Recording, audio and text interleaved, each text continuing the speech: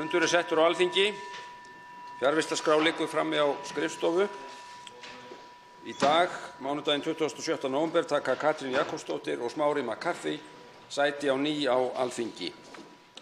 Forseti lítur svo á að samkomulag sé að þingfundur geti staðið lengur í dag en þingsköp kveða á Borist hafa 3 bréf frá ferðamála-, iðnaðar- og nýsköpunarráðherra þar sem óskað eftir fresti til þess að veita skrifleg svör við fyrirspurnum á þingskjali 360 kostnað ríkissjóðs við kísilverið á Bakka frá Birgi Þórarinsinni, á þingskjali 366 kennitöluflakk frá Willum Þór Þórssyni og á þingskjali 374 kennitöluflakk frá Margréti Tryggvadóttur. Útbýtt á fundinum þingskjali 528 brottfall laga ríkisskuldabréf, nefndarálit efnahags- og viðskiptanefndar. Þingskjali 529 rafræn birting á álagningu skatta og gjalda, nefndarálit með breytingatillögu frá efnahags- og viðskiptanefnd. Þingskjali 530 framkvæmd samgönguáætlunar 2016, skýrsla frá samgöngu- og sveitarstjórnarráðherra. Þingskjali 531 fyrirhuguð þjóðgarðastofnun, skriflegt svar umhverfis- og auðlindaráðherra. Og þingskjali 532 ferðamálastefna, skriflegt svar ferðamála-, iðnaðar- og nýsköpunarráðherra. Forseti vill vekja athygli á því að dagskrárliðurinn óundirbúinn fyrirspurnatími getur staðið lengur á mánudögum en þingsköp gera ráð fyrir, þannig að allt að 6 fyrirspurnir komist að.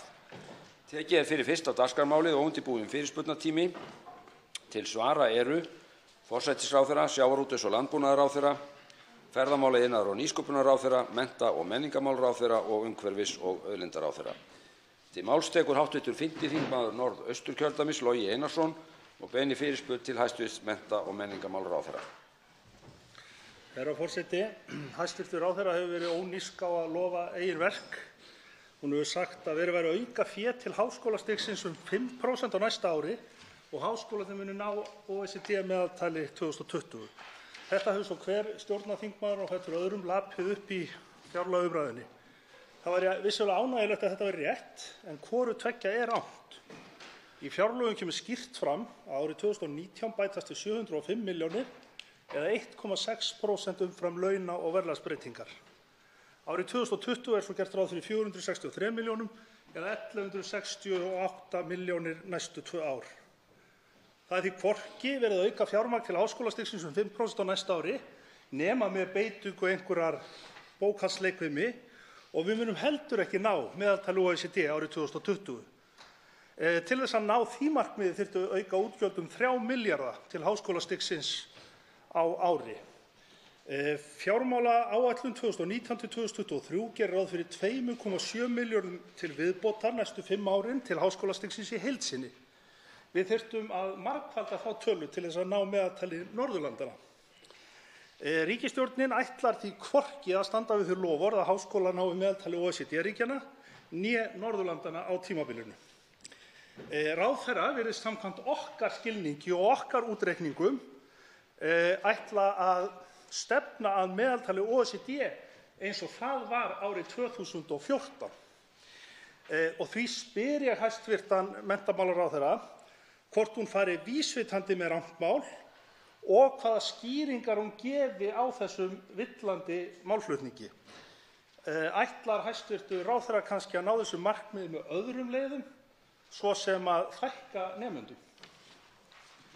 Þá svarar hæstv. mennta- og menningarmálaráðherra Lilja Alfreðsdóttir óundirbúinni fyrirspurn.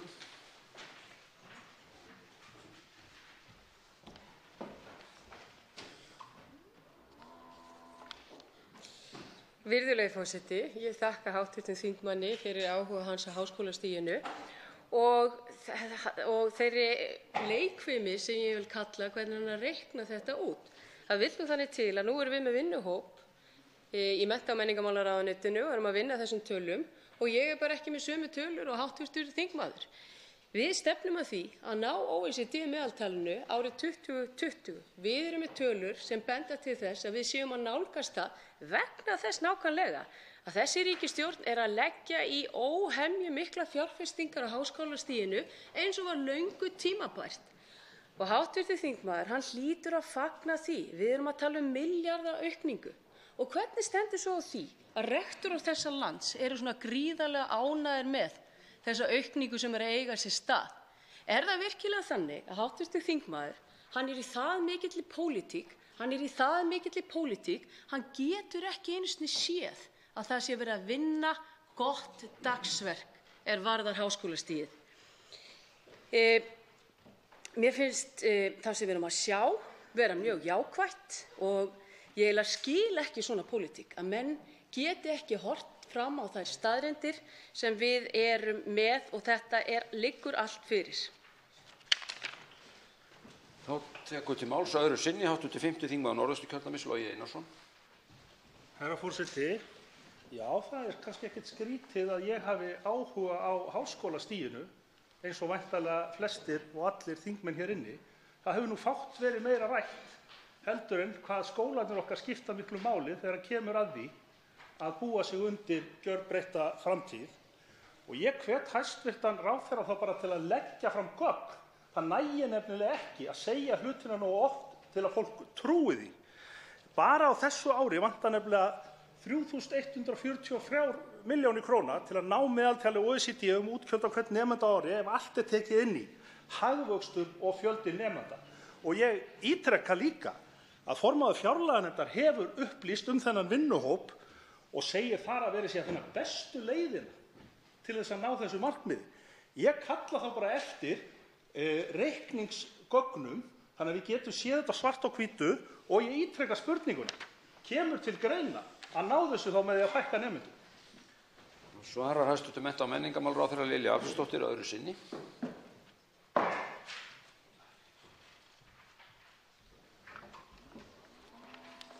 Virðulegi forseti, það sem kemur til greina að stórbæta og auka við háskólastigið. Það það sem þessi ríkisstjórn hefur verið að gera. Aukningin á milli ára 5,2% og hún var rúm 5% á síðasta ári. Þannig að grunnurinn búinn að hækka verulega. Ég veit að það kann að vera leitt fyrir formann Samfylkingarinnar að þetta sé ekki að gerast á hans vakt. Og ég skil það vel. Hins vegar það svo að vinna þessa hóps, hún gengur bara býsna vel. Ég að fá þetta í lokadrögum núna á vonandi allra næstu dögum og ég svo sannarlega tilbúin til þess að deila því með þingheimi, enda tel ég að þingheimur eigi rétt á þessum upplýsingum og geri það. Og ég vil leggja áherslu á það stendur svo sannarlega ekki til að fækka nemendum til að ná þessu markmiði. Það af og frá. Þá tekur til máls hv. 10. þingmaður Reykjavíkurkjördæmis norður, Ólafur Ísleifsson, og beinir fyrirspurn til hæstv. forsætisráðherra.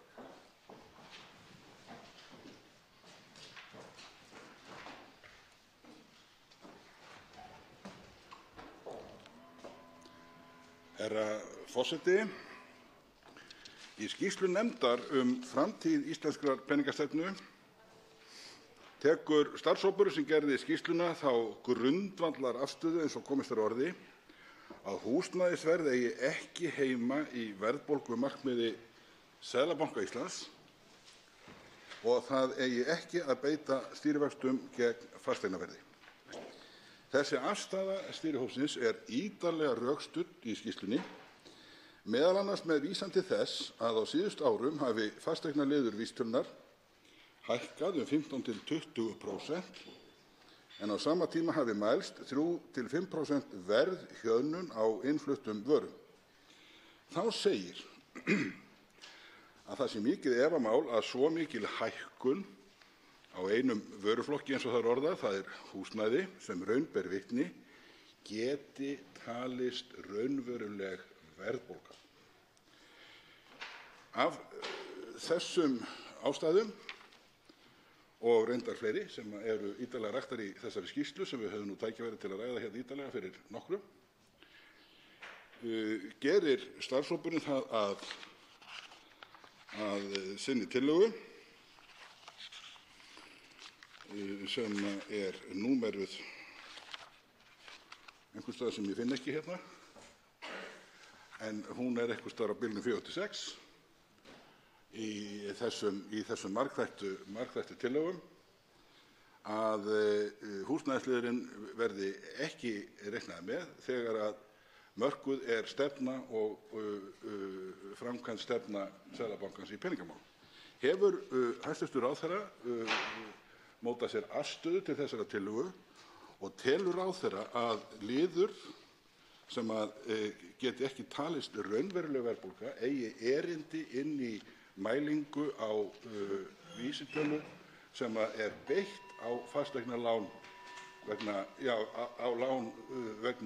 fasteignakaupa. Þá svarar hæstv. Forsætisráðherra Katrín Jakobsdóttir óundirbúinni fyrirspurn.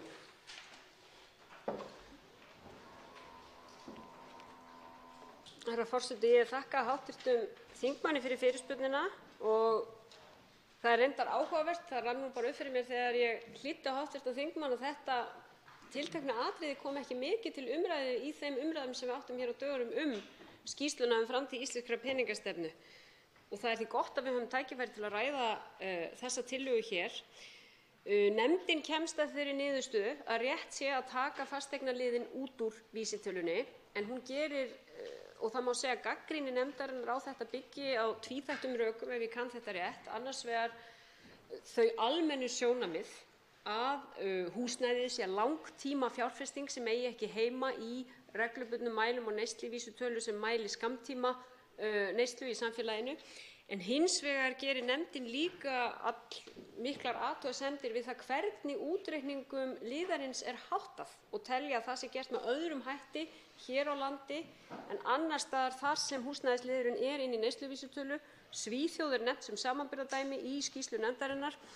Þannig að það sem ég hef gert, eins og kom nú fram að ég tel í máli mínu hér í umræðum dögunum, ég hef núna sett á stað starfshóp sem að vinna úr öllum tillögum nefndarinnar. Annars vegar það verkefnið að semja nýtt lagafrumvarp Seðlabanka Íslands og taka þar inn þær tillögur sem beinlínis lúta því. Þessi liður heyrir ekki undir sérstaklega þá vinnu, en þetta hins vegar sömuleiðis í farvegi hjá þessum starfshópi, þannig að ég vænti þess að niðurstöður hans muni liggja fyrir í febrúar og þá munum við vera komin með nokkuð heildstæða sýn hvað verði gert í þessum efnum. Hv. þingmaður spyr mína afstöðu. Ég ætla bara að vera heiðarleg með það að ég hef óskað eftir því að fá mótrökin við þessu, því ég tel rétt að við tökum þá ígrunduð afstöðu til þess, en mér fannst rök nefndarinnar mikilvæg og ég tel að þau kalla á það að við gefum þessu ígrundaða skoðun. Þá tekur til máls öðru sinni hv. 10. þingmaður Reykjavíkurkjördæmis norður, Ólafur Ísleifsson.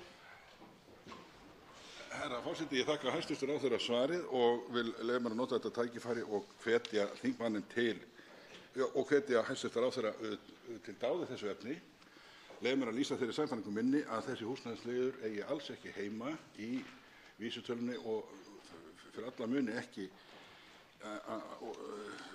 á hún heima þegar að þessi starfshópur hefur rökstutt það að þetta sé ekki eiginleg verðbólga heldur til marks einhvers konar hliðrun á verði. Ég þakka ráðherra fyrir að víkja að því starfi sem í gangi varðandi endurskoðun á lögum Seðlabankann. Það stendur þannig á að í þingmálaskrá ríkisstjórnarinnar boðað frumvarp til laga breytingu á lögum nr. 31/2001 Seðlabanka Íslands og það svo sem ekki verið að sóa pappírnum því að það bara sagt að það séu ýmsar breytingar. Og væri fróðlegt og leyfi ég mér að spyrja hæstv. Ráðherra hvaða markmið hafa verið sett í þessa vinnu og hverjar þær breytingar eru helstar sem vænta má í þessu frumvarpi. Þá svarar hæstv. Forsætisráðherra Katrín Jakobsdóttir öðru sinni. Herra forseti, í þessari vinnu verið að horfa til þess að fylgja niðurstöðum nefndarinnar, meðal annars sameiningu Fjármálaeftirlits og Seðlabanka, að hluta eða heild. Við horfum á það sem verkefni að þetta verði heildarsameining þessara tveggja stofnana og það þýðir breytt stjórnskipulag á Seðlabankanum, það þýðir fjölgun aðstoðarseðlabankastjóra til þess að hafa eftirlit með ólíkum þáttum, því það þýðir að fjármálaeftirlit og fjármálastöðugleiki verða ríkari þættir í starfi Seðlabankans en áður. Hvað varðar síðan það sem hv. þingmaður nefndi hér í sinni fyrri fyrirspurn, þá tel ég rétt að við fáum tækifæri til þess að ræða það á þinginu að því Seðlabankinn hefur haldið fram öðrum sjónarmiðum þegar kemur að húsnæðislið neysluvísitölunnar og telja að þetta sé svo ríkur þáttur sem sagt í almennri eyðslu landsmanna að það sé rétt að mæla hann með einhverjum hætti. En nefndin, eins og ég sagði hér áðan, kemst að allt annarri niðurstöðu. En Starfshópurinn sem fer með þetta verkefni, endurskoðun laga Seðlabankann, hann fer enn fremur með önnur verkefni, endurskoðun á samningi Seðlabankans og ríkisins verðbólgumarkmið Seðlabankans og annað slíkt. Þannig að ég vænti þess að við fáum tækifæri til að ræða þetta hér á þingi eftir áramót. Þá tekur til máls hv. 10. þingmaður Reykjavíkurkjördæmis suður, Þorsteinn Sæmundsson, og beinir sömuleiðis fyrirspurn til hæstv. forsætisráðherra. Hæstv. forseti. Í síðustu viku þá afgreiddi þingið fjárlög 2019 til 2. umræðu. Í þeirri umræðu með nafnakalli afneitaði stjórnarmeirihlutinn fátækasta fólki á Íslandi þrisvar, áður en bjalla forsetans skall tvisvar. Og það er ljóst að fátækasta fólk á Íslandi þarf að bíða enn um sinn eftir réttlæti í boði Katrínar Jakobsdóttur og hennar ríkisstjórn. Það segir í útgefinni ályktun frá stjórn Öryrkjabandalagsins frá því 22. nóvember, með leyfi hæstv. forseta. Þar auglýsir ÖBÍ eftir virðingunni og segir, með leyfi forseta: stjórn Öryrkjabandalags Íslands lítur á afgreiðslu 2. umræðu fjárlagafrumvarpið sem alvarleg svik við gefin loforð. Og leið auglýsir stjórnin eftir því góða samráði innan gæsalappa sem ríkisstjórnin er stöðugt að hreykja sér af. Nú er það þannig að ríkisstjórnin kaus að mæta þessum hópi með kylfu og gulrót að vopni. Gulrót sem felst í því að menn fái kjarabætur, en kylfu sem gerir öryrkjum að gangast undir starfsgetumat áður en að það er eiginlega tilbúið út af fyrir sig. Þannig að mig langar til að spyrja forsætisráðherra hæstv. Hvort hún hyggst beita áhrifum sínum nú milli 2. og 3. umræðu til þess að þær bætur sem að búið var að lofa Öryrkjabandalaginu, það er að segja þessum 4 milljörðum sem eru nota bene til, að þetta ágæta fólk sem er bestu fátækt á hverjum degi verði ekki látið bíða eftir réttlæti enn um sinn, heldur sem sagt fái þessa 4 milljarða inn í bætur nú þegar áramótin. Þá svarar hæstv. forsætisráðherra Katrín Jakobsdóttir óundirbúinni fyrirspurn.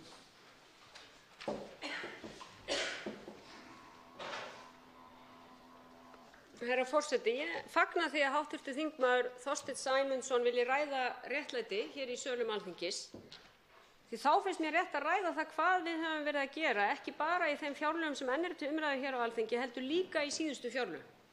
Hv. þingmaður nefnir hér sérstaklega stöðu öryrkja og ég tek undir með hv. þingmanni að það er einn af viðkvæmustu hópum samfélagsins. Og það er þess vegna sem þessi ríkisstjórn sem nú situr hefur aukið framlög, ef fjárlögin verða að lögum hér eins og þau líta núna út eftir 2. umræðu, þá hafa framlög til þessa hóps aukist 9 milljarða í 2 fjárlögum sem lögð hafa verið fram af þessari ríkisstjórn. Það skiptir verulegu máli. Það er veruleg aukning til viðkvæmasta hóps samfélagsins fyrir utan þær breytingar sem hér eru lagðar til á skattkerfi, og ég hef margoft farið hér yfir í þessari pontu, hvort sem það er aukning barnabóta til tekjulágra barnafjölskyldna eða hækkun á persónuafslætti umfram neysluvísitölu sem gagnast best tekjulægstu hópunum. Það er nefnilega svo, herra forseti, að þessari ríkisstjórn er alvara með því að í fjárlögum eigi sérstaklega að koma til móts við tekjulægri hópa. Þessari ríkisstjórn er alvara með því að byggja hér upp samfélagslega innviði og þar skipta kjör örorkulífeyrisþega svo sannarlega máli. Og þess vegna erum við að sjá þessa miklu aukningu 9 milljarða í 2 fjárlögum miðað við 2. umræðu fjárlaga. Og ég kann ekki að meta það þegar hv. þingmaður talar hér kylfur í samskiptum við þennan viðkvæma hóp. Þannig hef ég ekki litið á þann hóp sem er starfandi undir forystu félags- og jafnréttismálaráðherra, þar sem sita bæði fulltrúar meirihluta og minnihluta, og ég tel að sé sameiginlegt markmið allra þeirra sem sita í þeim hópi að auka samfélagsþátttöku öryrkja. Samkvæmt upplýsingum frá Öryrkjabandalaginu stendur Ísland einna lakast þegar kemur á Evrópulöndum með þátttöku fatlaðs fólks á vinnumarkaði. Viljum við breyta því? Ég tel að allir í þessum hópi vilji breyta því. En auðvitað þurfum við að finna skynsamlegar leiðir og reka ekki veikt fólk út á vinnumarkað gegn vilja þess. Það á þetta ekki að snúast. Þá tekur til máls öðru sinni hv. 10. þingmaður Reykjavíkurkjördæmis suður, Þorsteinn Sæmundsson. Hæstv. forseti, þó að það sé nú varhugavert að þá get ég nú alveg sagt frá því að Miðflokkurinn hyggst leggja fram tillögur sem munu bæta starfsþátttöku öryrkja.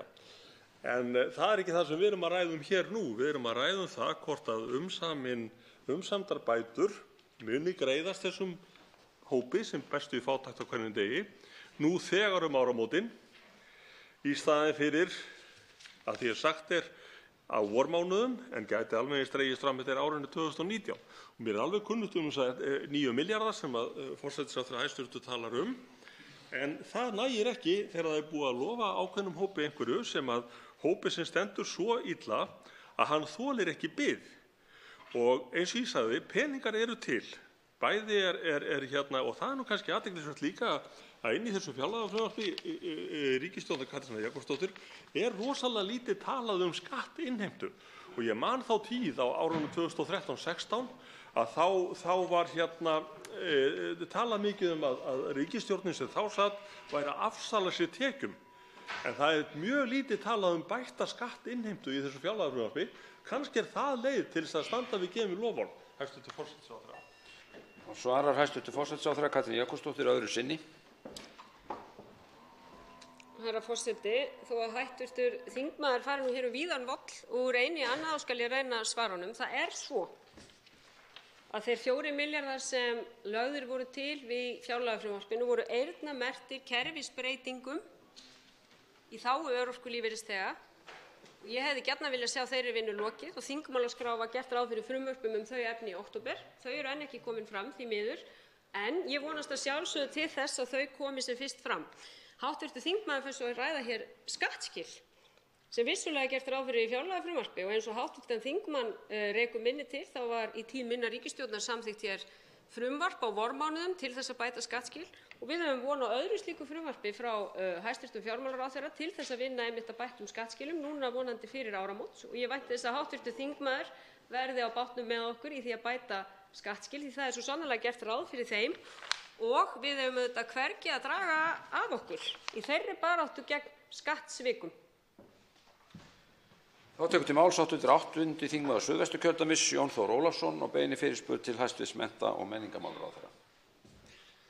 Herra forseti, mig langar að lesa einn úr lögum réttindi barnsins sem hafa verið fest á Íslandi. Þar segir: Það sem barni fyrir bestu skal ávallt hafa forgang þegar félagsmálastofnanir á vegum hins opinbera eða einkaaðila, dómstólar, stjórnvöld eða löggjafastofnanir gera ráðstafanir varðandi börn.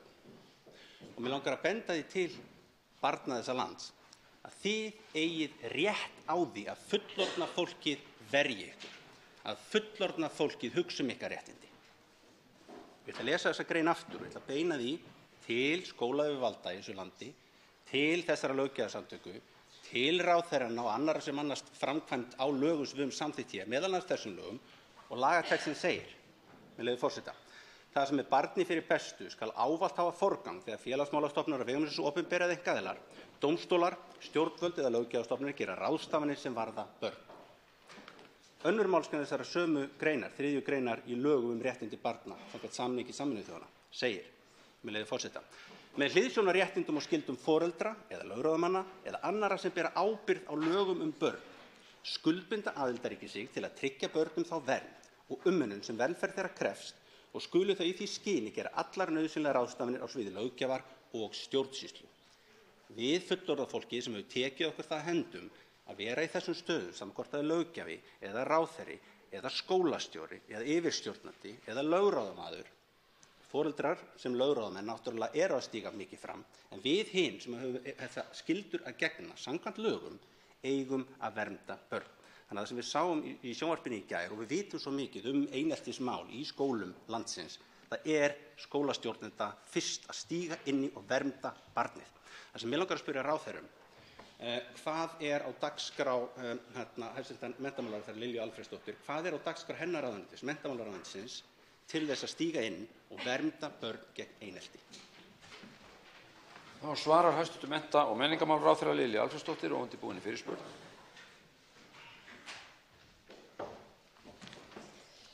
Virðulegi forseti. Ég þakka hv. þingmanni fyrir þessa fyrirspurn og þetta er eitt af þessum málum sem við eigum að ræða hér á Alþingi og skiptir allt samfélagið gríðarlega miklu máli og við vitum auðvitað öll að einelti er það versta sem börn og fullorðið fólk lendir í. Og ég vil nefna það að það er bara þannig að einelti á ekki að líðast. Við eigum öll að segja ávallt nei við einelti. Og ég vil upplýsa hv. þingmann það að við erum að vinna að nýjum verklagsreglum í mennta- og menningarmálaráðuneytinu varðar fagráð eineltismála og að það starfi bæði fyrir grunnskóla og framhaldsskólastigið. Fagráðið hefur áður starfað einvörðungu fyrir grunnskólastigið og það er tiltölulega nýtt en hlutverk þess að veita skólasamfélaginu stuðning vegna eineltismála ef skólinn á í erfiðleikum með að koma í veg fyrir einelti eða á erfitt með að vinna að úrlausn þessa, þá er fagráðið til þessa og það er í fyrsta lagi til þess að veita almenna ráðgjöf, í öðru lagi leiðbeiningar og svo í þriðja lagi upplýsingalöggjöf. Og þarna geta nemendur, foreldrar og starfsfólk grunn- og framhaldsskóla leitað eftir aðkomu þess ef það tekst ekki að vinna að fullnægjandi lausn eineltismála.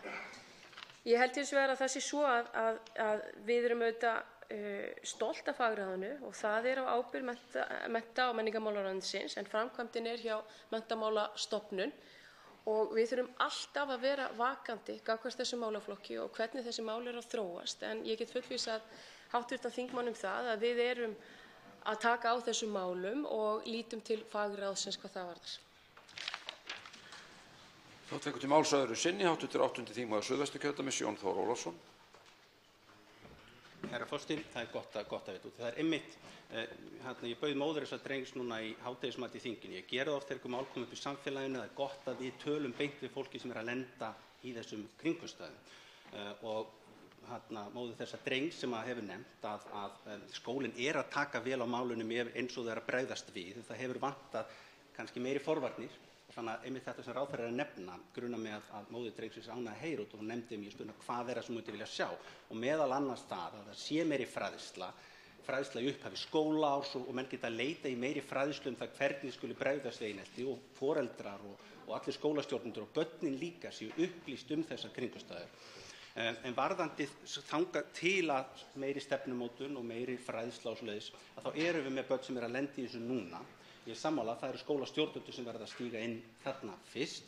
Kannski bara í lokin að ef að skólastjórnendur eru í vandræðum með þetta og sjá kannski ekki úrlausnirnar, þá og það að bregðast við þá hæstv. Ráðherra Lilja Alfreðsdóttir menntamálaráðherra erum við ekki í sama liði að þá þarf að bregðast strax við og við þurfum að hlusta og bregðast strax við þeim kringumstæðum sem eru og veita það svo sem við getum veitt. Þá svarar hæstv. mennta- og menningarmálaráðherra Lilja Alfreðsdóttir öðru sinni.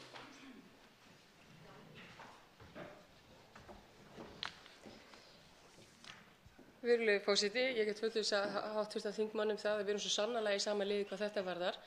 Fagráðinu ætlað að taka á þessum málum ef skólasamfélagið eða viðkomandi skóli eða forráðamenn barnsins telja að það sé ekki tekið þannig á málunum að það sé fullnægjandi lausn og þá kemur fagráðið inn í.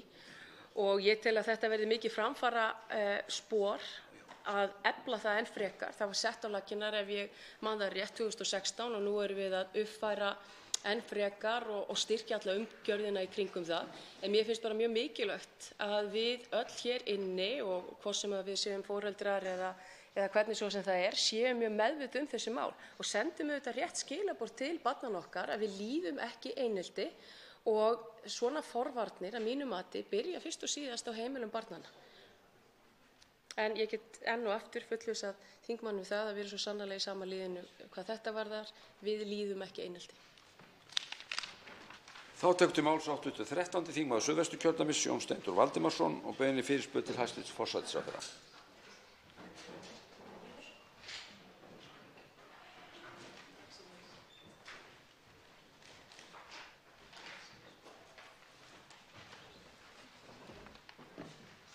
Herra forseti. Fyrrverandi sérstakur ráðgjafi fjármálaráðherra og sjávarútvegsráðherra í tíð þáverandi þingmanns Steingríms J. Sigfússonar, Indriði H. Þorleifsson, skrifar grein í Kjarnann í dag. Þar segir meðal annars með leyfi forseta veiðigjaldafrumvarpið. Greinargerð frumvarpsins ber þess merki að gæslumenn hagsmuna útgerðareigenda hafa að minnsta kosti óbeint stýrt penna þegar að skiptingu rentunnar kom. Í henni tekið undir flestar þeirra bábiljur sem einkennt hafa áróður útgerðarmanna gegn veiðigjöldum allt frá upphafi. Það til vansa að í greinargerð með jafn umdeildu og mikilvægu máli skuli setta fram án rökstuðnings fullyrðingar sem eiga sér engan stað nema í áróðri þeirra sem vilja áfram sitja yfir hlut þjóðarinnar. Stjórnvöld eiga að gæta hagsmuna almennings en ekki að gerast málpípa eigenda útgerðanna. Og áfram með leyfi forseta. Greinargerð frumvarpsins endurómar mörg stef úr grátsöng útgerðarinnar, veiðigjöldin dragi úr fjárfestingu í sjávarútvegi, dragi úr tæknilegum framförum, skerði samkeppnisstöðu, leggist á landsbyggðina og fleira. Staðhæfingar þessar eiga það sameiginlegt að vera hentifræði, styðja hagsmuni málflytjandans, eru auðtrúanlegar og slá ryki í augu þeirra sem ekki hafa forsendur eða rök eða tök á að rýna þær, en eru ekki studdar neinum efnislegum eða fræðilegum rökum. Herra forseti, tekur hæstvirtur forsætisráðherra og formaður Vinstri grænna undir þessi sjónarmið og önnur sem koma fram í greininni. Ef hæstvirtur forsætisráðherra tekur ekki undir þau að fullu, væri fróðlegt að vita hvað af þeim hann telur rangt og hvers vegna það rangt. Þá svarar hæstvirtur forsætisráðherra Katrín Jakobsdóttir óundirbúinni fyrirspurn.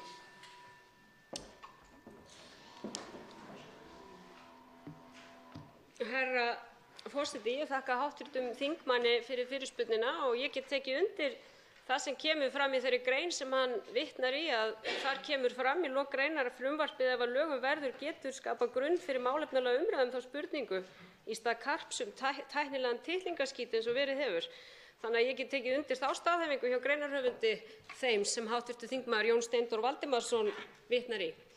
Það frumvarp sem hér liggur fyrir veiðigjöld snýst það að við föllumst á að útgerðin eigi að greiða eðlilegan hlut af sinni auðlindarentu til þjóðarinnar. Þar vitnað til þess að við séum að taka upp 33% gjaldhlutfall og þegar við skoðum þetta kerfi 10 ár aftur í tímann og mátum þetta frumvarp, hefði það verið orðað að lögum fyrir 10 árum, þá hefði útgerðin verið að skila að minnsta kosti hálfum milljarði meira í ríkissjóð en hún gerði á þessu tímabili. Hins vegar hefur mikið verið bitist á þetta á þessu tímabili að fá þetta fram og fá þetta viðurkennt. Ég tel að þetta hafi verið viðurkennt og það sem verið að gera með þessu frumvarpi að færa álagninguna nær í tíma. Og ég verð að segja það að ég hef furðað mig á þeim málflutningi sem hér hefur verið að það sé í raun og veru ekki rétti tíminn til að gera það núna. Hvenær rétti tíminn til að færa álagningu veiðigjalda nær í tíma? Ekki eðlilegast að við miðum við þau raungögn sem eru fyrir hendi?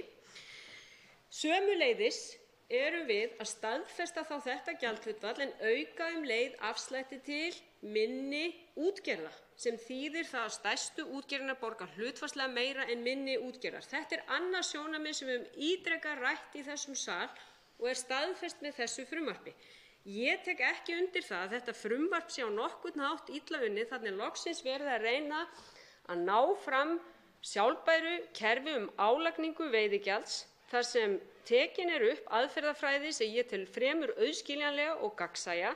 Við getum auðvitað rætt endalaust hvert gjaldhlutfallið á að vera af veiðigjöldum en ég vitna til þess sem ég sagði hér, ef þetta hefði verið í lögum undanfarin 10 ár þá hefðu veiðigjöldin skilað hálfum milljarði meira. Mér hefði þótt áhugavert að sjá það frá hv. þingmanni og hans flokki þegar hann var í ríkisstjórn breytingar sem hefðu skilað meiru í þessum anda. Þá tekur til máls að öðru sinni hv. 13. þingmaður Suðvesturkjördæmis Jón Steindór Valdimarsson. Herra forseti, ég að hugsa að halda áfram að vitna í þessa ágætu grein og niðurlög þessar ágætu greinar. Með leyfi forseta. Það alls óviðunandi að þjóðin fái einungis smánargjald fyrir afnot af auðlind sinni, nánast ölmusu sem rétt dugar til að greiða þann kostnað sem fylgir því að sjá til þess að auðlindin verði ekki eyðilögð heldur nýtt með hagkvæmum hætti. Við framlagningu frumvarpsins töldu margir þetta atriði þjónkun við hagsmuni útgerðareigenda sem von stæði til að yrði leiðrétt í þinginu. Með framkomnu áliti atvinnuveganefndar ljóst að hún hefur ekkert lært af sneypuför sinni síðastliðið vor og slegin þeirri blindu að hlutverk Alþingis sé ekki að gæta almannahags heldur ganga erinda sérhagsmunaafla. Herra forseti, mér til efs að nokkur stjórnmálaflokkur hafi í 100 ára sögu fullveldisins verið skotin með jafn sterkum og málefnalegum rökum af eigin sérfræðingi og flokkur hæstvirts forsætisráðherra. Telur hæstvirtur forsætisráðherra ekki tilefni til að snúa að þessari braut og fresta málinu og hugsa það örlítið betur? Til máls tekur hæstvirtur forsætisráðherra Katrín Jakobsdóttir og svarar öðru sinni. Herra forseti, mér til efs að nokkur stjórnmálahreyfing í 100 ára sögu fullveldisins hafi farið í jafn mikla sneypuför og flokkur háttvirts þingmanns sem átti hér sjávarútvegs- og landbúnaðarráðherra í 11 mánuði sem gerði nákvæmlega ekki neitt til að breyta hvorki veiðigjaldakerfinu né fiskveiðistjórnarkerfinu, meðan minn flokkur hefur ekki bara tekið hér upp og komið í fyrsta skipti á auðlindarentu, veiðigjöldum sem byggjast á auðlindarentu 2012. Sú aðferðafræði staðfest hér með þessu frumvarpi. Minn flokkur kom hér á kerfi strandveiða á sínum tíma meðan flokkur háttvirts þingmanns og formaður hans hefur látið sér nægja að tala hátt og fyrst og fremst aðra flokka en að það var slítið. Til máls tekur að lokum háttvirtur 7. þingmaður Suðvesturkjördæmis Gunnar Bragi Sveinsson og beinir fyrirspurn til sjávarútvegs- og landbúnaðarráðherra.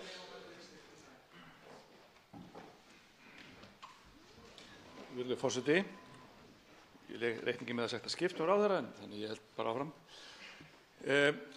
Í fréttum í gær sáum við, held að það var Stöð 2 viðtal við loðdýrabónda á Suðurlandi þar sem hann lýsti stöðu þeirra greinar. Raun hefði mátt kannski varpa þessari fyrirspurn einnig til umhverfisráðherra vegna þess að hér erum að ræða mikilvægt umhverfismál líka. Það sem ég langar að spyrja hæstvirtan ráðherra er það hvort að ríkisstjórnin hafi fjallað og sé búin að ganga frá einhverjum aðgerðum, einhverjum stuðningi til loðdýrabænda verða alvarlega stöðu sem eru uppi þeirri atvinnugrein. Og einnig langar mig að spyrja hæstvirtan ráðherra hvort að verið sé að vinna einhverjum sérstökum lausnum og hvort það megi búist við því núna næstu dögum einnig varðar sauðfjárbændur. Ástæðan fyrir að ég spyr þetta hér er að staðan vitanlega alvarleg, misalvarleg eftir þessum greinum en hún alvarleg en báðum að sjálfsögðu. Þegar kemur umhverfisþættinum þá ljóst að í framleiðslu loðdýrafóðri verið að nota hráefni sem í fyrsta lagi mjög háum gæðum að sjálfsögðu, en hráefni sem annars þarf að urða eða að brenna með einhverjum hætti. Og ef maður rétt þá mjög takmörkuð tækni til þess að brenna svona miklu magni á Íslandi af þessu hráefni sem notað í fóðurframleiðsluna. Og þar alveg þetta mikið umhverfismál að það sé ennþá hægt og verið hægt að nýta þetta til framleiðslu á verðmætum sem verið að gera. Svo tala ekki alla þekkingu sem tapast leggist þessi grein af. Þannig ég spyr hæstvirtan ráðherra, búið að taka einhver ákvörðun það hvort að eigi að bregðast við þessari stöðu sem uppi og þá með hvaða hætti verður brugðist við? Þá svarar hæstvirtur sjávarútvegs- og landbúnaðarráðherra Kristján Þór Júlíusson óundirbúinni fyrirspurn. Virðulegi forseti, ég þakka fyrirspurnina. Fyrst varðandi loðdýrabændur. Ef að starfandi þingflokksformaður Vinstri grænna hættir að trufla fyrirspyrjandann, þá fyrirspyrjandi væntanlega það sem ég að bera. Það liggur ekki nein lausn á borðinu ennþá fyrir loðdýrabændur í þeirri stöðu erfiðu sem þeir eru að glíma við. Nú málið til umfjöllunar innan Byggðastofnunar og athuga hvort hægt sé að mæta bændum þar í gegn eins og raunar hugmyndir voru uppi fyrir allnokkru síðan. Það liggur alveg á borðinu að fjárheimildir innan vébanda landbúnaðarráðuneytisins eða landbúnaðarhluta míns ráðuneytis ekki fyrir hendi til þess að grípa til þeirra ítrustu óska sem meðal annars voru kynntar af þessum loðdýrabónda í fréttum í gær. Ef ég man rétt þá orðaði hann 300 milljónir króna til þessara 18 loðdýrabúa sem í raun að fá fóður frá 2 fóðurstöðum, annarri fyrir norðan og hinni fyrir sunnan. Og það rétt að umhverfisþátturinn í þessu sem lýtur að úrgangi sem þarna nýttur, að það vissulega það atriði sem við erum sérstaklega að ræða. Varðandi sauðfjárbændur vegna þess að þetta eru 2 stór mál sem ég þarf að ramma inn á 2 mínútum, þá standa ennþá samningar yfir við sauðfjárbændur. Þeir hafa samkvæmt mínum síðustu upplýsingum gengið bærilega. Það ekki mikill ágreiningur á milli manna en það tekur greinilega lengri tíma heldur en að ég óskaði eftir að færi í þetta verk að nýta þá lausu enda sem að samningsaðilar eða samninganefndir annars vegar ríkisins og hins vegar bænda er að glíma við. Ég vænti þess að ég fái í þessari viku frekari fréttir af stöðu mála og bind vonir við það að við fáum jákvæða niðurstöðu við endurskoðun sauðfjársamningsins. Það tekur til máls öðru sinni hv. 7. þingmaður Suðvesturkjördæmis Gunnar Bragi Sveinsson. Hæstv. forseti, ég þakka ráðherra fyrir svörin, þokkalega skýr meira að segja.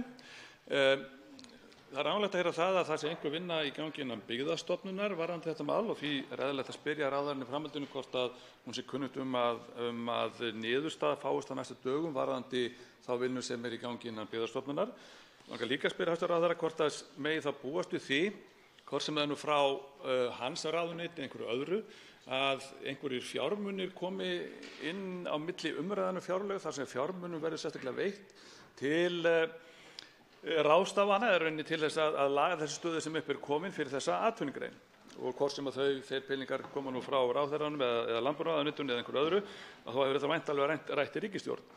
Í öðru lagi þá spyr ég líka hvort það sé gert ráð fyrir að milli umræðana komi einhverjir fjármunir inn til sauðfjárbænda núna milli umræðana í varðandi fjárlagagerðina. Þá svarar hæstv. sjávarútvegs- og landbúnaðarráðherra Kristján Þór Júlíusson öðru sinni. Málið sem sagt, virðulegi forseti, málið eins og ég gat áðan í vinnslu í ráðherranefnd, hefur verið það nokkuð skeið og við höfum verið að ræða þar mögulega lausnir. Ég hef ekki nákvæmar fréttir af stöðu mála gagnvart Byggðastofnun, við erum að vinna í því 3 ráðherrar og það ekki komin niðurstaða. Ég vænti þess að það komi fram tillöga einhvers slags aðgerðir á milli 2. og 3. umræðu fjárlaga og það hefur verið þeim orðum hefur verið beint til fjárlaganefndar að búast við einhverri tillögugerð í því efni. Hvernig það nákvæmlega endar get ég á þessu stigi alls ekki sagt nokkuð skapaðan hlut til Varðandi það hvort það komi nýir fjármunir inn í sauðfjársamninginn núna milli 2. og 3. umræðu, nei, það ekki gert ráð fyrir því. Það gert ráð fyrir því í öllum þessum viðræðum við endurskoðun ákvæðin í sauðfjársamningi eða nautgripasamningi, garðyrkjusamningi að búvörusamningarnir sem tóku gildi fyrir tæpum 2 árum að sá fjárhagsrammi sem að þá var samið að hann sá rammi sem að viðræðurnar fara fram innan að þessu sinni. Umræðum fyrsta dagskrármálið lokið, tekið fyrir annað dagskrármálið, sérstök umræða, staða íslensku millilandaflugfélaganna og eftirlitshlutverk Samgöngustofu. Málshefjandi hv. þingmaður Birgir Þórarinsson, hæstv. samgöngu- og sveitarstjórnarráðherra Sigurður Ingi Jóhannsson verður til andsvara. Hefst nú umræðan til máls tekur hv. 3. þingmaður Suðurkjördæmis Birgir Þórarinsson.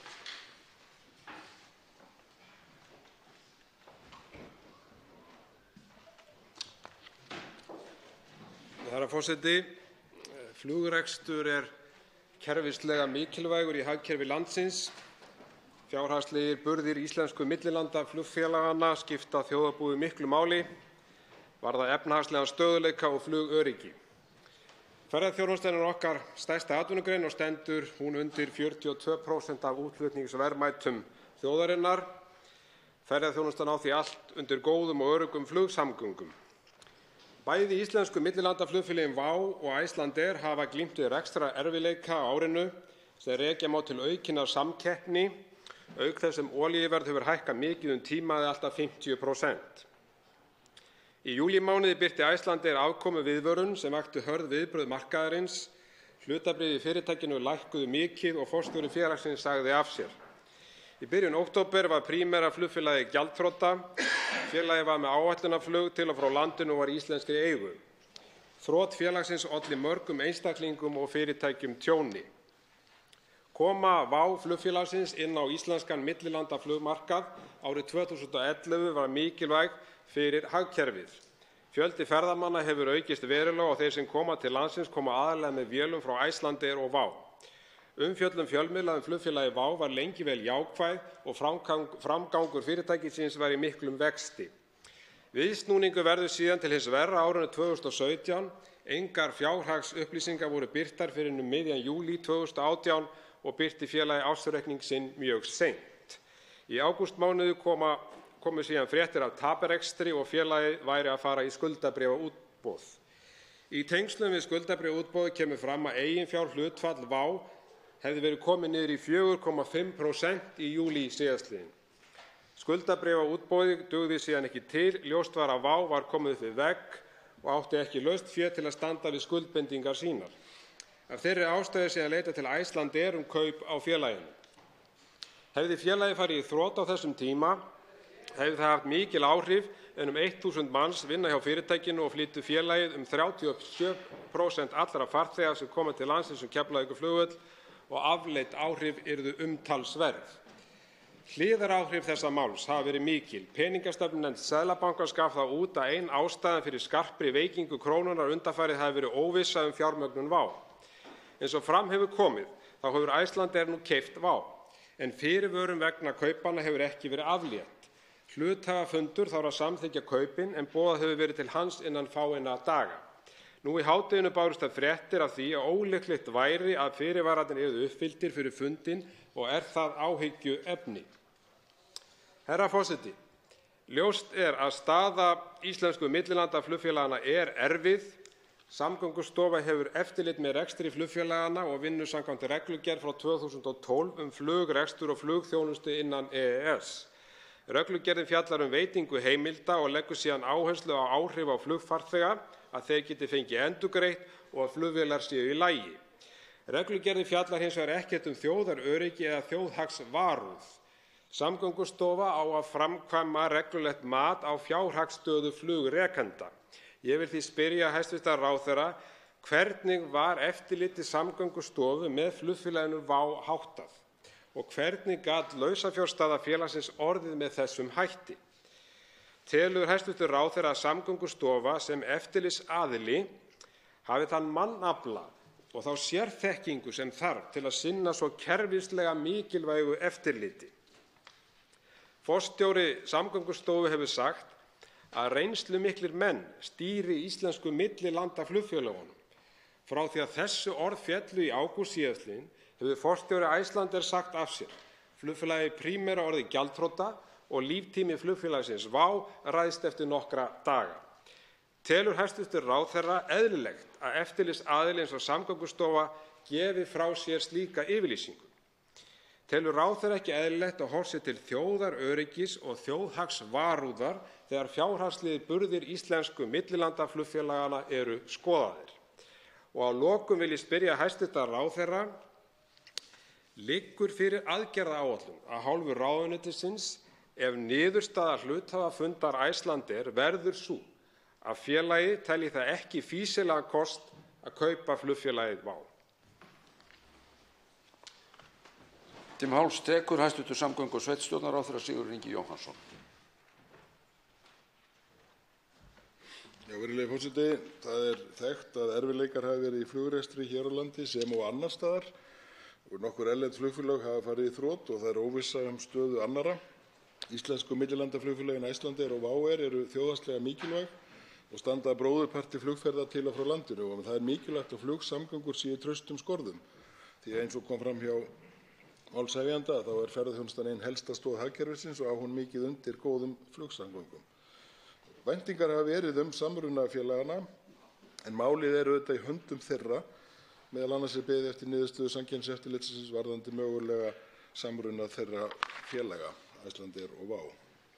Hv. þingmaður sendi spurningar upphaflega sem ég ætla að reyna að halda mig við að svara en bætti reyndar nokkru við sem ég get kannski komið inn á í lokasvari mínu. Varðandi eftirlitshlutverkið þá Samgöngustofu það margþætt og nær til flestra þátta í starfsemi þeirra.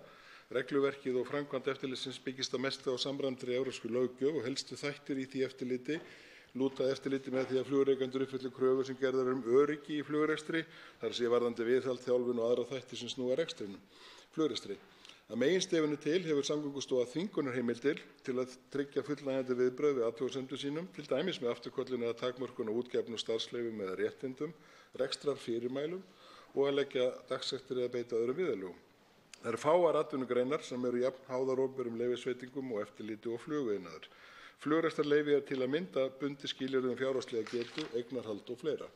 Samkvæmt reglugerðinni ber Samgöngustofa að hafa eftirlit með fjárhag íslenskra flugfélaga og venjubundið eftirlit felst í árlegum skilum gagna, svo sem áritaðs ársreiknings- og rekstraráætlana. Ef tilefni er til getur Samgöngustofa framkvæmt tíðareftirlit eða kallað eftir ítarlegri gögnum og er því beitt þegar þörf krefur.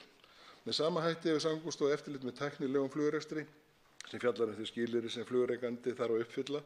Sambærilegar reglur fjalla kröfur lofthæfi og viðhald, viðvarandi lofthæfi loftfara og flugtæknilegra framleiðsluvara, hluta, búnaðar og samþykki fyrir viðhaldsstöðvum starfsfólki á þessu sviði Samgöngustofu, framkvæmir margvíslegt eftirlit á grundvelli þessara reglugerða, svo sem með úttektum og fleira. Ef tilefni er til getur Samgöngustofa framkvæmt tíðareftirlit eða sett takmarkanir á rekstur, til dæmis með því að kyrrsetja vélar eða takmarka rekstrarleyfi.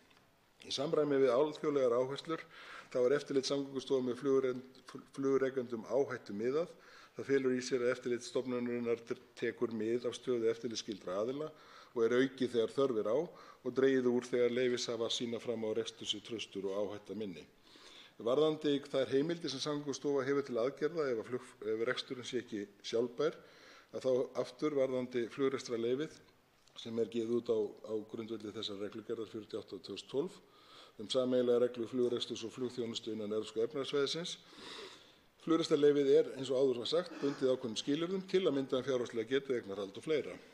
Ef afkoma flugrekanda leiðir til þess að fjárhagsleg geta versnar, þá kann það að kalla á ítarlegra eftirlit af hálfu Samgöngustofu og leiðir slíkt eftirlit í ljós nauðsyn til að grípa til aðgerða getur stofnunin afturkallað flugrekstrarleyfið eða gefið út tímabundið flugrekstrarskírteini meðan leyfishafi endurskipuleggur rekstur sinn.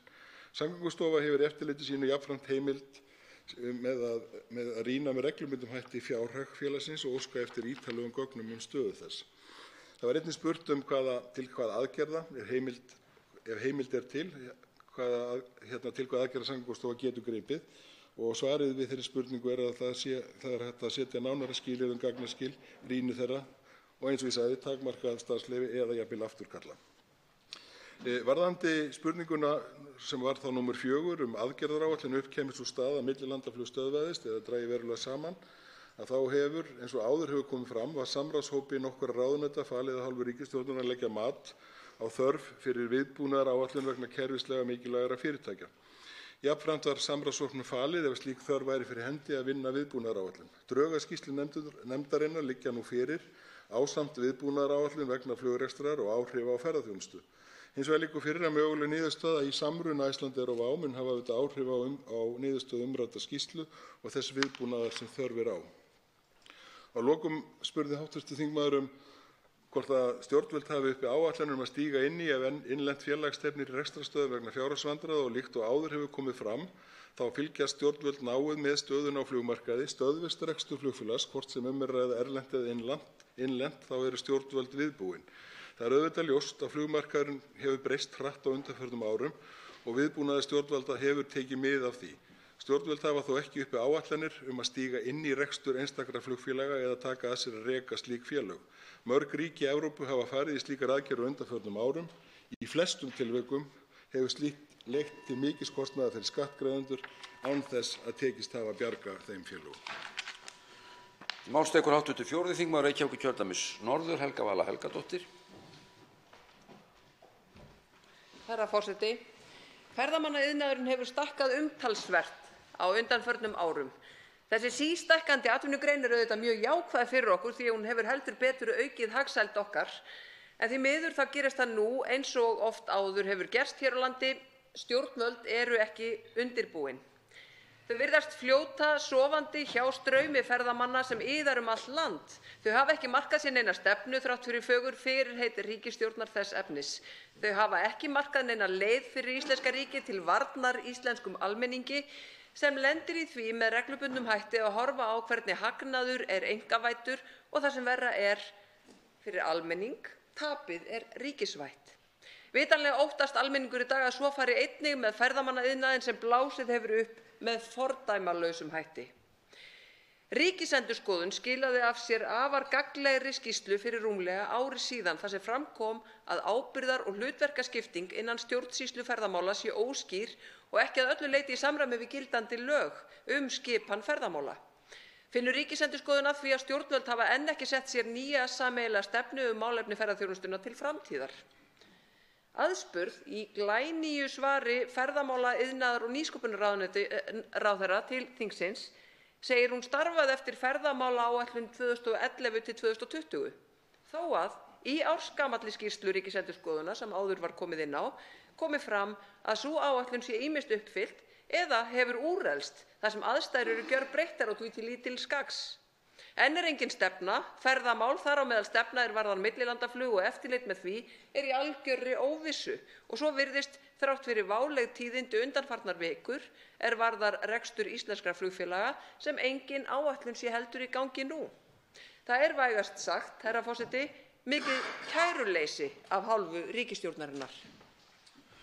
Þá tekur til máls 87. þingmaður Norðausturkjördæmis, Njáll Trausti Friðbertsson.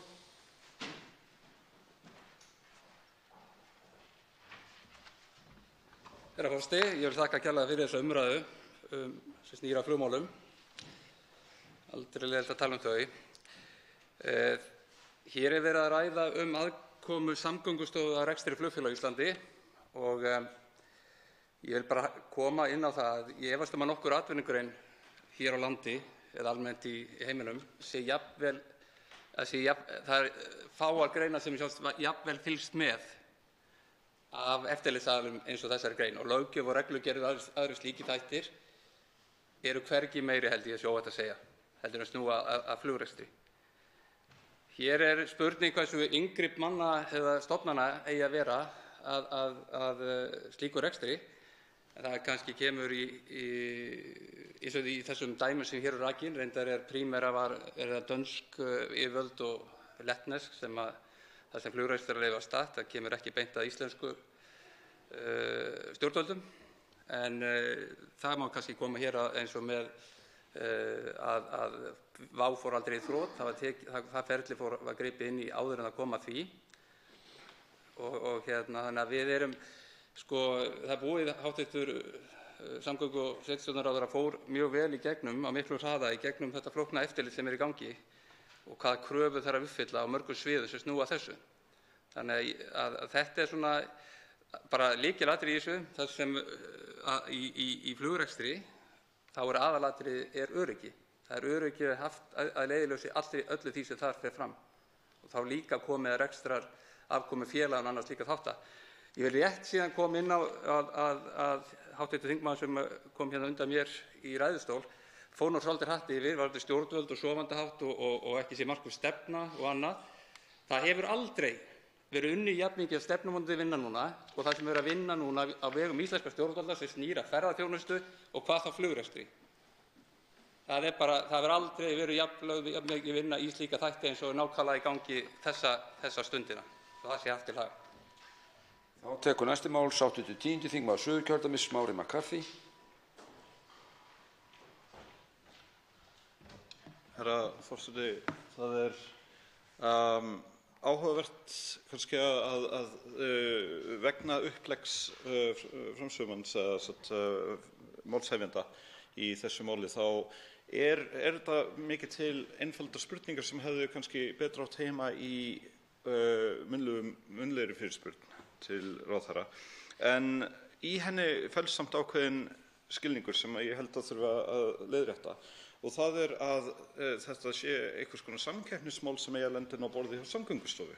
Það bara ekki rétt. Það Samkeppniseftirlitið sem fer með slík mál og ef við hættum að horfa á þetta sem bara flugfélag og byrjum að horfa á þetta sem fyrirtæki, þá alveg ljóst að ef fyrirtæki get ekki rekið sig, þá fara þau bara á hausinn. Markaðurinn ræður klárlega við það að bregðast við þegar opinmyndast vegna gjaldþrots. Það bara þannig.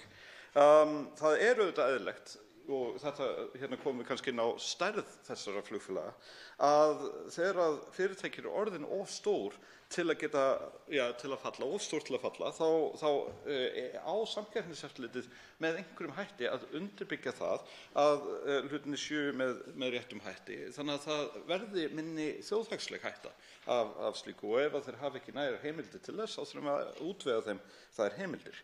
Þannig að ég held að svar hæstvirts ráðherra hafi verið bara ágætt en ég vil frekar bara tala það að það ástæða til í varðandi flugrekstur á Íslandi að fara að fylgjast betur með eldsneytisnotkun flugvéla vegna þess að nú 30% munur á eldsneytisnotkun milli tveggja sambærilegra stóra flugvéla sem í notkun hjá sitthvoru flugfélaginu og það eitthvað sem að valda okkur ákveðnum hagsmunaskaða út af við eða álitshnekkji. Og svo auðvitað öryggisþættirnir sem búið að margreifa í þessum þingsal og þar hugsa ég kannski helst mikilvægi þess að tryggja að það sé hægt að lenda öllum flugvélum sem eru á leiðinni til landsins á morgnana með þar til gerðri braut einhvers konar. Þá tekur næsti máls 87. þingmaður Reykjavíkurkjördæmis norður, Steinunn Þóra Árnadóttir.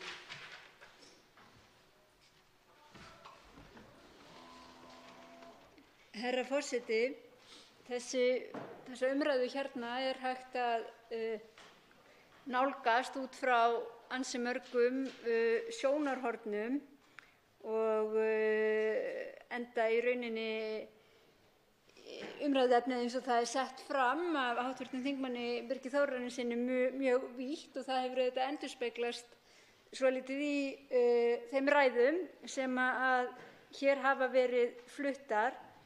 Það sem að mig langar að koma inn á hérna að mér finnst mjög mikilvægt það sem að hér hefur komið fram að samráðshópi nokkurra ráðuneyta hafi verið falið af hálfu ríkisstjórnarinnar að leggja mat og þörf fyrir viðbúnaðaráætlun fyrir kerfislega mikilvæg fyrirtæki og að það sé þörf á því að vinna að svona viðbúnaðaráætlun. Þetta tel ég einmitt að sé mjög mikilvægt og sé raunar mikilvægt í ýmiss konar samhengi að svona viðbúnaðaráætlun liggi fyrir. Kerfislega mikilvæg fyrirtæki, það segir sig sjálft að við hljótum að vilja hafa einhverja áætlun það ef þau einhvern veginn við höfum áhyggjur af stöðu þeirra, en ég held að það sé alveg fleira sem hér væri hægt að líta til og hafa undir þegar þetta rætt og hv.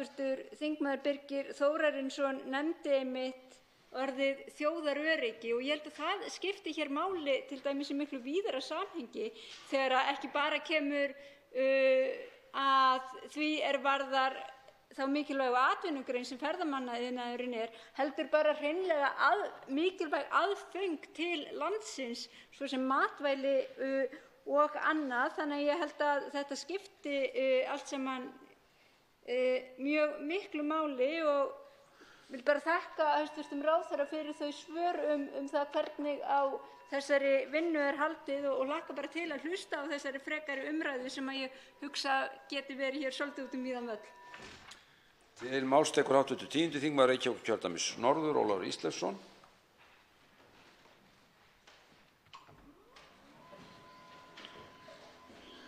Herra forseti, ég vil þakka málshefjanda hv. þingmanni Birgi Þórarinssyni og ráðherra fyrir þessa umræðu.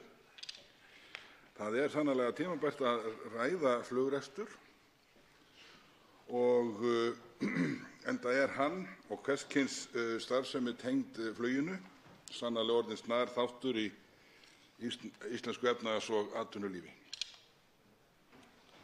Þessi starfsemi öll hún kallar á mikinn fjölda vel menntaðs og sérhæfðs starfsfólks.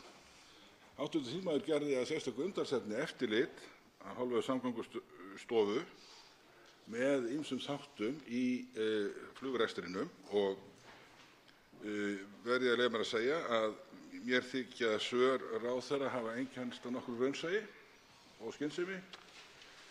Það verður ekki séð að það þjóni neinum hagsmunum að opinberir aðilar komi í einhverju mæli að rekstri félaga eins og ráðherra gat og eins rakti hann takmarkaðan árangur í nágrannalöndunum á liðnum árum af slíkri viðleitni. Við þetta þarf að búa. Markmið stjórnvalda á hinn bóginn hlýtur að vera, þegar kemur að flugrekstrinum, fyrst og fremst að tryggja að farið sé að ýtrustu kröfum öryggi og vil ég í því efni taka undir með hv. þingmanni Njáli Trausta Friðbertssyni sem býr að sérþekkingu á þessu sviði. Til máls tekur hv. 13. þingmaður Suðvesturkjördæmis, Jón Steindór Valdimarsson.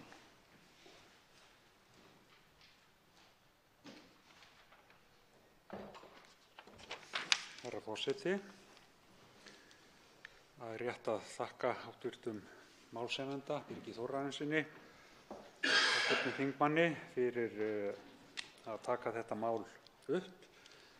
Það er hægt að skoða það frá margvíslegum sjónarhólum, ef að svo má segja. Ég hjó til dæmis eftir því að hv. þingmaður vakti máls á því í fyrirspurn sinni eða inngangsorðum að meðal annars hefði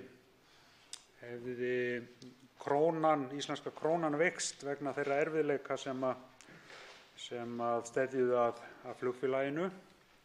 Það auðvitað vekur mann til umhugsunar það hvað við búum að mörgu leyti við brothætt kerfi, þegar erfiðleikar eins félags geta valdið miklum sveiflum í gjaldmiðlinum. Og það vekur líka athygli á því að þegar við erum með fyrirtæki sem eru orðnir mjög stórir fiskar í lítilli tjörn, þá getur buslugangurinn orðinn talsverður þegar að eitthvað gerist í rekstri þessara félaga. Og þess vegna held ég að sé afar brýnt að við getum treyst því að stjórnvöld fylgist með og séu á varðbergi gagnvart hræringum sem geta komið til, vegna þess að þetta hefur svo mikið útslag ef eitthvað gerist í okkar samfélagi, hvort sem við horfum á gengið, hvort sem við horfum hreinlega bara á atvinnuleysistölur eða hvað myndi gerast í ferðaþjónustunni ef að félag á borð við WOW eða Icelandair það er náttúrulega fyrst og fremst þessi tvö félög sem eru undir hjá okkur, ef að þau fara skyndilega á hliðina og forða okkur frá því. Að það er mjög áreiðandi að við getum treyst því að það sé fylgst vel með. Það að Primera til dæmis fer á höfuð, það veldur kannski ekki stóran skaða hjá þeim sem fer með eftirlit, því landi sem fer með eftirlit með því flugfélagi. Þetta horfir öðruvísi við hér og við verðum að haga okkur í samræmi við það. Til máls tekur hv. 7. þingmaður Suðvesturkjördæmis, Gunnar Bragi Sveinsson. Virðulegur forseti, ég vil eins og aðrir þakka fyrir þessa umræðu sem hér fer fram. Það er vitanlega mjög mikilvægt og opinberar stofnanir, hvað sem þær heita og hvert hlutverk þeirra að þær hafi tæki og tól til þess að sinna sínu eftirliti og sjálfsögðu líka leið að sinna svona þeirri framtíð sem þær eiga að byggja upp og eftirlit með. Þetta sé mikilvægt að taka þessa umræðu. Við getum sjálfsögðu nálgast málið út frá alls konar sjónarhornum og hólum. Það sem ég langar að nefna hér er að það er mikilvægt að móta langtímastefnu í flugmálum líkt og Miðflokkurinn ályktaði af landsþingi sínu í apríl 2018. Við höfum séð mikla uppbyggingu, sérstaklega í Keflavík. Fyrir stuttu fögnuðum við 9 milljónasta farþegana, ef maður rétt, sem sýnir hversu gríðarlega mikil umferð er flugvöllinn. En við þurfum að gera meira, við þurfum að tryggja það líka að sá fjöldi véla sem lendir á Íslandi geti lent annars staðar á landinu séu aðstæður þannig. Og þar af leiðandi minni ég á tillögu hv. þingmanns Sigurðar Páls Jónssonar varðandi Alexandersflugvöll. Það er líka mikilvægt að við horfum ekki bara á farþegaflutninga þegar við tölum mikilvægi innanlandsflugs, því að vöruflutningar eru stór þáttur að sjálfsögðu í fluginu og gaman væri rauninni vita ef að hæstv. Ráðherra hefur þar upplýsingar hjá sér hversu stór hluti af millilandafluginu vöruflutningar eru og sérlagi þegar kemur að ferskum afurðum, sjávarafurðum sjálfsögðu sem við vitum flutt út allan heim á hverjum einasta degi. Reyndar það þannig, held ég, hæstv. Forseti, að þegar við tölum öryggismál flugi þá verðum líklega einna hættulegast að fara til og frá flugvellinum. Það er að segja að Reykjanesbrautin líklega svo hættulegasta við það að fljúga til og frá Íslandi í dag. Sá vegur þarf og sú braut þarf miklu meira fjármagn. Það er verið að setja plástur á að núna allt og lítinn plástur og raunin sorglegt að sjá að ekki sé meiri metnar þegar kemur að því að setja meira fjármagn í það.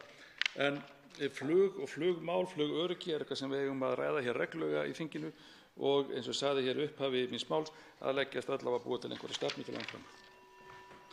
Þá tekur til máls hv. 9. þingmaður Suðvesturkjördæmis Willum Þór Þórsson.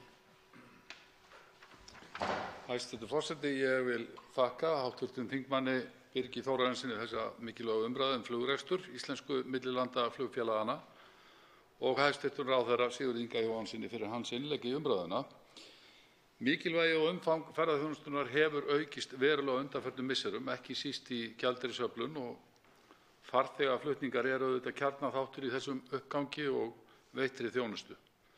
Að þessu leytinu eins og fram hefur komið í umræðunni hér er að ræða þjóðhagslega eða kerfislega mikilvæg fyrirtæki og umfangið auðvitað þannig að áhrifin verða meiri á hagkerfið og ég ætla að draga fram hér álit hv.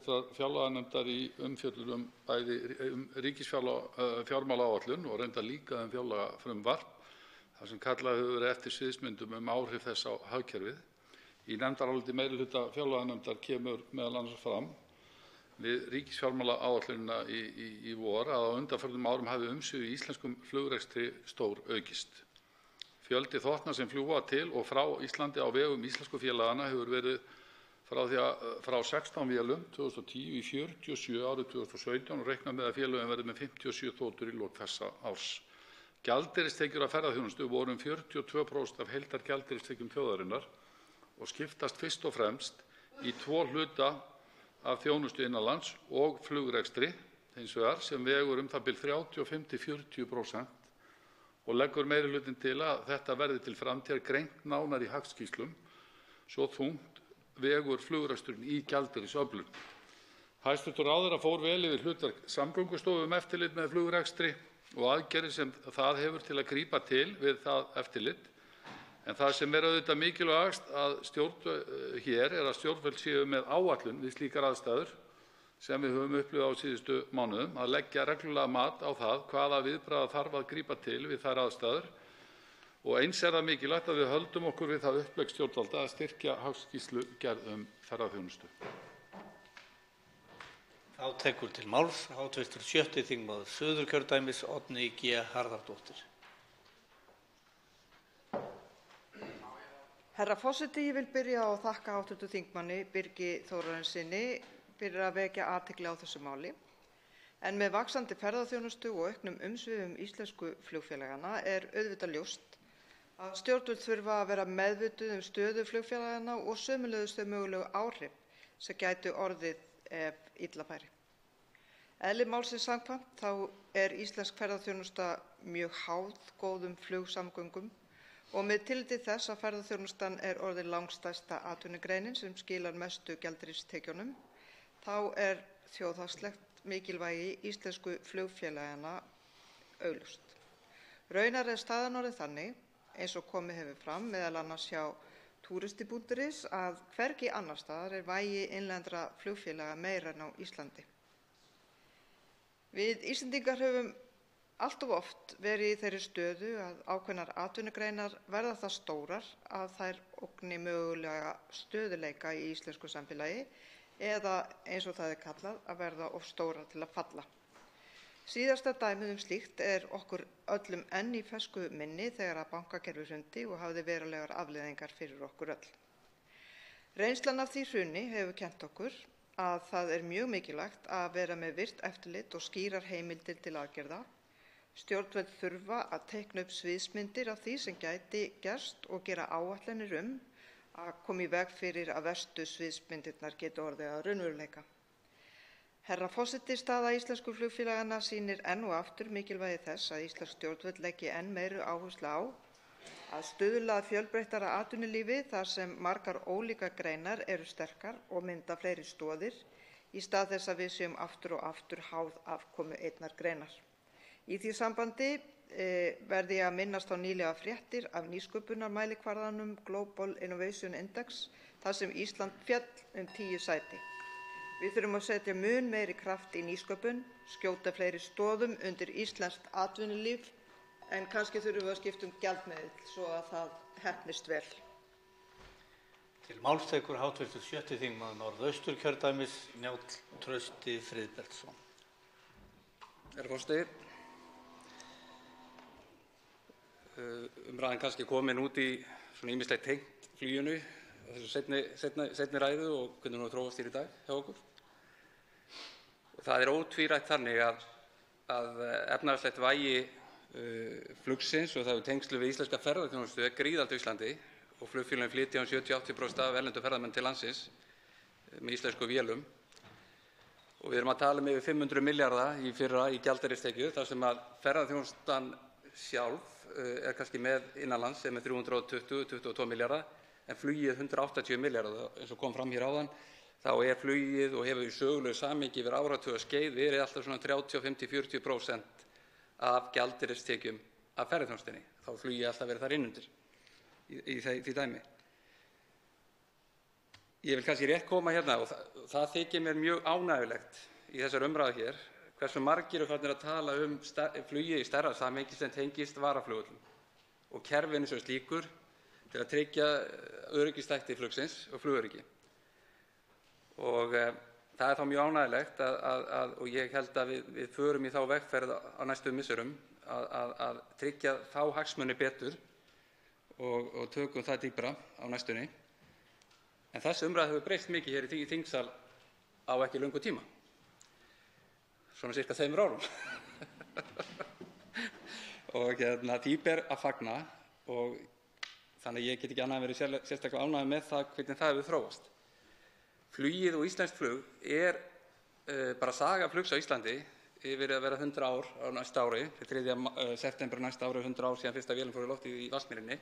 Þá er þetta ótrúleg saga og sem við getum verið stolt af og hefur verið raunverulega bara einn af undirstöðum þessara þjóðar í uppbyggingu hennar og hvað varð úr okkur á undanförnum áratugum. Þá var flugið í stóru hlutverki. Þá tekur til máls hv. 10. þingmaður Suðurkjördæmis, Smári Markarð. Herra forseti, ég ætla að byrja á því að taka undir með hv. þingmanni Njáli Trausta afsakið mig Friðbertssyni, ég steyktist á með hvað það er ánægjulegt hvað það eru margir þingmenn sem hafa orðið áhuga á flugmálunum og hann alls ekki manna sístur þar sjálfur en auðvitað eigum við sem eyja að vera með öflugan flugiðnað. Þetta er bara hreinlega þannig að þetta er okkar helsta tenging dagsdaglega við heiminn. Auðvitað skipin fara með gámana en fólkið vill fara hraðar yfir. Og ef við ætlum að styðja við slíkan iðnað þá þurfum við í grunninn sterkara hagkerfi og umræðan hérna sem núna virðist vera farin fyrst og fremst yfir í það. En við þurfum hagkerfi sem ræður við högg af ýmsu tagi en jafnframt hagkerfi þar sem að öflug fyrirtæki á borð við WOW air og það er og var öflugt fyrirtæki sem átti bara erfiðan rekstrargrundvöll og við þurfum að búa til góðan rekstrargrundvöll fyrir fyrirtæki sem vilja starfa í þessu landi. Og þáttur þar sem að hv. þingmaður Oddný G. Harðardóttir nefndi er gjaldmiðillinn og ég er bara algjörlega sammála henni. Auðvitað hefði verið eðlilegra þegar að uppgangurinn var að byrja að við tækjum þá afstöðu að láta gjaldmiðilinn ekki styrkjast eins mikið og hann gerði og nota frekar innflæði gjaldeyris sem jákvæðan hlut til þess að fara út í jákvæðar erlendar fjárfestingar eins og mörg lönd hafa gert í svipuðum aðstæðum og við vorum í og erum í og þannig að það sé ekki verið að búa til þrýsting á fyrirtæki sem eru að borga í öðrum gjaldmiðlum og þeir hafa tekjur. Og þannig getum við verið að styrkja hagkerfið okkar frekar en að styrkja krónuna. Þetta er lykilatriði sem við virðumst einhvern veginn alltaf missa marks á þegar við förum að tala þessa hluti. En eins og ég sagði í fyrri ræðu minni þá öll umræða flugfélögin sem slík og samkeppnisstöðu þeirra á auðvitað að vera í samhengi við samkeppnismál almennt. Þá tekur til máls hv. 7. þingmaður Norðausturkjördæmis, Berglind Hessler.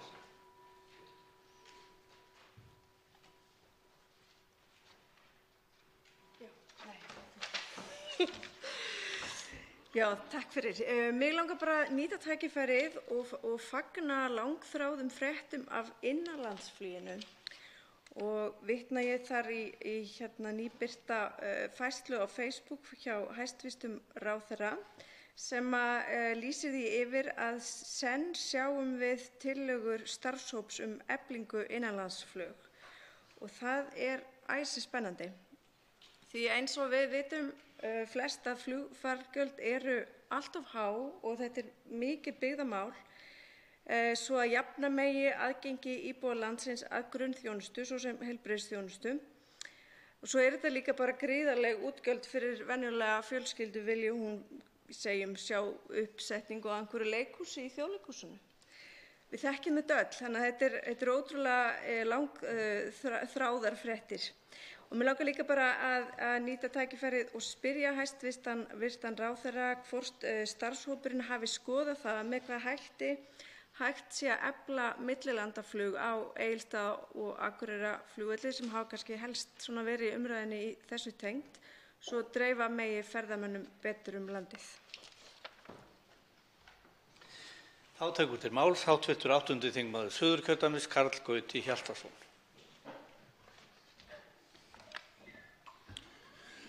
Herra forseti, ég vil byrja á því að þakka málshefjanda, hv. þingmanni Birgi Þórarinssyni, að taka þetta mál hér upp á þinginu enda afar þýðingarmikið mál að ræða og getur skipt sköpum bæði hvað varðar ferðaþjónustuna og einnig almennt fyrir þjóðarhag hvernig skipast með íslensku flugfélögin.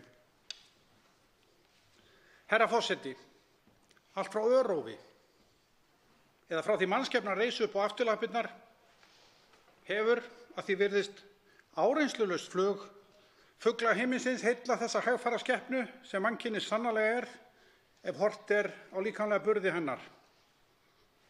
Þannig hefur maðurinn öfundað þau kvikindi sem geta flogið þöndum vængjum yfir þá sem ekki hafa meðfædda hæfileika til að hefja sér til flugs. Síðar yfirvann maðurinn þessa krafta sem héldu honum á jörðu niðri og í dag, rúmum 100 árum síðar, er flugið samtvinnað allri velferð og framförum í þjóðfélagi nútímans. Og ekki síður er flugið nátengt velferð okkar Íslendinga sem þjóðar, því nú er svo komið að flugferðir standa undir okkar helstu tekjulind sem er ferðaþjónustan, sem hefur á örskömmum tíma skákað út öllum okkar helstu hefðbundnu atvinnuvegum sem héldu lífinu í þjóðinni aldir. Þá má benda á að flugrekstur í landinu færir okkur fleiri en ferðamenn því mikil tækniþekking fylgir allir þjónustu og atvinnu kringum greinina án þess að ég ætla að telja það allt upp hérna. Að auki höfum við miklar tekjur af flugumferðarstjórn á einu stærsta flugumferðarsvæði á jörðinni sem nær langt út fyrir næsta nágrenni landsins.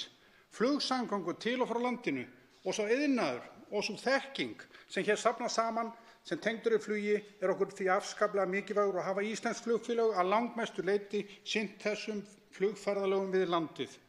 Herra forseti, það er því mikilvægt að rekstrarumhverfi íslensku flugfélaganna sé sem allra heilbrigðast og eftirlit af hálfu stjórnvalda sé með allra vandaðasta móti svo ekki komi til óvæntra kollsteypa. Yfir þessu þarf að vaka þar sem miklir þjóðfélagslegir hagsmunir eru undir. Þannig er mikilvægt að stjórnvöld hafi undirbúna og tilbúna viðbragðsáætlun ef út af bregður í þessum efnum. Og þá er komið að málshefjanda, hv. 3. þingmanni Suðurkjördæmis, Birgi Þórarinssyni.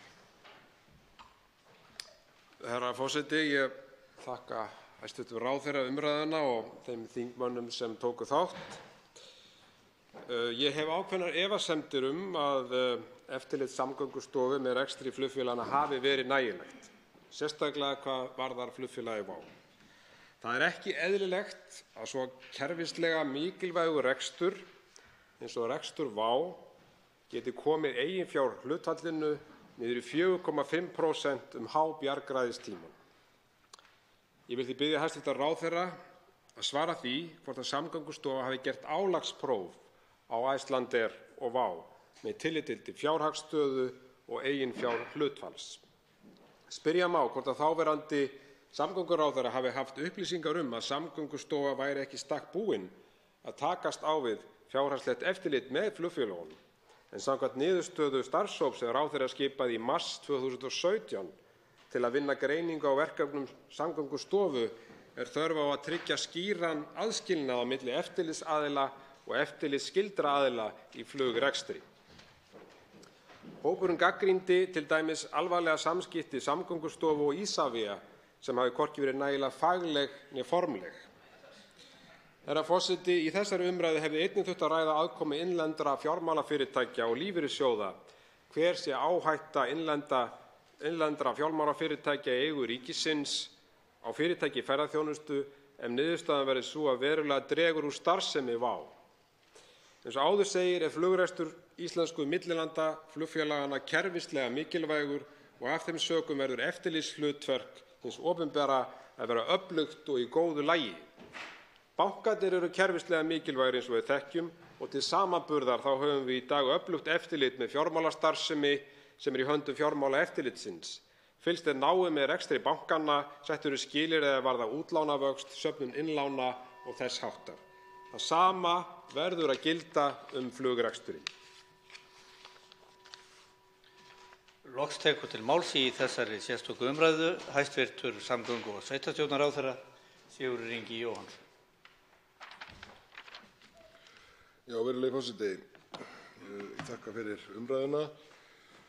Háttvirtur þingmaður Birgir Þórarinsson spurði nokkra spurninga, meðal annars hæfi starfsfólks Samgöngustofu og það er engin spurning í mínum huga að þau hafi bæði þekkingu og getu til að sinna þessum verkum og eins núna undir lokin hvort að stofnunin hafi fylgt þessum eftirliti eftir og eins og ég fór yfir í mínu fyrra svari að þá hefur Samgöngustofa allar þær heimildir og hefur nýtt þær til þess að fylgjast með eins vel og hægt að mínu mati.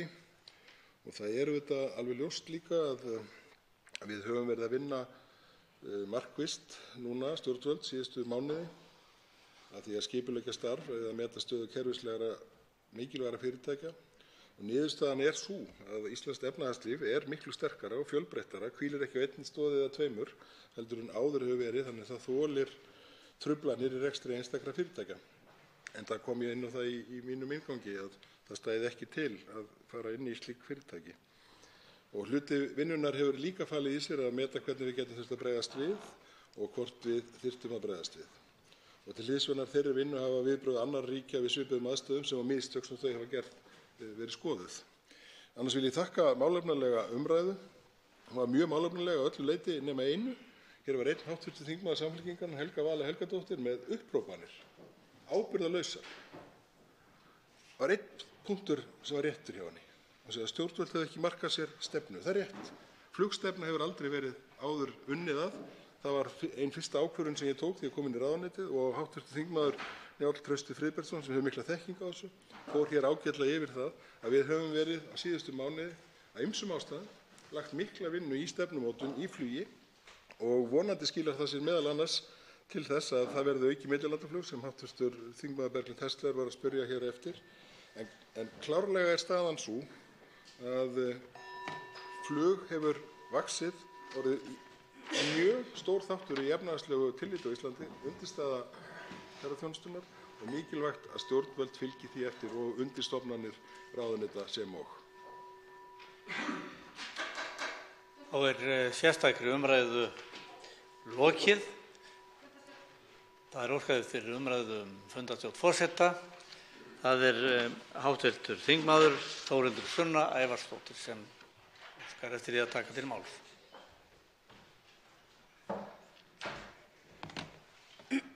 Herra forseti, ég kem hér upp í fundarstjórn forseta vegna þess að forsætisnefnd ákvað á fundi sínum í dag að rannsókna aksturskostnaði ásamt skýringum Ásmundar Friðrikssonar hv. þingmanns leiði í ljós að hann hafi ekki brotið gegn siðareglum alþingismanna.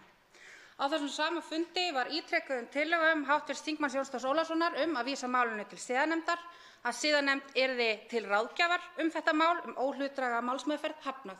Sömuleiðis var ósk hans að málið yrði sent, eða þarf að segja skýrsla málsmeðferðina yrði sent til GRECO, því var einnig hafnað. Á sama fundi voru hafðar uppi hótanir að hv. þingmaður Björn Leví Gunnarsson sem lagði fram rökstudda tillögu það að akstursgreiðslur til hv. þingmanns Ásmundar Friðrikssonar yrðu skoðaðar hvort brot á siðareglum var að ræða, að hann yrði látinn sæta afleiðingum af því. Þar að segja að hann yrði sjálfur skoðaður fyrir hvort að slík ábending væri brot á siðareglum. Ég vil að það komi fram í þessum ræðustól hér að það að láta flutningsmann rökstudda tillögu sæta afleiðingum fyrir það brot á siðareglunum sjálfum. Það er ólíðandi og það er ótrúlegt að þetta hafi komið fram í forsætisnefnd Alþingis. Fleiri sem hafa óskað eftir að fá að taka til máls. Það er hv. þingmaður Jón Þór Ólafsson sem hefur óskað eftir að taka til máls.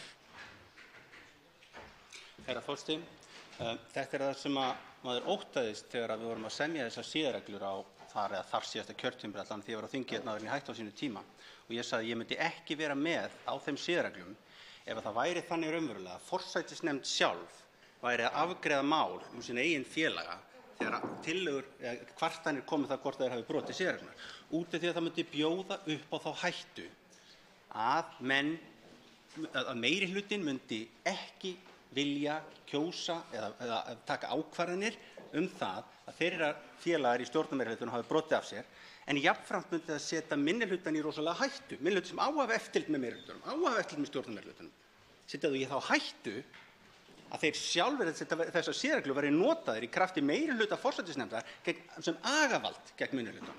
Og það eru agalega kringumstæður sem nú hafa komið upp. Og ég nefndi þetta í forsætisnefnd á sínu tíma þegar við vorum að semja siðareglurnar. Við fengum við siðareglunefnd en forsætisnefnd vildi ekki vísa í þangað. En það segir í siðareglunum að það eigi að vera óhlutdræg málsmeðferð.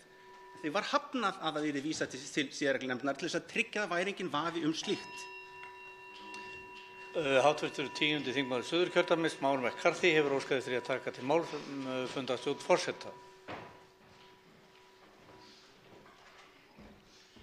Herra forseti, ég kem hingað upp til þess að taka undir með félögum mínum að það ekki ásættanlegt þegar að það koma fram ábendingar það að það sé ekki verið að fara rétt að nálgunin sem að farin til þess að reyna að afgreiða málið sé einhvern veginn að hvítþvo þann sem ábendingin snýr að með því að reyna að láta þetta bara ganga sem einhvers konar ásættanlega niðurstöðu. Staðreyndin að þegar svona mál komu upp, þegar vandamál komu upp, hvers eðlis sem þau eru, þá eðlilegt að það sé farið einhvers konar ferli sem að tryggir að þeir sem að hafa mjög bein tengsl við komandi séu ekki endilega síðustu sem taka síðasta eða hafa síðasta orðið. Allavega að það sé einhver ráðgjöf utanaðkomandi sem að hjálpar fólkinu sem þarf að taka ákvörðunina að taka rétt ákvörðun. Og það að gera þetta með þeim hættu sem hefur verið gert hér eiginlega bara svolítið vandræðalegt og bara ég hefði vonað að siðferði Alþingis væri á hærra plani. Háttvirtur 10. þingmaður Reykjavíkurkjördæmis Suður, Þorsteinn Sæmundsson, hefur óskað eftir að taka til máls fundarstjórn forseta.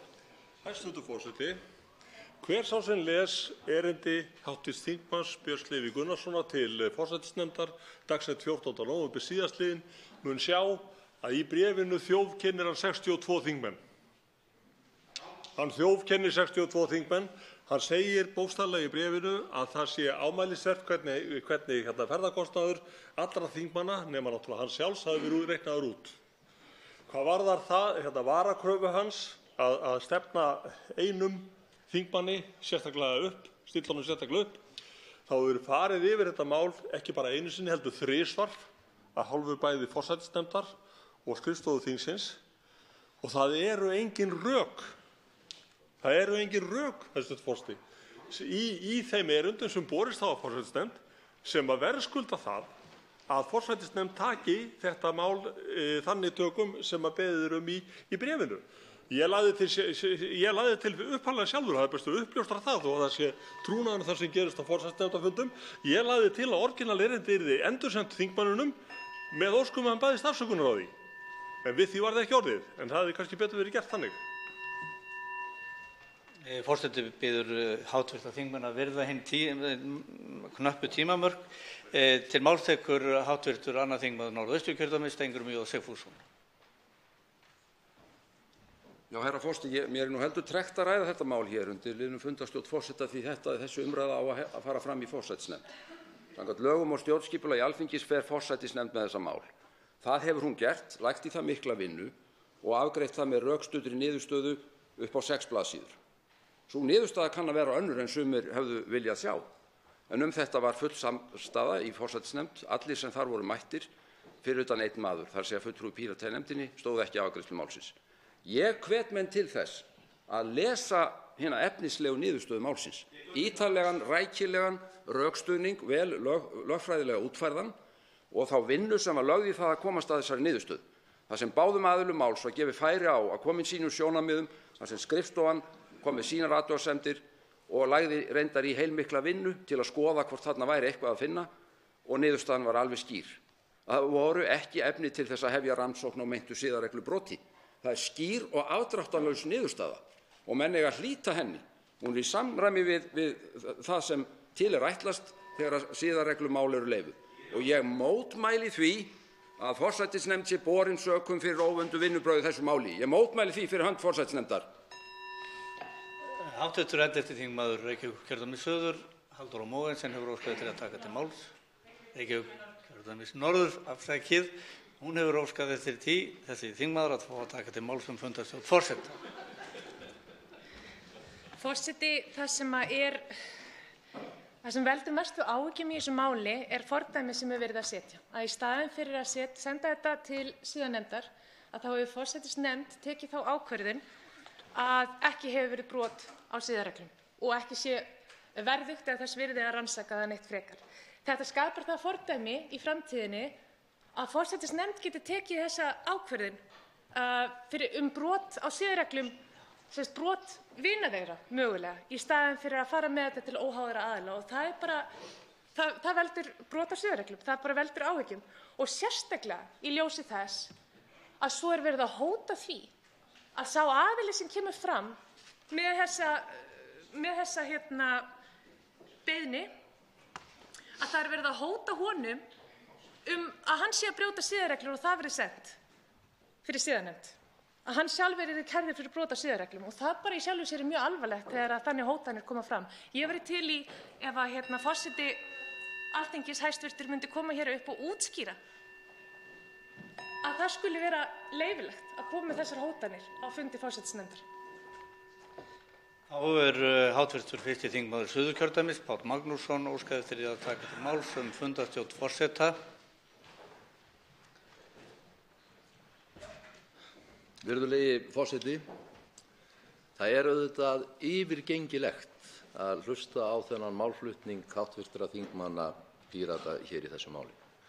Forsætisnefnd tók þetta mál upp að þeirra beiðni samkvæmt þeirra óskum, rannsakaði málið, komst að niðurstöðu, hefur kynnt þá niðurstöðu, að þurfa svo eftir að sú niðurstaða er fengin, að þurfa að hlusta á þetta klif aftur.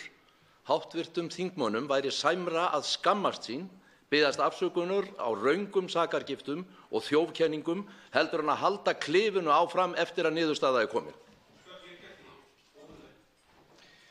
Hv. 8. þingmaður Reykjavíkurkjördæmis norður, Birgir Ármannsson, hefur óskað eftir því að taka til máls fundarstjórn forseta. Herra forseti, ég vildi bara í tilefni af þessari umræðu hafna þeim ásökunum sem hér hafa verið hafðar uppi á hendur forsætisnefnd þingsins, sem ég held að hafi tekið erindi hv. þingmanns Björns Levís Gunnarssonar alvarlega og fjallað það á málefnalegum forsendum. Ég hefði reyndar, ég á ekki sæti í forsætisnefnd, en ég hefði svona út frá mínum forsendum talið að þetta erindi hafi verið tilefnislaust og tilhæfulaust frá upphafi, en ég verð ekki var við annað heldur en að forsætisnefnd hafi tekið þetta alvarlega, fjallað þetta út frá þeim reglum sem gilda hér innan húss og komist að niðurstöðu, og ég held að menn verði bara að sætta sig við það, jafnvel þó að Píratar hafi hugsanlega viljað fá fram aðra niðurstöðu, þá held ég að þeir verði að sætta sig við það að undir þeirra sjónarmið tók enginn í forsætisnefnd og undir þeirra sjónarmið taka staðreyndir málsins ekki. Það er ekki efni til þess að taka afstöðu með þeim hætti sem Píratar gera. Það er alls ekki efni til þess. Ásakanirnar eru tilhæfulausar og tilefnislausar og vonandi er þetta mál þar með úr sögunni. Hv. 4. þingmaður Norðausturkjördæmis, Þórunn Egilsdóttir, hefur óskað eftir því að taka til máls fundarstjórn forseta. Hæstv. forseti.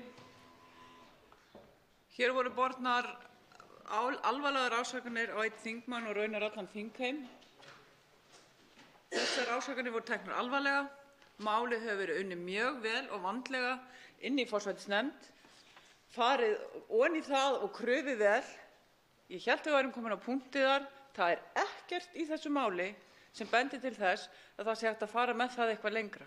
Ég lít svo á að þetta sé fullrannsakað. Þetta liggur allt ljóst fyrir. Allir fulltrúar í forsætisnefnd utan einn voru sammála því. Það er ekkert þarna á bak við sem hægt er að gera tortryggilegt og ég bið bara menn að láta af þessum ásökunum og látum hérna inni.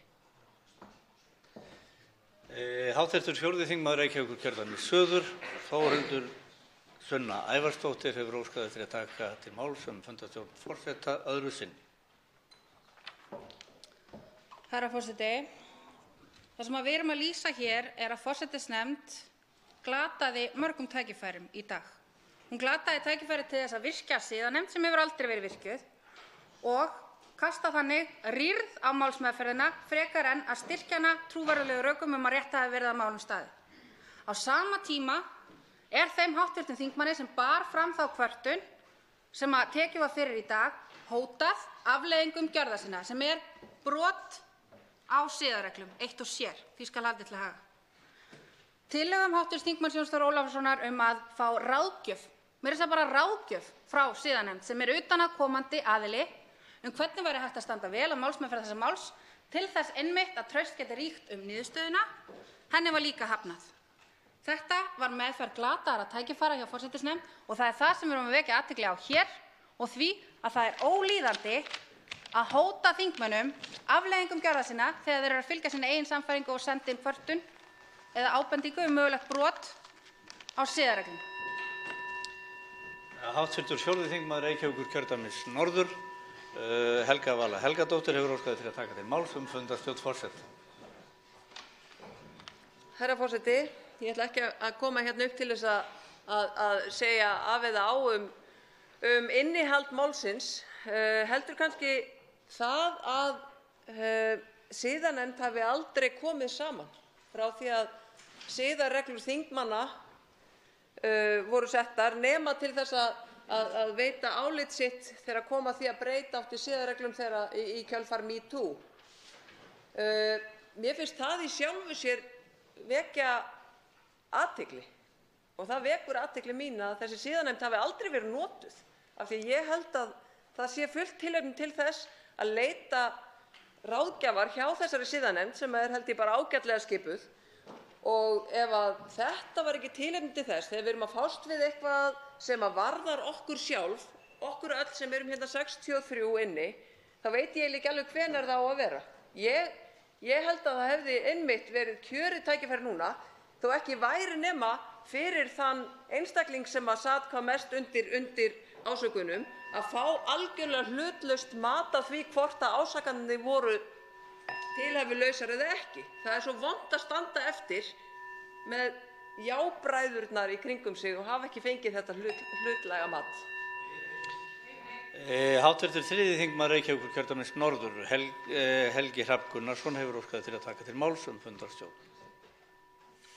Virðulegi forseti, mér finnst það þreytandi en pínulítið áhugavert mynstur sem kemur stundum frá háttvirtum þingmönnum Sjálfstæðisflokksins sem það hvað þeir eru agalega hneykslaðir það þegar einhver talar eitthvað. Þegar einhver bendir á hluti og þá verða þeir ægilega hneykslaðir yfir því að tiltekið orð hafi verið notað. Mér finnst það hljóta að draga undan trúverðugleika þess málflutnings fyrr eða síðar. En mér langar að vekja athygli á orðum virðulegs forseta hérna áðan. Þegar hann sagði að það væri ekki ástæða til að hefja rannsókn á meintu siðareglubroti. Það sem að virðulegur forseti sagði. Sömuleiðis engar þjófkenningar á 62 þingmenn í erindi Björns Levís Gunnarssonar. Ég er einn af þessum 62 þingmönnum óhjákvæmilega nema hann hafi bara átt við mig en alla aðra, neða ekki átt við mig en alla aðra og ég sé enga þjófkenningu í þessu gagnvart mér. Það sem stendur eftir er það að forsætisnefnd í dag. Hún hafnaði því að leita til siðanefndar sem var hugsuð til þess að það væri hægt að hafa trú á þessu ferli. Af hverju mátti ekki bara kalla hana saman? Af hverju mátti ekki bara fá hana í þetta? Af hverju þurfti að henda málinu út öfugu eins og virðulegi forseti segir áður en að rannsóknin einu sinni hafin á því? Háttvirtur 8. þingmaður Suðvesturkjördæmis Jón Þór Ólafsson óskar eftir að taka til máls fundarstjórn forseta. Það er líklega í öðru sinni. Herra forseti, nú er það staðreynd, ég ætla bara að nefna nokkrar staðreyndir í þessu máli og það er í gögnum málsins og einmitt gott. Skoðum gögn málsins. Þau eru komin á vefsíðu Alþingis og í gögnum málsins kemur fram að á þessum umrædda tíma hafi siðareglur fyrir alþingismenn gert þingmenn sjálfa ábyrga að ganga úr skugga að þeir, með leyfi forseta, þingmenn skulu sjá til þess að endurgreiðsla fyrir útgjöld þeirra sé í fullkomnu samræmi við reglur sem settar slík mál. Í þessum sömu reglum endurgreiðslurnar segir, með leyfi forseta, þegar alþingismaður þarf að fara meira en 15.000 kílómetra í starfi sínu skal hann fá afnot af bílaleigubíl sem skrifstofa Alþingis leggur til. Nú segir Ásmundur sjálfur, Friðriksson, hv. þingmaður, í Kastljósviðtali og það fylgir transkrift eða endurskrift af þeim með texta með þessum gögnum sem á vef Alþingis núna opinber öllum, að þar viðurkennir hann sjálfur að skrifstofan hafi komið til hans, sagt honum að fara bílaleigubíl, en hann vildi það ekki og hann heldur áfram að senda inn ósk endurgreiðslur sem hann svo og fær. Þetta er klárt brot. Þetta er bara brot samkvæmt þessu og það er öllum landsmönnum ljóst sem vilja skoða það. Öllum landsmönnum er ljóst sem vilja skoða það. Þetta eru gögn málsins, látum gögn málsins tala fyrir sig. Hv. 11. þingmaður Reykjavíkurkjördæmis norður, Halldór Mogensen, hefur óskað eftir að taka öðru sinni til máls fundarstjórn forseta. Forseti, það bara vekur furðu mína að hér kemur upp hver stjórnarþingmaður á fætur öðrum og talar í þessari pontu að þingmenn í forsætisnefnd hafi komist að þeirri niðurstöðu að ekki væri þörf á því að skoða frekar hvort að kollegar sínir eða vinir hafi brotið á siðareglum. Er þetta ekki dálítið furðuleg niðurstaða? Hefði ekki verið heilbrigðara að láta utanaðkomandi aðila eins og siðanefnd skoða þetta bara til þess að það engin vafi þetta? Þú veist, þetta ekki til þess að skapa traust. Ég skil ekki að þetta þyki í lagi. Á forsætisnefnd bara að vera í því hlutverki, eigum við, til hvers siðanefnd? Ef að forsætisnefndin ætlar að taka það að sér að vera alltaf að skoða brot kollega sín og vina og taka ákvarðanir hvort að það séu brot á siðareglum eða ekki. Er það framtíðin? Á kannski bara að senda til siðanefndar ef að stjórnarandstöðuþingmaður hefur brotið af sér. Á þá að nota siðanefndina.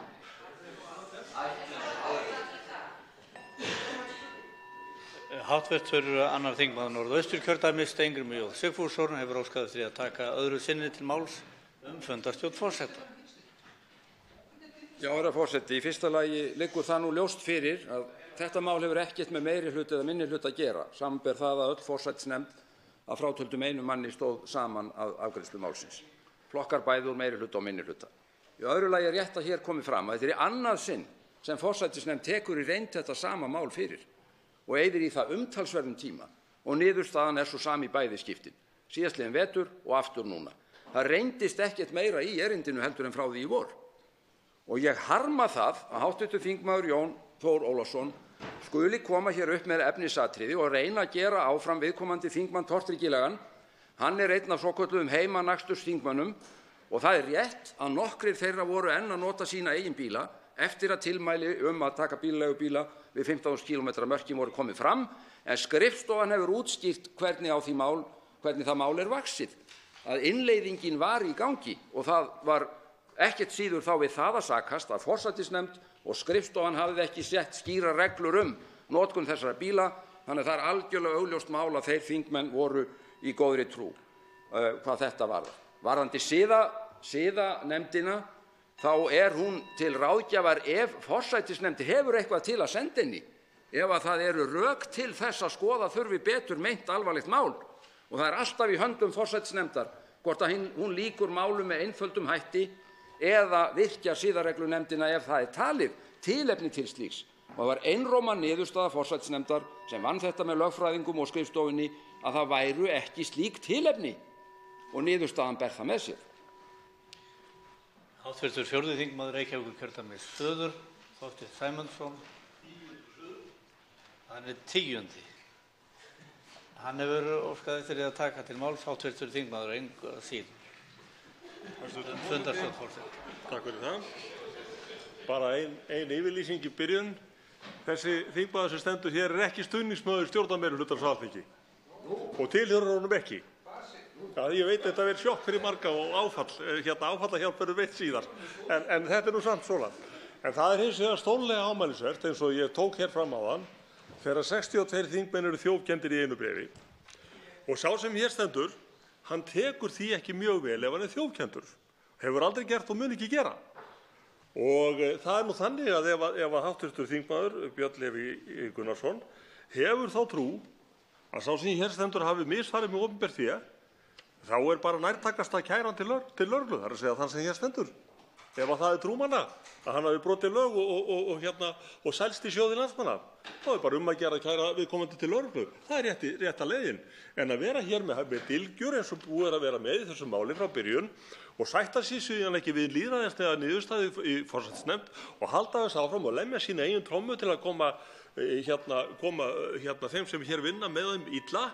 Þetta náttúrulega bara hlýtur að vera framlenging á þessu eineltisfyrirbæri sem viðgengst í þessum flokki. Ekki bara rétt að kalla til vinnusálfræðinginn aftur? Hv. 10. þingmaður Suðurkjördæmis, Már McCarthy, hefur óskað til að taka til máls fundarstjórn forseta öðru sinni. Herra forseti, ég verð að gera athugasemd við hugtakið þjóðkenningu þar sem að það hefur aldrei verið slíkt í erindi hv. þingmanns Björns Levís Gunnarssonar ekki þjóðkenning.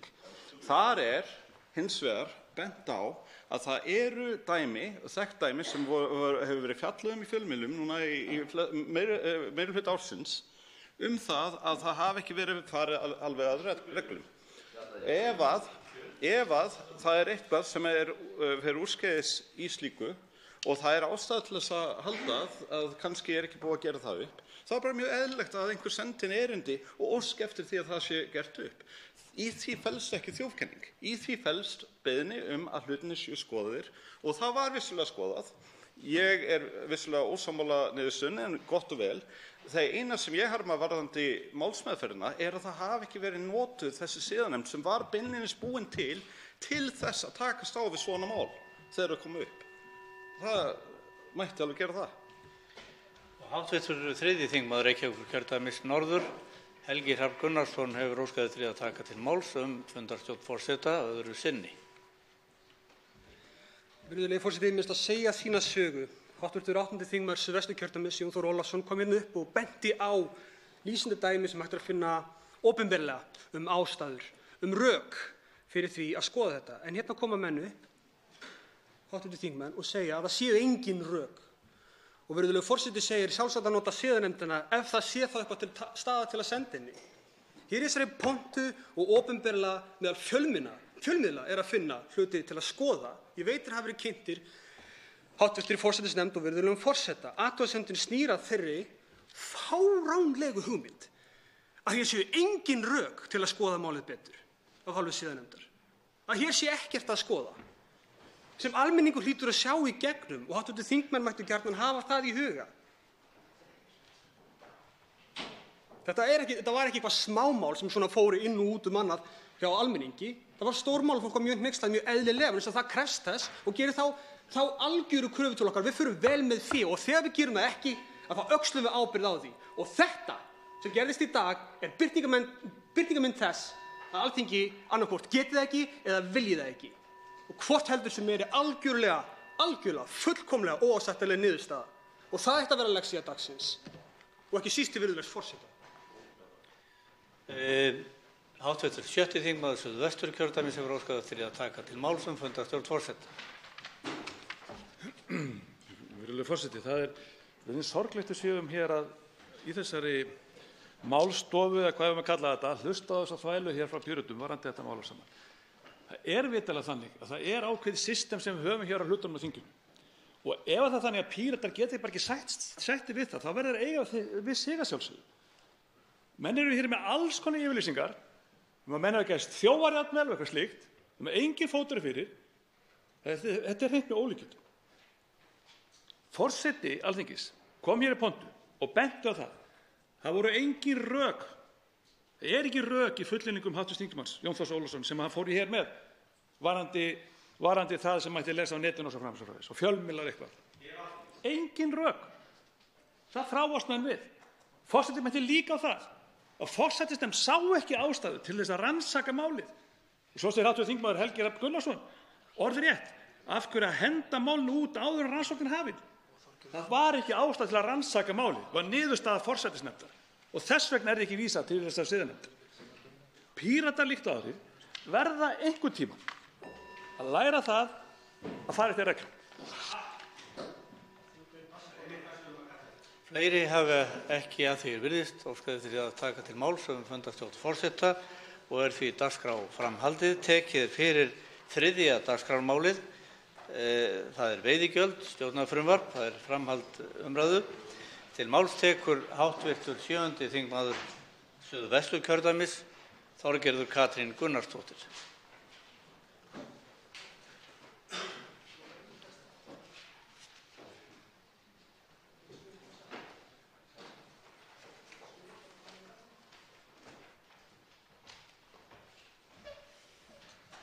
Herra forseti.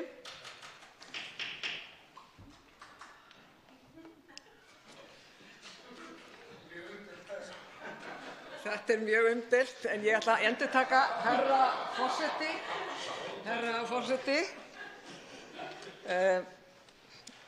Við skulum hafa það hugfast, kæri vinir, að hér mál að ræða, risastórt mál að ræða, þar sem ekkert samráð hefur verið haft, ekki einu sinni tilraun, ekki einu sinni sem að síminn var tekinn upp af hálfu hæstv.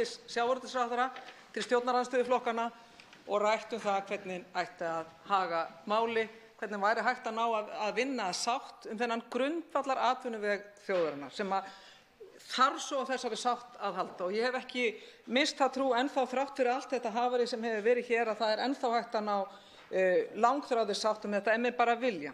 Það var ekki tilraun til samtals og það verður að segjast eins og að ríkisstjórnin sem ekki ársgömul og hennar stjórnarsáttmáli sem virðist bara vera komin eftir þetta tæpa ár bara strax upp á þjóðminjasafn, að við verðum að hafa það í hugfast að það sem stendur í stjórnarsáttmálanum upp á þjóðminjasafni, að þar segir að allar áætlanir sem eiga að halda til lengri framtíðar þarf að gera í auknu samráði og með bættum samskiptum. Það þarf að efla samstarf milli flokka á Alþingi, það þarf að styrkja sjálfstæði þingsins, kannast einhverju við þetta, umbúnað þess, faglega stuðning og stöðu.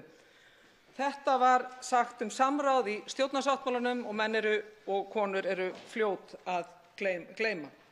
Þetta valdi ríkisstjórnin. Skulum hafa það hugfast. Ríkisstjórnin valdi það að hafa ekki samráð. Margoft boðið upp á það, meðal annars á síðasta ári að reyna að finna þennan þráð.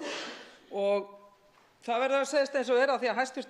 Forsætisráðherra hefur ákveðnar skoðanir á þessu máli og ég vil undirstrika það að ég er búinn að fara fram á það að hæstv. Forsætisráðherra sitji þessa umræðu annaðhvort í dag eða á morgun og ef að hæstv. Forsætisráðherra gerir það ekki þá verður einfaldlega að fresta málinu af því það er mikilvægt að fá viðhorf og sjónarmið Vinstri grænna að málinu. Hvort að þau séu algjörlega búin að kúvenda frá fyrri stefnu og ég er ekki að binda endilega miklar vonir að þau komi með einhver sátt að borðinu, bara að þau útskýri fyrir okkur stefnu forystuflokksins í ríkisstjórn. Því það er rétt sem að kom fram, eitt skemmtilegasti tíminn sem að ég upplifði allavega á síðasta ári var að vera í mjög erfiðu ráðuneyti, grundvallarráðuneyti fyrir okkur Íslendinga sögulegt ráðuneyti, sjávarútvegs- og landbúnaðarráðuneytinu. Ég reyndi og ég viðurkenni það getur vel verið að ég sé einfeldningur. Ég reyndi að fá alla að borðinu, ég reyndi að finna leið til þess að klára þetta mál vonandi að einhverju leyti eitt skipti fyrir öll. Punkturinn var einmitt ekki að keyra í gegn með harðfylgi stefnu Viðreisnar, bara keyra í gegn markaðsleiðina sem að við trúum á, því við trúum á markaðinn, við trúum því að markaðurinn sé sá aðili sem er best til þess fallinn að meta auðlindagjaldið, meta raunverulegt markaðsvirði sem á að greiða fyrir aðganginn að sameiginlegri auðlind þjóðarinnar. Ég hef meiri trú á markaðnum heldur ríkisstjórninni með sínu vélabrögðum að ákveða hvert gjaldið eigi að vera, hver togar fastast og mest í spottana í ríkisstjórninni. Þannig eru vinnubrögðin hér í dag. Ég trúi því að markaðurinn væri betur til þess fallinn. Ég var ekki að keyra þá tillögu í gegn, markaðsleið, alveg eins og núna er verið að keyra í gegn draumatillögu og Vinstri græn verða líka að horfast í augu við það, að það er verið að keyra í gegnum þingið draumatillögu Sjálfstæðisflokksins. Ég taldi mikilvægt að við myndum ná sátt þessa mikilvægustu atvinnugrein og ég vann hart að því. Ég vissulega stóð frammi fyrir alls konar ákvörðunum sem hefði verið mjög freistandi, hvort sem það var í makrílunum eða öðrum sviðum að setja á og stokka upp kerfið, setja á auðlindagjald með þeim hætti sem ég hefði kosið. Þeir hagsmunir Viðreisnar, þeir véku fyrir stóru hagsmununum að vinna að sáttinni. vinna að sáttinni. En ríkisstjórnin, núverandi, hún velur það að hafa ekkert samráð þessi mál og ég skil vel að forsætisráðherra telji ekkert að gert þegar ráðherra beitar sér fyrir því að setja af stað sáttanefnd allra flokka, meira að segja að á sínum tíma þá beitti ég mig fyrir því að allir flokkar hefðu fulltrúa að borðinu. Hvað þýddi það? Og meðal annars forystumaður Sjálfstæðisflokksins í ríkisstjórn var mjög ósáttur við það að stjórnarandstöðuflokkarnir hefðu í rauninni 4 fulltrúa á móti 3 ríkisstjórnarflokkum. En þetta var til þess að reyna að vinna að þessari sátt. En ég skil vel að hæstv. Forsætisráðherra telja að við hefðum frekar átt að líta fram hjá sáttinu og fara frekar í samráð, sérstaklega þegar við horfum upp á það hvernig ríkisstjórnin er að vinna í þessu mikilvæga máli. En auðvitað finnum við það líka, ágæti þingheimur, að auðvitað veit ríkisstjórnin og forsætisráðherra upp á sig skömmuna. Og við finnum fyrir þessum óþægindum sem að ríkisstjórnarflokkarnir standa frammi fyrir því að keyra. Það líka eitt af því sem þau hafa valið að setja fram þessa forgangsröðun að í sömu vikunni og þau samþykkja fjárlög, samþykkja það að lækka eigin loforð, svo þau gætu nú allrar sanngirni, að lækka eigin loforð til öryrkja og eldri borgara þetta mál keyrt í gegn. Tekið út úr nefndinni, engin tilraun til þess að spyrja hvort að við værum með einhverjar aðrar tillögur, það bara það þessar tillögur eða ekki, voru bara keyrt í gegn. Þannig að þetta er svona athyglisvert að hugsa það hvaða viðhorf eru núna hjá forystuflokkunum og forystufólkinu í ríkisstjórn til þessa máls að reyna að ná sáttum. Og það er sem sagt búið að kúvenda og það er meðal annars þess vegna sem að ég vil að hæstv. Forsætisráðherra verði viðstaddur umræðuna til þess einmitt að taka þátt í þessari umræðu. Nú formaður atvinnuveganefndar kallaði það lýsir ákveðnu og fjölbreytni og skemmtilegu lífi, blauta drauma okkar sem erum í stjórnarandstöðunni að setja fram þessa tillögu sem við settum, að vilja stuðla að sátt, það er blautur draumur, að vilja stuðla að sátt, að vilja að sameign þjóðarinnar yfir fiskveiðiauðlindinni, að hún verði tryggð til lengri tíma. Það kalla Vinstri hreyfingin grænt framboð kalla það blauta drauma. Og öðruvísi mér áður brá, en mér finnst Vinstri hreyfingin grænt framboð vera komin ansi langt frá sínum tilgangi þegar hún byrjað að tala með þessum hætti. Gott og vel. Við skulum fara yfir málið og ég hef margoft spurt að því engin svör fengið, af hverju er verið að knýja þetta fram? Af hverju er verið að knýja málið fram? Með lækkandi olíuverð, með lækkandi gengi, allt atriði sem hafa þýðingu upp á 20 milljarða eins og Indriði H. Þorláksson hefur bent á fyrir útgerðina núna á síðustu vikum. Af hverju má þá ekki aðeins kæla málið og segja finnum tónana sem að við getum fundið saman. Og þess vegna vil ég undirstrika það og fara gegn því sem að ýmsir hafa notað til þess að afvegaleiða umræðuna, eins og ég segi, annarkvort skilja þeir ekki tillögur okkar í hluta stjórnarandstöðunnar eða það er verið að afvegaleiða umræðuna. Það er ekki verið að leggja til markaðsleið.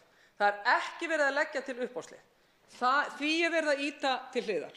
Við erum að reyna að koma fram og benda á það sem að allir flokkar, meiri segja ákveðnar raddir innan Sjálfstæðisflokksins hafa verið að benda á, að það er að tryggja tímabundna samninga og koma upp meðal annars innviðasjóði.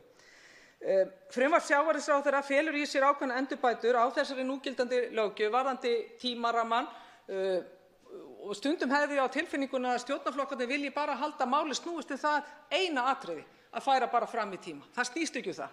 Það er að afvegaleiða umræðuna, bara það sé verið að færa í tíma. Því það er verið að breyta allri gjaldahliðinni. Það er verið að breyta henni og það er opinbert leyndarmál að það var fyrst fundið út markmið frumvarpsins að lækka veiðigjöldin einhver 35 milljarða og síðan var aðferðafræðin fundin út í kringum það og þeir fulltrúar Sjálfstæðisflokks og Vinstri grænna fengnir til þess að smíða frumvarpið í kringum málið. Og það er ekki bara ég sem er að segja þetta, líka fólk innan og stuðningsmenn Vinstri grænna er að setja þetta fram meðal annars í sínum greinum. Frá skýrslu auðlindanefndar frá árinu 2000 hefur ítrekað verið staðfest að meirihluti þjóðarinnar vill að eignarhald þjóðarinnar á fiskveiðiauðlindum í íslenskri lögsögu sé staðfest og að framsal nýtingarréttar sé tímabundið. Þetta jafnframt það fyrirkomulag sem við vitum að fleiri nágrannalönd hafa notað. Á sama tíma og tímabundinn nýtingarréttur staðfestir eignarhald þjóðarinnar getur tímabinding tryggt meiri stöðugleika og fyrirsjáanleika fyrir útgerðina. Þetta gríðarlega mikilvægt. Frá sjónarmiði almannahagsmuna þá eyðir tímabinding þeirri lagalegu óvissu sem ríkt hefur varanleika réttinda. Ég hef því, eins og ég hef margítrekað, ég hef raunverulegar áhyggjur yfir því að réttur þjóðarinnar til eignarhalds á auðlindum verði veikari eftir því sem þetta ótímabundna umhverfi heldur áfram og án auðlindaákvæðis í stjórnarskrá. Það raunveruleg hætta á því. Og þess vegna vil ég undirstrika að gjald fyrir tímabundinn afnotarétt, og ég vona að menn fara að skilja þetta, forsenda fyrir því að það megi ná fram tveimur mikilvægum markmiðum í löggjöf þetta efni. Að lagareglurnar endurspegli sameign þjóðarinnar og að þær stuðli að sem mestri þjóðhagslegri hagkvæmni veiðanna. Og þess vegna tel ég og fleiri flutningsmenn, meðal annars af hálfu Samfylkingar og Pírata, að nauðsynlegt að kanna samstöðu þetta grundvallaratriði sem allir hafa lýst yfir vilja til að ná, og var reyndar forsenda meðal annars af hálfu Vinstri grænna í sáttanefndinni í samráði við mig. Það var forsenda Vinstri grænna, það voru tímabundnir samningar enda í stefnu þeirra. Við skulum hafa það líka í huga að á undanförnum 10 árum þá hefur fyrirkomulagi útreiknings veiðigjalda verið breytt 4 sinnum með þeirri óvissu og kostnaði sem að því fylgir. Jafnframt hefur úthlutunarreglum aflamarkskerfisins verið breytt, til dæmis þegar strandveiðin var bætt við veiðarnar og sambærilegt hlutfall tekið af uppsjávarveiðum til jöfnunar. Það hefur sýnt sig að ef fólk hrætt við samþjöppun og fækkun minni aðila, þá það ekki veiðigjaldið. Og ég bendi enn og aftur meðal annars á grein, af því hún alveg splungun í Indriða H. Þorlákssonar, sem helsti orsakavaldurinn og heldur miklu frekar aðrir þættir. Það bara skjól fyrir því að koma þessu frumvarpi í gegn. Tímabundnir samningar geta því skapað fyrirsjáanleika réttindi og skyldur. Ég held að væri einmitt til hagsbóta fyrir útgerðina að vera ekki alltaf á þessu rokkeríi sem búið að vera á umliðnum árum, 4 sinnum, í rauninni eru breytingarnar fleiri á umliðnum 10 árum, miklu frekar að fá stöðugleika til 20 ára, 25 ára, eins og sumir hafa sagt, Framsóknarmenn nefndu 23 ár, og þetta eitthvað sem ég sannfærð að menn geta náð sáttum og samkomulagi Það líka sterk rök sem falla að því að afkomutengd auðlindagjöld eins og veiðigjald renni í sérstakan sjóð fremur en í ríkissjóð. Ef slík gjöld renna í ríkissjóð þá hætta á því að þolinmæði stjórnvalda fyrir þeim sveiflum sem jafnan einkenna slík gjöld að þau verði mjög takmörkuð og það verði þessi tilhneiging eins og oft skapast til að breyta innheimtu gjaldsins þannig að þegar illa árar þá bara dúndrar auka skattheimtu. Slík tilhneiging, virðulegi forseti, hún grefur undan forsendum gjaldsins. Sú staðreynd að aðferðafræði útreiknings og álagningar eins og ég benti á hefur breyst verulega sýnir að þetta vandamál sem við þurfum að hafa í huga.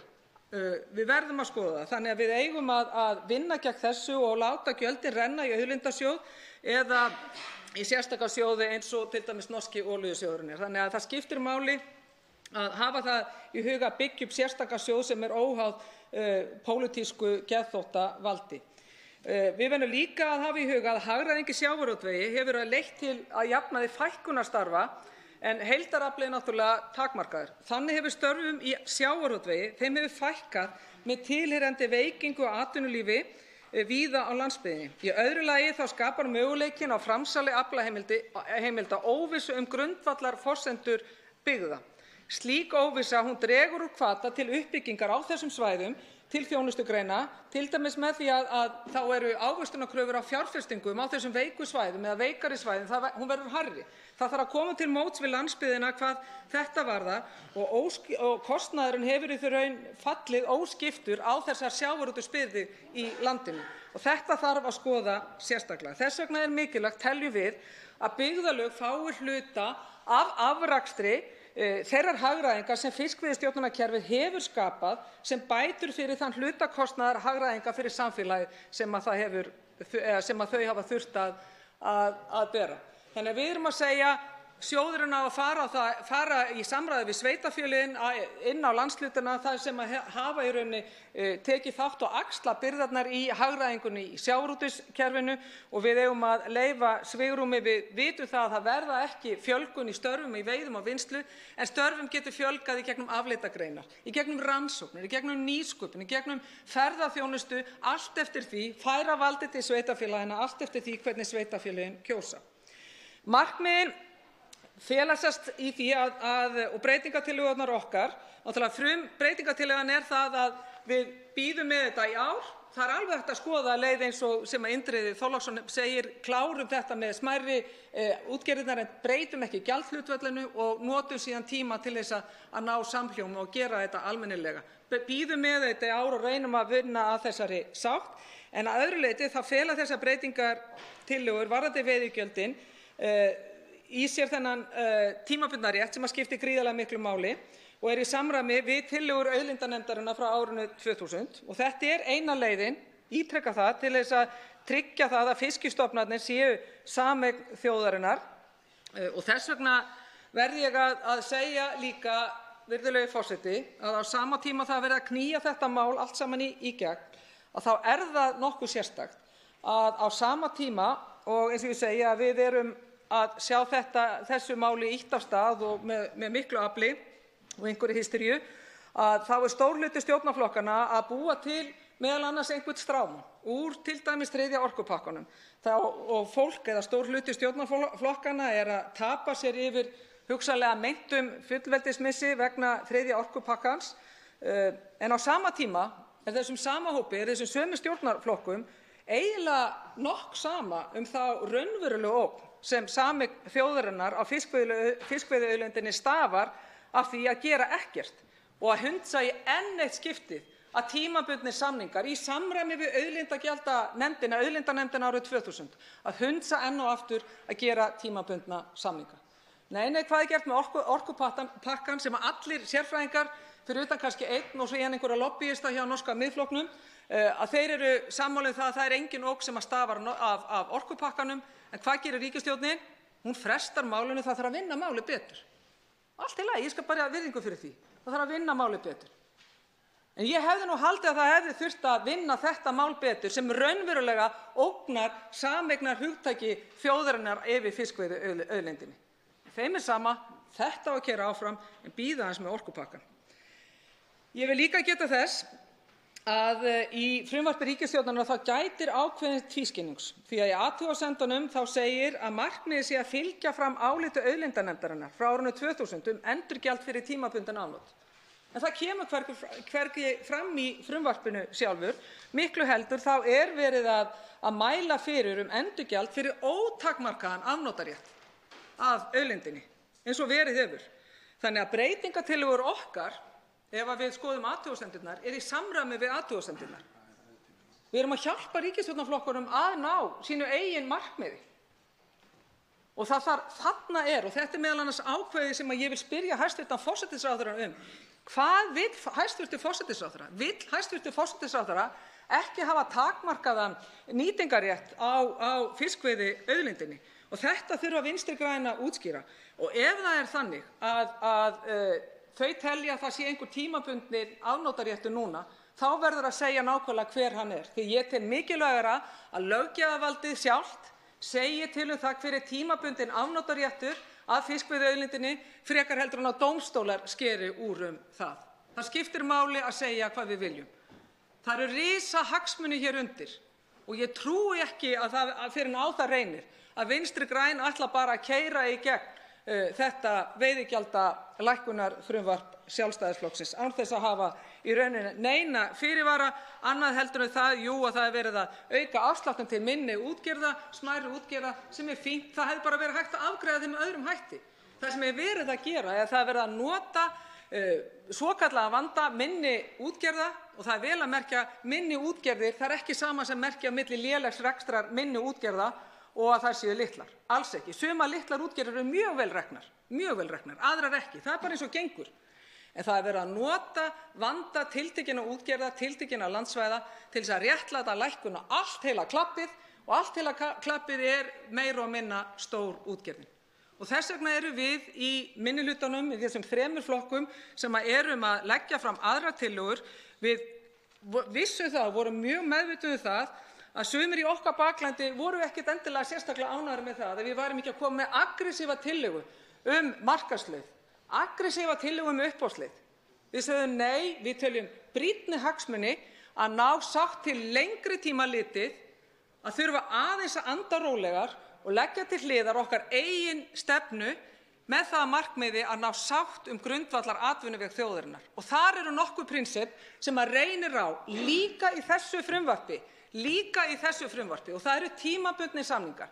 Ef við ætlum að hundsa það að festa í lög núna tækifæri að veiðigjaldið sé gjald fyrir tímabundin afnot, ef við ætlum að hundsa það, þá erum við að ógna sameign þjóðarinnar á fiskveiðiauðlindinni okkar og þar hefur ríkisstjórnin verið í forystu og ríkisstjórnin undir forystu Vinstri-hreyfingarinnar græns framboðs. Þetta verðum við að hafa í huga, það eru risahagsmunir hér undir, það er tækifæri til að gera betur.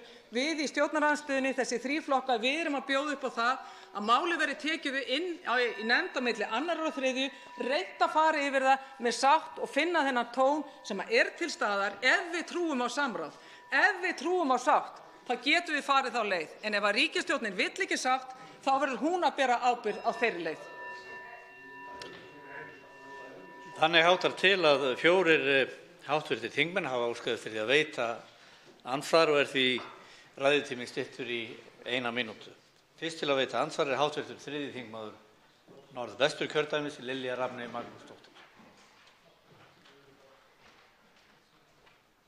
Já, virðulegi forseti, ég vil spyrja háttvirtan þingmann hvað með það samráð sem hv. þingmaður og þeir sem flytja þessa breytingartillögu hafa haft við meirihluta í atvinnuveganefnd þessar grundvallarbreytingar sem á að gera á fiskveiðistjórnarkerfinu í breytingartillögu veiðigjöld. Hvar eru vönduðu vinnubrögðin þar og samráðið? Það kom ekki ein einasta tillaga eða hugmynd hvað hv. þingmaður og Viðreisn og þeir flokkar sem standa að þessu ætluðu sér með þetta mál í það 2 mánuði sem það var til umfjöllunar með yfir 100 gestum, 11 fundum og heimsóknum frá 26 aðilum og var búin að mæta öllum óskum gesti. Það kom ekki nein einasta tillaga og ég spyr, ætlar hv. þingmaður að setja þau fjármuni sem ekki fara í hafrannsóknir til óskilgreindra sjóða út allt land? Hvað með aldraða og öryrkja? Hvað á ríkissjóður að fá af veiðigjöldum fyrir aldraða og öryrkja sem hv. þingmaður og fleiri hafa skreytt sig með til þess að bera saman við umræðu veiðigjöld? Háttvirtur 7. þingmaður Suðvesturkjördæmis, Þorgerður Katrín Gunnarsdóttir, svarar nú andsvari. Herra forseti, mér finnst það miður ef hv. þingmaður og formaður atvinnuveganefndar hefur ekki og tók ekki þátt í fyrstu umræðu hér við frumvarpið. Það kom skýrt fram, mjög skýrt fram sjónarmið okkar í Viðreisn og meðal annars líka annarra stjórnarandstöðuflokka eins og Samfylkingar og Pírata, að við værum að kalla eftir bæði sátt en ekki síst tímabundnum samningum. Það voru okkar athugasemdir. Og mér finnst leiðinlegt ef hv. þingmaður hefur ekki skilið það, ekki frekar en að hv. þingmaður virðist ekki skilja tillögur okkar. Við skulum líka hafa það hugfast að það var vinstristjórn hér 2009 til 2013 sem að skildi að veiðigjöldin frá fiskveiðistjórnarmálum. Það hefur alltaf verið hefð og það hefur verið eðlilegt að fjalla þessi mál saman. Auðlindagjald og stjórnun fiskveiða. Það var út af því að vinstriflokkurnar á sínum tíma komu sér ekki saman það, af því að Vinstri græn vildi fara aðra leið heldur en Samfylking sem á þeim tíma. Sú ríkisstjórn búin.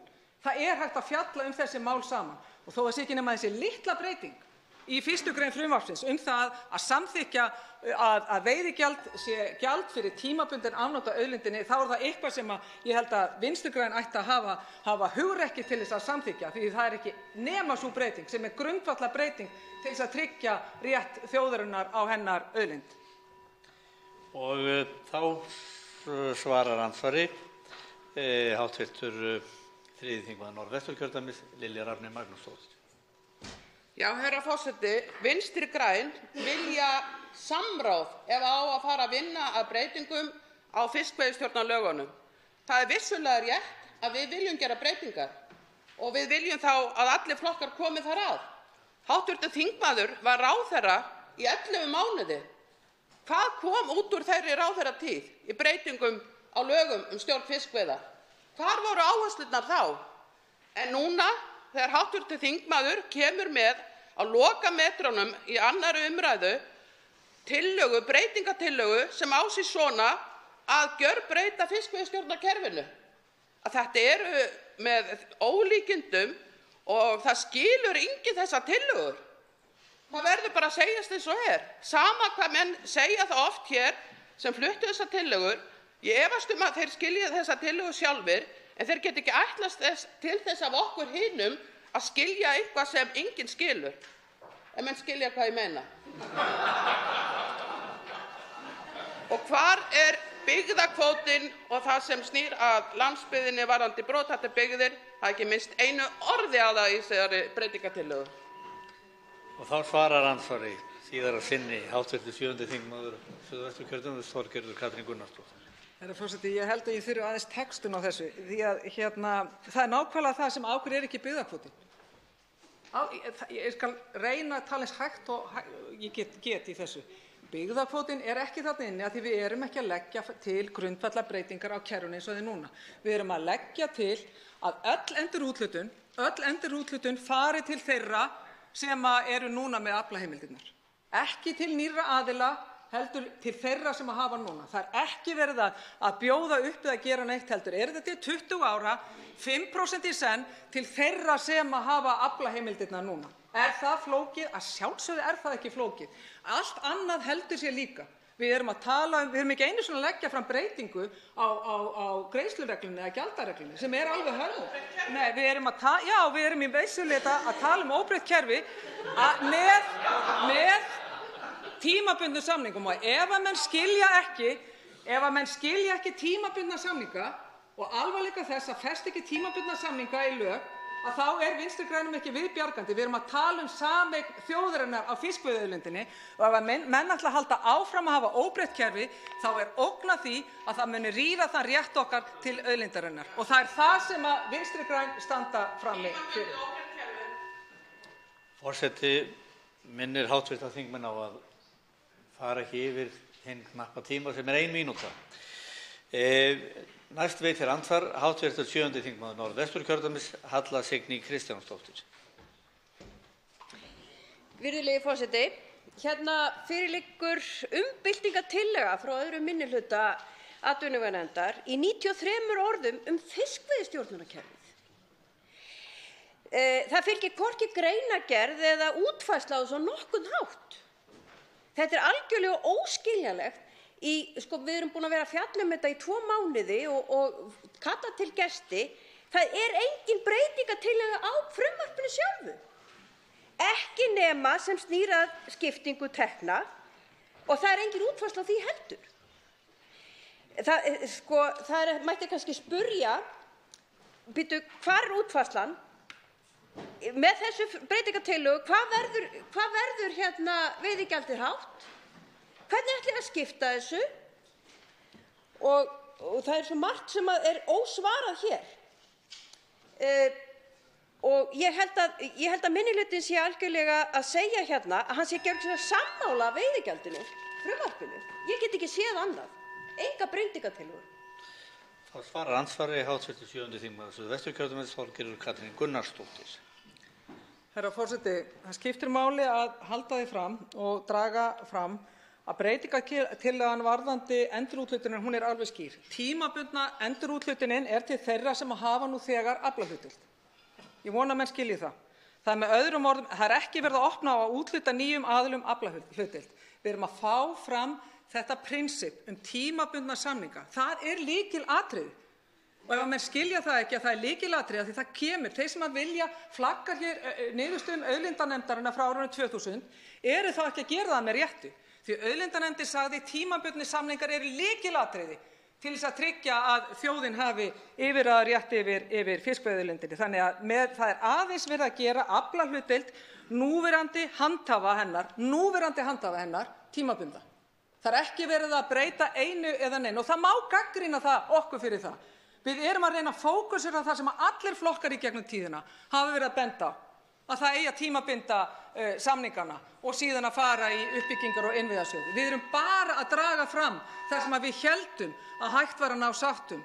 Sáttinni sem að ríkisstjórnin reyndi ekki að ná, en við erum að reyna að ná henni. Og það var einfaldlega, eins og ég segi, málið var keyrt síðan út úr nefndinni. Málið var keyrt út úr nefndinni og það er ekki hægt að tala neitt annað heldur en að við erum að reyna að koma með tillögu sem að leiðir að þessum sáttum efnisatriðum. Og andsvar veitir öðru sinni hv. 7. þingmaður Norðvesturkjördæmis, Halla Signý Kristjánsdóttir. Já, virðulegi forseti, ef við myndum kannski tala þetta alla þessa viku, þá kæmi svo smátt og smátt einhverjar skýringar við þessar tillögur. Eins og hún að nefna, varðandi endurúthlutun á kvóta sem á að fara til þeirra sem eiga kvóta fyrir. Hverju breytir þetta? Ég skildi ekki. En ég held að, þú veist, það er verið að hrifsa kvótan hérna af byggðarlögunum og hvernig á svo að færa þeim þetta aftur? Með einhverju ölmusu? Ég held að frjálshyggjan hafi hreinlega bara flogið á vír á leið sinni til Brussel. Mér finnst þetta alveg með ólíkindum. En ég er ekki ennþá fann að skilja, en kannski tekst ykkur, eins og ég segi, alla þessa vikuna að útskýra þetta betur og ég veit ekki hvernig á að fjalla þetta vegna þess að þetta hefur enga þýðingu varðandi þetta frumvarp sem við erum að fjalla núna. Þá svarar andsvari síðara sinni, hv. 7. þingmaður Suðvesturkjördæmis, Þorgerður Katrín Gunnarsdóttir. Herra forseti, þetta hefur nefnilega grundvallarþýðingu og það er miður ef að stjórnarþingmenn skilja ekki þessa grundvallarþýðingu. Ég veit ekki hvort þetta sé málinu eða breytingartillögunum til framdráttar, en hún er í rauninni ekkert fjarri því sem að Framsóknarflokkurinn lagði fram í ríkisstjórninni 2013–16.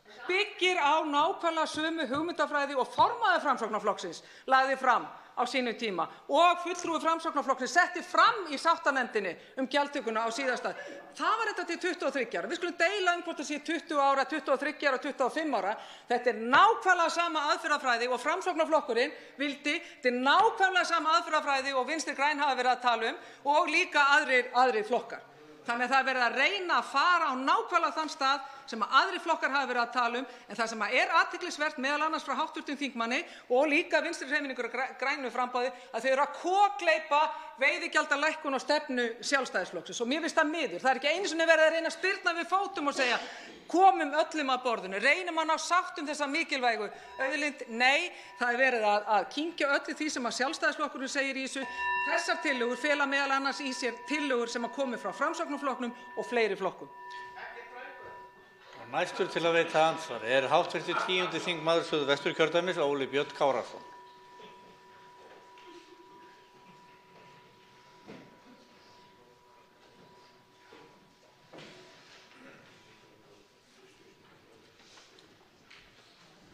Virðulegi forseti, það er dálítið merkilegt að upplifa það að nú er búið að upplýsa það í eitt skipti fyrir öll að Indriði H. Þorláksson er helsti hugmyndafræðingur og uppspretta stefnu Viðreisnar þegar kemur að skatta- og gjaldamálum. Ég hlakka mjög til þess að eiga hér samræður við Viðreisn á þeim grunni hér á komandi vikum og mánuðum á þeim grunni. En látum það nú liggja á milli hluta.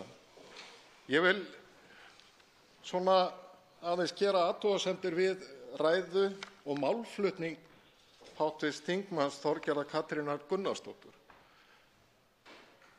Það er auðvitað þannig að hún, hv. þingmaður, gerir lítið úr ágætu þingmönnum Vinstri grænna og Framsóknar, hefur í rauninni leyft sér á opinberum vettvangi að tala um gólftuskur í þeim efnum og ég spyr hv. þingmann hvort að það sé í samræmi við þau ummæli sem að hún skrifaði í grein í Fréttablaðið á liðnu ári og þá var hún ráðherra, þar sem hún taldi að sanngjörn niðurstaða í sjávarútvegsmálum fengist ekki með klækjabrögðum heldur eða pólitískri refskák. Þá svarar andsvari hv. 7. þingmaður Suðvesturkjördæmis, Þorgerður Katrín Gunnarsdóttir. Herra forseti, já, ég er svolítið gaman að því að það fyrir alveg eftir á hvaða stjórnarflokk maður hlustar hverju sinni. Eina röndina erum við alveg gargandi frjálshyggjuflokkur, akkur ekki við bjargandi, við erum svo rosalega hægri sinnuð og við trúum á markaðinn. Já, við trúum reyndar á markaðinn. Við treystum því að markaðurinn sé betur til þess fallinn heldur en einmitt refskák stjórnmálanna til þess að ákveða hvert veiðigjaldið hverju sinni, og ég held að við séum bara ágætis birtingarmynd af henni hér í salnum og við ríkisstjórnarborðið. Þannig að ríkisstjórnarflokkarnir verða að ákveða sig hvort við erum frjálshyggjuflokkur eða sósíalistaflokkur. Ég veit ekki hvað hann var að vitna varðandi Indriða Þorláksson, en ég held að greinin hans og margt sem Indriði Þorláksson hefur skrifað bara ansi hreint gott. Og ég vil hvetja hv. þingmann til þess að lesa nákvæmlega veiðigjaldagreinina sem kemur með marga athyglisverða punkta, og ekki síst þá að leggja frumvarpið til hliðar, gefa okkur tíma til þess að vinna það betur, til þess að tryggja fyrst og síðast hagsmuni þjóðarinnar. Það hvorki Sjálfstæðisflokkurinn, Vinstri græn eða Framsókn að gera með þessu frumvarpi. Andsvaraður sinni hv. 10. þingmaður Suðvesturkjördæmis Óli Björn Kárason. Frú forseti, það gott að það leiðarljós Viðreisnar í veiðigjaldamálum og skattamálum Indriði Þorláksson. Það gott að fá það staðfest enn einu sinni hér í dag.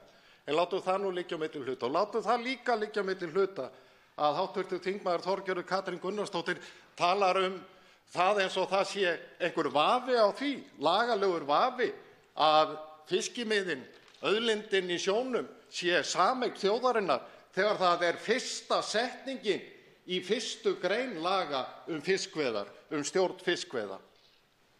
En ég spyr hv. þingmann, það þannig að maður sem hefur tekjur upp á 1 milljón og greiðir 500.000 í skatta og næsta ár hefur hann 500.000 í tekjur en greiðir 250.000 í skatta, búið að lækka skattana á þann mann? Það skattalækkun? Hv. þingmaður, að greiða 250.000 af 500.000 kr. tekjum og greiða 500.000 fyrra árið af 1 milljón í tekjum. Þá svarar andsvari síðara sinni hv. 7. þingmaður Suðvesturkjördæmis Þorgerður K. Gunnarsdóttir. Frú forseti, ég vil þakka hv. fyrirspyrjanda, þingmanni Óla Birni Kárasyni, einmitt fyrir að bregða upp 1. grein laga fiskveiðistjórnarlaga. Það skiptir máli. Það stendur að fiskimiðin eru sameign þjóðarinnar. Samt hefur þetta verið mjög mikið deilumál hvernig eigi að útdeila þessu. Og í auðlindanefndinni frá árinu 2000 það var alveg skýr niðurstaða. Það var skýr niðurstaða að þetta tímabinda samninginn, tímabinda afnotaréttinn. Og það hefur ekki verið gert, meðal annars út af því að það hafa ýmsir þingmenn í öllum flokkum verið að móast við því að tímabinda réttindin. Í því felst okkar tillaga. Og þess vegna hlýt ég að spyrja einmitt Sjálfstæðisflokkinn, og ég mun fylgjast með því spennt þegar við leggjum til breytingartillöguna varðandi 1. greinina það að veiðigjöldin séu gjald fyrir tímabundin afnot, að þá ætti ekki að vera neitt tiltökumál fyrir Sjálfstæðisflokkinn, einmitt og Vinstri græn og Framsókn að samþykkja nákvæmlega það atriði að þetta sé tímabundin afnotaréttur, og það það sem skiptir mestu máli. Síðasta til að veita andsvör hv. 9. þingmaður Suðvesturkjördæmis Willum Þór Þórsson. Hæstv. forseti, ég þakka hv. þingmanni Þorgerði Katrínu Gunnarsdóttur og formanni Viðreisnar ræðuna og útskýringar á þeirri breytingartillögu sem hv. þingmaður er flutningsmaður að. Hér á hluti tekna sem stendur undir eftirlit og stjórnun fiskveiða að renna í ríkissjóð. Hitt fer í uppbyggingarsjóð landshluta og þetta eru umtalsverðar fjárhæðir á hverju einasta ári. Kostnaður við eftirlit og stjórnun fiskveiða í kringum 5 milljarðar króna og þá nú ekki mikið eftir í ríkissjóð. Og út frá ræðu hv.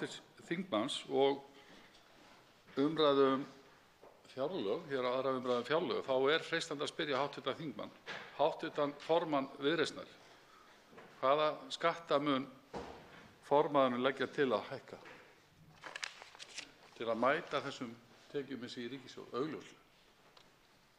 Það svarar andsvari hv. 7. þingmaður Suðvesturkjördæmis Þorgerður Katrín Gunnarsdóttir. Frú forseti, ég vil þakka hv. þingmanni Willum Þór Þórssyni fyrir að koma með þessa spurningu. Það sem skiptir hér miklu máli náttúrulega bara forgangsröðun ríkisútgjalda og til dæmis við erum að sjá það í forgangsröðun ríkisstjórnarinnar að þá hún til dæmis að leggja af stað í það að breyta Stjórnarráðinu. Það kostnaður upp á hátt í 300 eða á 300 milljónir í breytingar á Stjórnarráðinu, uppskipti á velferðar- og velferðarráðuneytinu. Við erum að sjá breytingar og aukinn kostnað hjá forsætisráðuneytinu, en þetta snýst á endanum alltaf forgangsröðun og það hægt að forgangsraða í þessa þágu eins og í allt annað. Við erum einfaldlega á því að það eigi að fara eins og Norðmenn hafa gert með réttu að fara svipaðar leiðir og með norska olíusjóðinn, ekki síst vegna þess að útgerðin síðan eftir á verði ekki alltaf fyrir því að það verði til hér hentistefna í ákveðinni álagningu á veiðigjöldum á útgerðina, þannig að til þess að það sé hægt að brúa bilið í ríkissjóði. Þannig að við teljum mikilvægt að þessi auðlindasjóður verði til með skýrum markmiðum og það hægt að brúa það bil. Þetta er andsvar öðru sinni, hv. 9. þingmaður Suðvesturkjördæmis, Willum Þór Þórsson. Hæstv. forseti, ég þakka hv. þingmanni svarið. Ég er ekki sannfærður og ég átta mig ekki á því hvernig þessir flokkar sem eru hér í minnihluta myndu mögulega, ef þeir væru í þeirri stöðu, komið sér saman þessar skattahækkanir sem þyrfti til. Hér er lagt til að umtalsverðum fjármunum verði veitt úr ríkissjóði til þessara sjóða, eins konar millifærslukerfi, án þess að það sé neitt sérstaklega útfært hvernig það eigi að fara fram. Og ég veit að hv. þingmaður mikið mun að ríkisfjármál séu í föstum skorðum og farið sé eftir settum reglum. Og í ljósi ræðu hv. þingmanns og þessari umræðu skort á gagnsæi og samráðsleysi, þá hlýt ég að spyrja hv. þingmann, hvernig mun 5% endurúthlutun á hverju ári hafa áhrif á tekjur ríkissjóðs? Ég sé það ekki í þessari breytingartillögu. Og hver verða hagrænu áhrifin af þessari tillögu? Svarar andsvar öðru sinni, hv. 7. þingmaður Suðvesturkjördæmis, Þorgerður Katrín Gunnarsdóttir. Frú forseti, aðeins til að ítreka það að ef við frestum núna gjaldtökunni og bíðum með allavega þá þætti sem að lúta að gjaldheimildunum fram á næsta ár og reynum að ná samkomulagi tímabundnu samningana og uppbyggingarsjóð, að þá erum við að tala 5 milljarða. Ég hélt þeir væru 4 milljarðar en hv. formaður atvinnuveganefndar sagði í sinni ræðu þetta væri 12 milljarðar á næsta ári sem að veiðigjöldin eru, en þau verða núna samkvæmt frumvarpi ríkisstjórnarinnar 7 milljarðar. Þannig 5 milljarða mismunur. Það sem við erum að undirstrika að með því að setja þetta í 20 ára samninga eða 25 ára samninga, gæti líka verið 4% eins og við í Viðreisn höfum talað við, að þá ekki verið að hreyfa við á hverju ári nema þessum 5%. Sama, og það ákveðið fyrirsjáanleiki fyrir útgerðina í því. Miðað við núverandi ástand, að þá erum við að tala að þessi eru öllu endurúthlutað til þeirra veiðiréttarhafa sem eru núna, þeir sem eru með þá veiðiheimildir. Þannig að við erum ekki að breyta, og ég segi það má gagnrýna okkur fyrir það að breyta ekki neinu öðru í frumvarpinu, en þetta er svo mikið stórt mál og mikið lykilmál að festa í gildi tímabundna samninga að við fórnum þarna í rauninni minni hagsmuni fyrir meiri. Þannig að þetta fer til sömu útgerða, það er engin breyting. Þessi ríkisstjórn getur sagt þetta verði bara eins og þetta er áfram, sjálfkrafa endurnýjun á samningunum til hvers árs 5% en engin önnur breyting að öðru leyti. Og ég vona að það útskýri þá betur hvernig þetta er hugsað. Andsvörum er lokið og næstu tekur til máls hv. 5. þingmaður Norðausturkjördæmis, Logi Einarsson.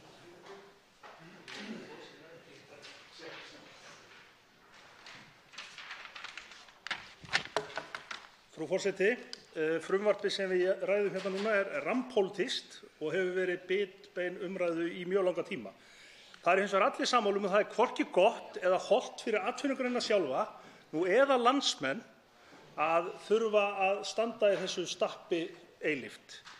Þessi umræða veiðigjöldin verður hins vegar aldrei slitin úr samhengi við þá umræðu sem hér hefur átt sér stað síðustu daga og snýst grundvallarspurningar réttmætt tilkall þjóðarinnar til arðs af auðlindum hennar og hvernig takmörkuðum sjóðum ríkisins síðan skipt milli málaflokka eða einstakra hópa í samfélaginu. Það er ekkert í þessu frumvarpi sem gerir tilraun til að svara þessari grundvallarspurningu hvert réttmætt tilkall þjóðarinnar sé til arðs af auðlindinni. Tek hér einfaldlega meðaltal af gjaldi frá 2009 og fundið út að það sé í rauninni það sama og er nú lagt til, en þá ber þess nú að geta að fyrstu 3 ár þess tíma var bara málamyndagjald og það auðvitað skekkir alla myndina. Það skilja allir sem að kunna svona undirstöðu í reikningi. Ríkisstjórninni skortir bara einfaldlega vilja og jafnvel getu til að takast á við þessa spurningu. Það er enga umræðu að finna skiptingu rentunnar og það er auðvitað ótækt að þeir sem leggja fram frumvarpið komi sér undan því að ræða meginatriði máls og haldi því jafnvel fram að fiskveiðistjórnunarkerfið og veiðigjöldin séu ótengd mál. Það er tiltölulega nýbúið að slíta þetta tvennt í sundur og þetta er fjarstæðukennt, herra forseti. Og það er auðvitað ekki síður della að halda því fram að breytingartillögur stjórnarandstöðunnar komi þess vegna þessu máli ekkert við. Staðreyndin er sú að fyrsta tillaga minnihlutans snýst frávísun sem að gefur Alþingi og öllum stjórnmálaflokkunum þá tækifæri til þess að ná breiðari sátt málið og skynsamlegri niðurstöðu. Falli stjórnarmeirihlutinn hins vegar ekki á það, er ekki annað að ræða en að setja á dagskrá einstaka þætti sem eru afgerandi fyrir kerfið. Og að minnsta kosti 2 af 3 ríkisstjórnarflokkum hafa hingað til barist fyrir þeim hlutum. Þess vegna leggja Samfylkingin, Píratar, Flokkur fólksins og Viðreisn fram tillöguna að frumvarpinu verði vísað frá og næsta ár nota þeim til þess að ná víðtækri sátt, kannski pínu í takt við það sem að fyrrverandi hæstv. Sjávarútvegsráðherra Þorgerður Katrín Gunnarsdóttir setti á dagskrá þegar að allir flokkar á Alþingi settust niður og ræddu þessi mál með það fyrir augum að reyna að ná sátt það. Ríkisstjórnin sú sprakk nú reyndar áður en að niðurstaða kom í málið. En verði sem sagt eins og áður sagði þessi frávísun felld þá leggja þingflokkar Samfylkingar, Viðreisnar og Pírata fram frumvarp með breytingar á mikilvægum þáttum. Með þeim breytingum er verið að búa útgerðinni öruggt og fyrirsjáanlegt rekstrarumhverfi en leið að gera alveg skýrt hver það er sem á auðlindina.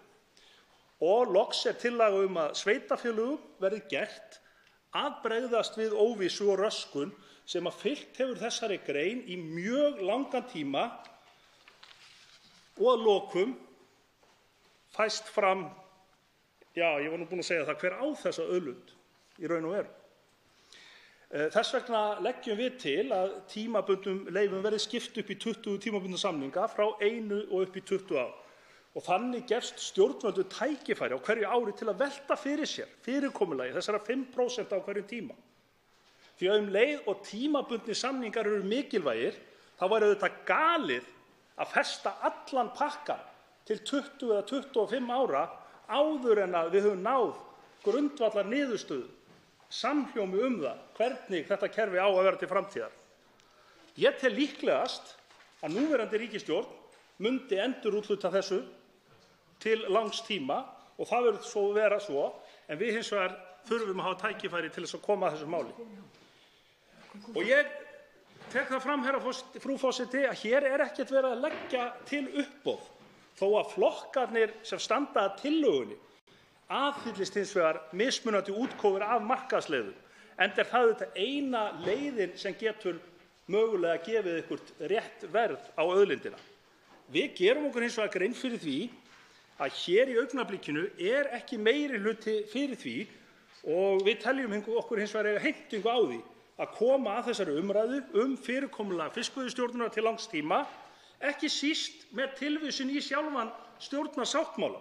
En í honum segir meðal annars, með leyfi forseta, allar áætlanir sem eiga að halda til lengri framtíðar þarf að gera í auknu samráði og með bættum samskiptum. Efla þarf samstarf milli flokka og Alþingi, styrkja sjálfstæði þingsins, umbúna þess faglega stuðnings og stöðu. Og síðar, óvenjulegar aðstæður kalla á breytt vinnubrögð, opnari stjórnsýslu, gagnsæi og virðingu fyrir gagnmerk verkefni. Það er vilji flokkana sem nú taka þátt í samstarfi við ríkisstjórn og eflingu Alþingis að nálgast verkefnin með nýjum hætti í þágu alls almennings í landinu. ekki síst með því að styrkja Alþingi með markvissum hætti og auka áhrif. Þegar ég las þetta fyrst grunaði mig nú reyndar að þarna væri Vinstri græn að skipuleggja flótta sinn frá boðuðum hugmyndum í skattamálum til að auðvelda þeim að kyngja stefnu Sjálfstæðisflokksins næstu 4 árin. Og það hefur auðvitað komið á daginn að hæstv. Forsætisráðherra hefur hörfað í viðtölum undan eigin tillögum, meðal annars hátekjuskatt. Ég bjóst hins vegar ekki við því að flokkurinn myndi gera slíkt hið sama öll önnur risa ágreiningsmál í samfélaginu. Og þau ættu líka að vera á forsendum Sjálfstæðisflokksins. Hæstv. Forsætisráðherra og þingmenn Vinstri grænna verða þó að gangast við því að fiskveiðistjórnarkerfið og gjaldtaka einmitt mál sem skiptar skoðanir hafa verið og ætti þess vegna að auka samráðið. Og ef út í það farið, þá hafa Vinstri græn einmitt verið talsvert samstiga, til dæmis Samfylkingunni, ákveðna þætti sem þyrfti að laga. Eða svo gripið sér niður í stefnu Vinstri grænna á heimasíðu flokksins, með leyfi: Endurúthlutun felst annars vegar í tímabundinni ráðstöfun leyfa og skal hluthafa vera bundinn útgerðarformum og veiðiaðferðum og hins vegar í uppboði að hlutabundið svæðum landsins og sveitarfélögum og þeim aðilum boðið að skilgreina leiðir til úthlutunar. Ég hef í rauninni fulla trú á að hæstv. Forsætisráðherra meini það sem stendur í stjórnarsáttmálum eflingu Alþingis og mikilvægi þess að leiða stór mál til lykta í sem mestum samhljómi. Og ég þykist raunar þekkja hennar eigin fingraför á þessum hluta stjórnarsáttmálans.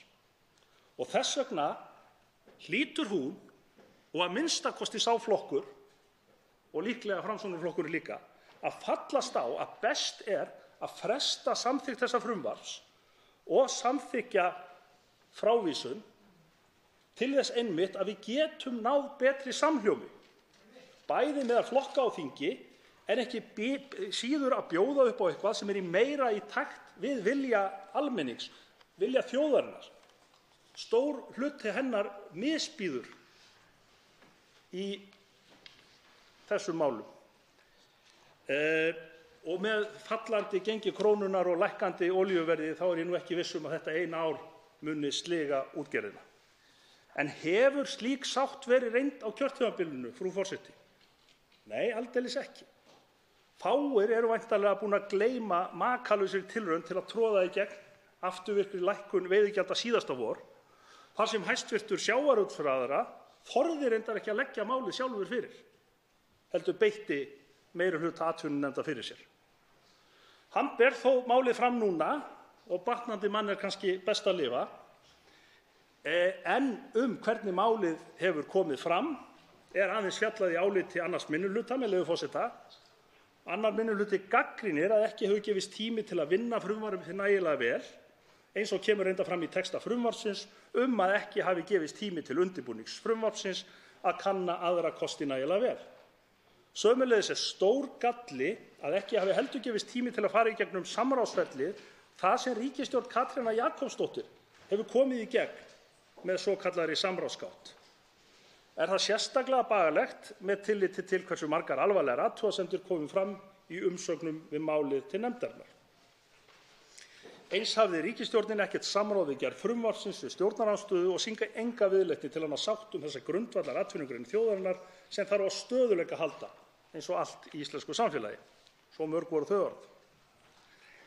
Núverandi fyrirkomulag veiðigjalda hefur verið umdeilt. Annars vegar eru margir sem telja gjaldið of hátt og of íþyngjandi fyrir sérstaklega litlar og meðalstórar útgerðir. En ég leyfi mér að spyrja, frú forseti, íþyngjandi fyrir hvern? Minni gjaldtaka á einu sviði leiðir einfaldlega til þess að það verður minna svigrúm fyrir ríkið til þess að leggja í útgjöld á öðru sviði. Kannski útgjöld þar sem skórinn kreppir meir heldur en hjá útgerðarmönnum landsins. Og það ekki hægt einfaldlega, svo ég nefni það nú aftur, að ræða einstaka veigamikla tekju- og útgjaldaliði og slíta úr fullkomnu samhengi við heildarfjárlög. Það sker auðvitað í augun á sama tíma og ríkisstjórnin, sá meirihluti sem nú og sá meirihluti sem hún styðst við grípur til niðurskurðar milli umræðna fjárlaga til viðkvæmra hópa eins og öryrkja hafi áform að taka til sín minni tekjur af sameiginlegri auðlind okkar. Og slíkt getur bara einfaldlega aldrei orðið sátt hér í þinginu. Það hins vegar alveg rétt að hluta til hefur innheimtukerfið verið gallað og það hefur verið byggt á gömlum gögnum og ekki endurspeglað rekstrarumhverfi hvers tíma, sem getur verið æði misjafnt, ekki síst með gjaldmiðil sem sveiflast eins og okkar. Og það í sjálfu sér framfaraskref að breyta gjaldtökunni þannig að hún endurspegli betur aðstæður hverju sinni. Það hafa reyndar allir flokkar verið sammála. En hvað varðar umræður íþyngjandi gjaldtöku er rétt að vara við því að gjaldtaka á jafn stórri og mikilvægri atvinnugrein þar sem valdir aðilar fá að veiða úr takmarkaðri auðlind þjóðarinnar byggist á lægsta rekstrarsamnefnara. Greinin er mjög stór og afkoma fyrirtækja mjög misjöfn. Sum berjast í bökkum og eiga eflaust í erfiðleikum með að greiða það gjald sem í dag, á meðan flest reka sig afar vel og raka til sín talsverðum hagnaði eins og dæmin sanna. Bara á síðasta ári greiddu útgerðarmenn sér 23 milljarða í arð. Og til að setja það í samhengi er það tvöföld sú upphæð sem kostar að afnema krónu á móti krónu skerðingu öryrkja sem flestir stjórnmálamenn virðast nú í dag vera sammála að sé mikið réttlætismál, en margir segja að sé of dýrt til að það geti gerst á næstu árum. Því hefur líka verið haldið fram í þessari umræðu að útgerðarfyrirtæki sem hafa verið í vandræðum séu litlu og meðalstóru fyrirtæki. Ég held að eitthvað geti eflaust verið til í því, en það held ég að sé líka mikil einföldun. Það er ekkert endilega fylgni milli smæðar fyrirtækis eða hversu vel og illa það er rekið. Og þó það sé nauðsynlegt að almenn rekstrarskilyrði þessar atvinnugreinar, eins og raunar allra atvinnugreina, séu góð, er ekki hægt að byggja allt kerfið á því að öll fyrirtæki geti ævinlega rekið sig. Þannig fyrirkomulag er ekki í neinni annarri grein á Íslandi, frú forseti. Hins vegar skal það viðurkennast að það er ekki síst félagslegir, samfélagslegir þættir okkar fiskveiða sem hafa verið vandamálið og því þarf örugglega að ná saman aðgerðir til að tryggja byggðarlega mikilvæg fyrirtæki. Það er hins vegar alveg hæpið að tala að veiðarnar séu sjálfbærar eins og mælt er fyrir í fiskveiðistjórnarlögum, þrátt fyrir að hæstv. Forsætisráðherra hafi í óundirbúnum fyrirspurnum í morgun talað það. Hugtakið sjálfbærni byggir nefnilega á jafnvægi þriggja veigamikilla þátta, hinni umhverfislegu, hinni efnahagslegu og hinni samfélagslegu. Og með samþykkt kvótakerfisins var lagður grunnur að veiðistjórnun sem var í sátt við umhverfið og í tímanna rás hafa verið gerðar margar breytingar sem hafa styrkt efnahagslega stoðina, en það hefur eins og að gengið erfiðast að þróa veiðirnar í sátt við okkar samfélag og við hljótum öll að muna eftir fjölmörgum dæmum heilu byggðir sem að lenda í uppnámi vegna ákvarðana sem eru teknar af einu útgerðarfyrirtæki eða fáu mönnum. Þess vegna er auðvitað nauðsynlegt að leita leiða til að styðja útgerðir sem eru af menningarlegum eða byggðarlegum ástæðum mikilvægar til að halda jafnvægi í byggð, en við getum samt ómögulega fallist á það að miða gjaldtöku við verst stæðu fyrirtæki.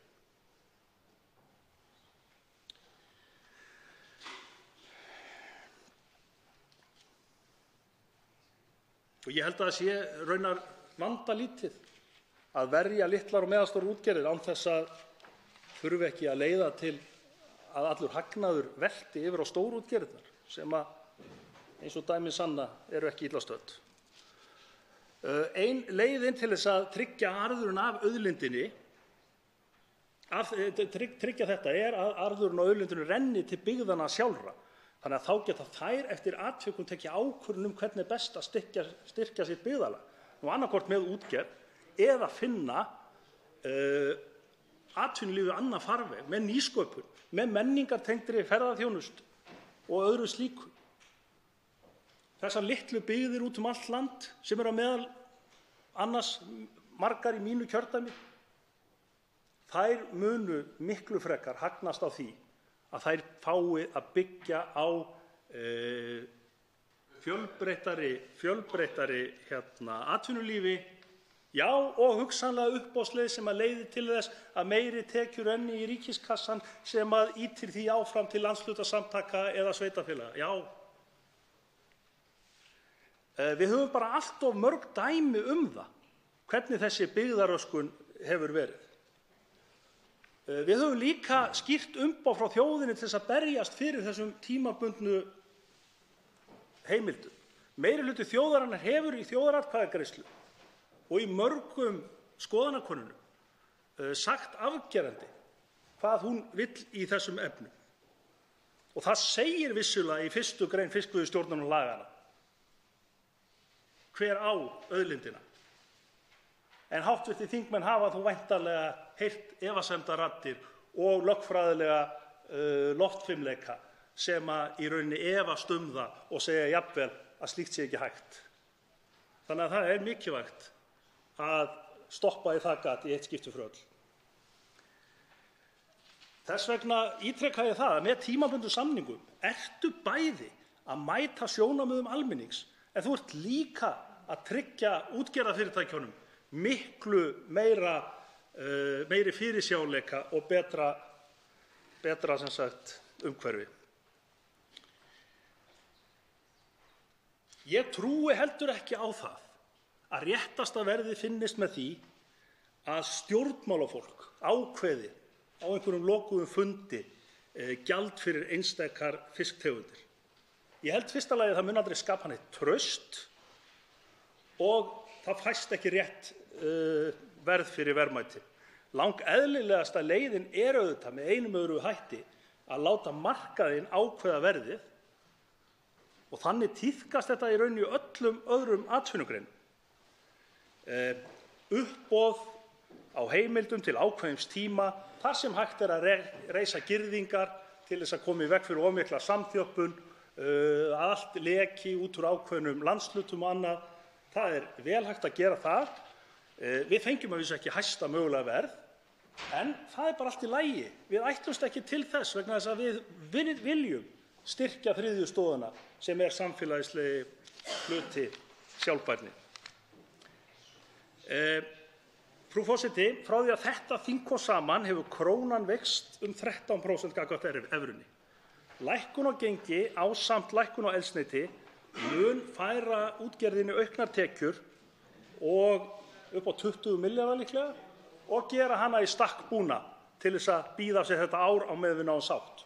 Það er hins vegar almenningur í landinu sem að mun verða fyrir skakkaföllunum þegar nauðsynjavörur hækka, þegar íbúðalánin hækka. Það er hún. En ég er nú að vera búið með ræðu mína. Ég hefði gjarnan viljað að fara aðeins eins og fleiri þingmenn hérna í grein Indriða Þorlákssonar, en hvet þingmenn til þess að lesa hana og jafnvel hvet einhverja þingmenn til að lesa hana hér í heild sinni, þannig að hún komist nú inn í þingbækurnar. En ég ætla að enda samt á klausu úr þeirri grein og gera það að loka orðum mínum í þessari umræðu með leyfi forseta. Þessi fyrirhugaða jólagjöf til ríkustu þjóðfélagsþegnanna er fordæmingarverð. Sú upphæð sem með þeim er gefin árlega á næstu árum ef frumvarpið verður óbreytt að lögum er líklega álíka há og það sem þarf til að standa undir kröfum stéttarfélaganna hækkun lágmarkslauna. Kæru þingmenn, þið hafið valið. Hvaða leið viljið þið fara til að halda hér í frið í samfélaginu á næstu mánuðum? Svo háttar til að 3 hv. þingmenn hafa óskað eftir að veita andsvar og því ræðutími styttur í 1 mínútu síðara sinn. Og fyrstur til að veita andsvar er hv. 3. þingmaður Norðvesturkjördæmis Lilja Rafney Magnúsdóttir. Já, frú forseti, það kom fram hjá hv. formanni Samfylkingarinnar, Loga Einarssyni, að stjórnvöld væru að ákveða í lokuðum herbergjum veiðigjaldið. Ég bara spyr, hefur hv. þingmaður ekki kynnt sér þetta frumvarp? Hvaða bull er þarna á ferðinni? Það er einmitt verið að styrkja útreikning á veiðigjaldi miðað við afkomu hverrar tegundar þar sem upplýsingar koma á sérstöku blaði frá ríkisskattstjóra úr reikningum viðkomandi útgerða og frá Fiskistofu aflaverðmæti og þannig er verið að vinna að því að fá afkomuverðmæti hverrar einnar og einustu tegundar og síðan er tekið meðaltal af því. Hefur hv. þingmaður ekki lagt sig niður við það að kynna sér þetta frumvarp og vera með eitthvað svona bull að stjórnmálamenn ætla að fara að stýra veiðigjaldi hér? Og í öðru lagi þá vil ég spyrja hv. þingmann, það hefur nú heyrst frá honum hér áður úr þessum ræðustól að það sé nú í góðu lagi að einhver fyrirtæki í sjávarútvegi fari á hausinn. Og ég vil spyrja hann að því hvaða afleiðingar hann telji að það hafi ef að veiðigjöldin eiga að vera rúmir 12 milljarðar á næsta ári miðað það að veiðigjöld á þessu litlu og meðalstóru fyrirtækjum hækkuðu á milli ára 2017 og 2018 2 og jafnvel 300% og það hefur komið ákall frá þessum litlu og meðalstóru fyrirtækjum vítt og breitt um landið í veikum sjávarbyggðum að við svo verði ekki búið. Hvað á að gera? Á að taka réttinn til þess að stunda útgerð í þessum sjávarplássum og senda einhverjar bætur til þessa fólks sem hefur haft lífsviðurværi sitt að vinna við störf í kringum sjávarútveg og þjónusta þau. Þetta er mjög furðuleg nálgun hjá hv. þingmanni sem ber ábyrgð á því að atvinnulífið í landinu þróist með eðlilegum hætti. Og svo er andsvari hv. 5. þingmaður Norðausturkjördæmis, Logi Einarsson. Frú forseti, já, ásamt öðrum ber ég örugglega ábyrgð á því að atvinnulífið þróist með eðlilegum hætti. Og ef menn einhverjir telja þetta fyrirkomulag vera ábyrgt, þá erum við bara ekki einfaldlega sammála. Hverjir það eru sem ákveða? Auðvitað er það stjórnmálamenn sem ákveða forsendurnar. Nú hef ég tekið eftir því að hv. þingmaður er mjög hrifinn af sínu leiðtoga, en vall er hún komin þangað að halda að hún hafi þegið vald sitt frá Guði og þaðan sé líka komin ákvörðun. Hver er það sem ákveður að það þurfi að búa útgerðinni þau skilyrði að hún geti borgað sér 23 milljarða á ári en ekki 14 eða 12 eða 18 eða 40? Hver er það sem ákveður að þorskurinn á að kosta 6 krónur, 10 krónur, 14 krónur? Er það eitthvað líffræðilegt lögmál? Er það eitthvað eðlisfræðilegt lögmál? Nei, allar forsendurnar eru settar hérna. Reiknireglan er eitt. Reiknireglan er eitt. Hitt er svo að setja breyturnar inn í reikniregluna og það er auðvitað bara ákveðið hér, hv. þingmaður. Það hlýtur að minnsta kosti að vera sammála mér. Og hvað var það síðasta atriði? Ég bara stend við það að það er mjög óeðlilegt í risastórri mikilvægri atvinnugrein þar sem er mjög mikill munur á þeim sem hagnast mest og þeim sem er í erfiðleika í rekstri, að þá er rosalega furðulegt að miða forsendurnar við verst reknu fyrirtæki. Þá einfaldlega er miklu heilbrigðara að miða við eitthvert meðaltal en viðurkenna leið að kerfið sem við bjuggum til og kom ekki frá Guði en einhvers staðar annars staðar frá hefur leitt til byggðaröskunar og bæta byggðunum það upp án þess að í því felist einhverjar bætur eða ölmusi.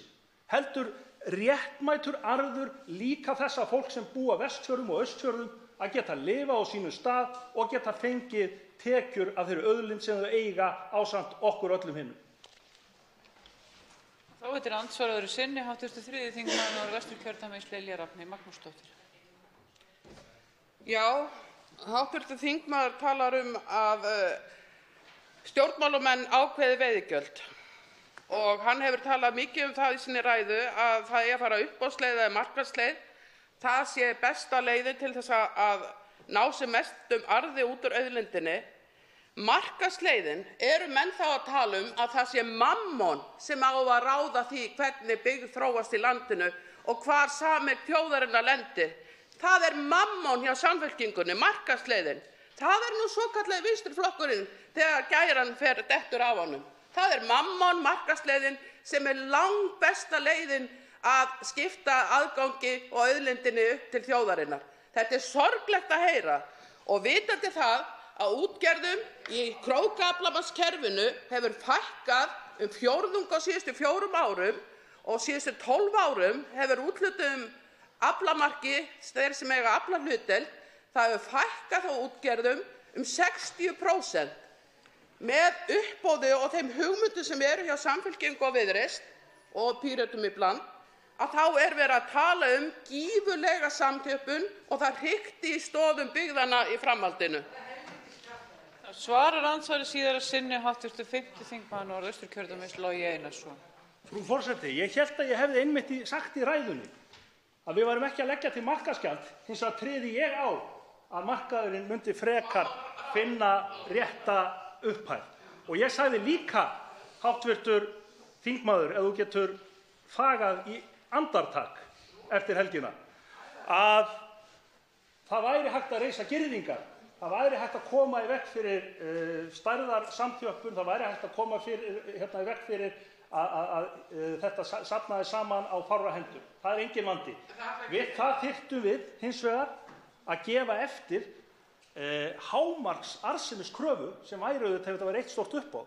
Við höfum heldur aldrei talað fyrir því, vegna þess að við höfum einmitt verið að tala það að samfélagslega stoðin sem að í rauninni gerir það að verkum að við getum illa að tala þetta séu sjálfbærar veiðar, hún er veik og við þurfum að tryggja byggðirnar í landinu og það er nú hægt að gera án þess að vera sofandi og vakandi bara að hugsa krókaaflabáta.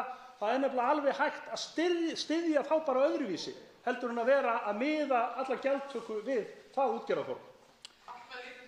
Næstur til að veita andsvar hv. 10. þingmaður Suðvesturkjördæmis Óli Björn Kárason.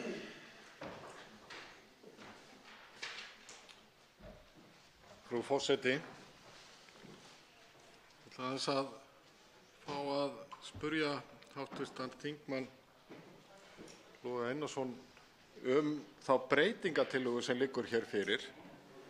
Nú ætla ég ekki að ræða það hvort að það sé við hæfi að kollvarpa stjórnkerfi fiskveiða inn í frumvarpi sem að fjallar veiðigjöld, en það er nú svona á mörkunum minnst að það sé þingtækt.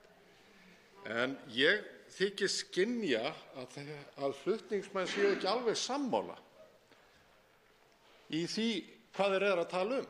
Hér upplýsti hv. þingmaður Þorgerður Katrín Gunnarsdóttir, formaður Viðreisnar, það sem að kom mér á óvart að 5% sem að verða tekin þá á komandi ári og síðan 5% á hverju ári geri ég ráð fyrir, að þeim verði úthlutað aftur til þeirra sem hafa heimildirnar. Þetta gengur þvert á það sem að hv. þingmaður Logi Einarsson og Samfylkingin sjálf hefur boðað. Og þess vegna spyr ég, eru flutningsmenn þessara breytingartillögu að tala fyrir því, líkt og formaður Viðreisnar gerði hér áðan, að taka 5% og úthluta þeim aftur til þeirra sem eru með þau, eða á að úthluta þeim til einhverra annarra með einhverjum öðrum hætti, uppboði eða hvað er? Það er ágætt að það sé minnst á til samhljómur hjá flutningsmönnum breytingartillagna að þeir séu sammála því hvað þýðir breytingartillaga, hvað í henni felst og hvaða afleiðingar hún hefur. Svarar hv. 5. þingmaður Norðausturkjördæmis Logi Einarsson andsvari. Frú forseti, það sem mér finnst nú reynda merkilegt, það er að hv. þingmaður fari og leggist í einhverja svona hártogun en fari ekki í grundvallar umræðuna. Hann er nú einu sinni erkiklerkur þingflokks Sjálfstæðisflokksins þegar kemur að því að tala og skrifa greinar frjálshyggjuna og gæði markaðins til þess að leiða hlut til lykta. Algjörlega, þetta er opið og eins og ég segi að ég býst við því að núverandi stjórnvöld muni bara úthluta þessu áfram eins, en hins vegar er tillagan þannig að ef við náum sátt á næstu vikum og mánuðum það ætti að fara með þetta einhvern veginn öðruvísi í byggðarmál á uppboð, að þá opnum við leiðina fyrir því leið og við festum í sessi tímabundna samninga sem að skipta alveg gríðarlega miklu máli. En þar er ekki vissum að ég og hv. þingmenn séu sammála vegna þess að ég held að við deilum ekki alveg skoðun á því hver raunverulega á auðlindina. Og það hefur nú birst hjá honum margoft. Við leggjum hins vegar fyrst fram frávísunartillögu og við leggjum höfuðáherslu á því að hún verði samþykkt.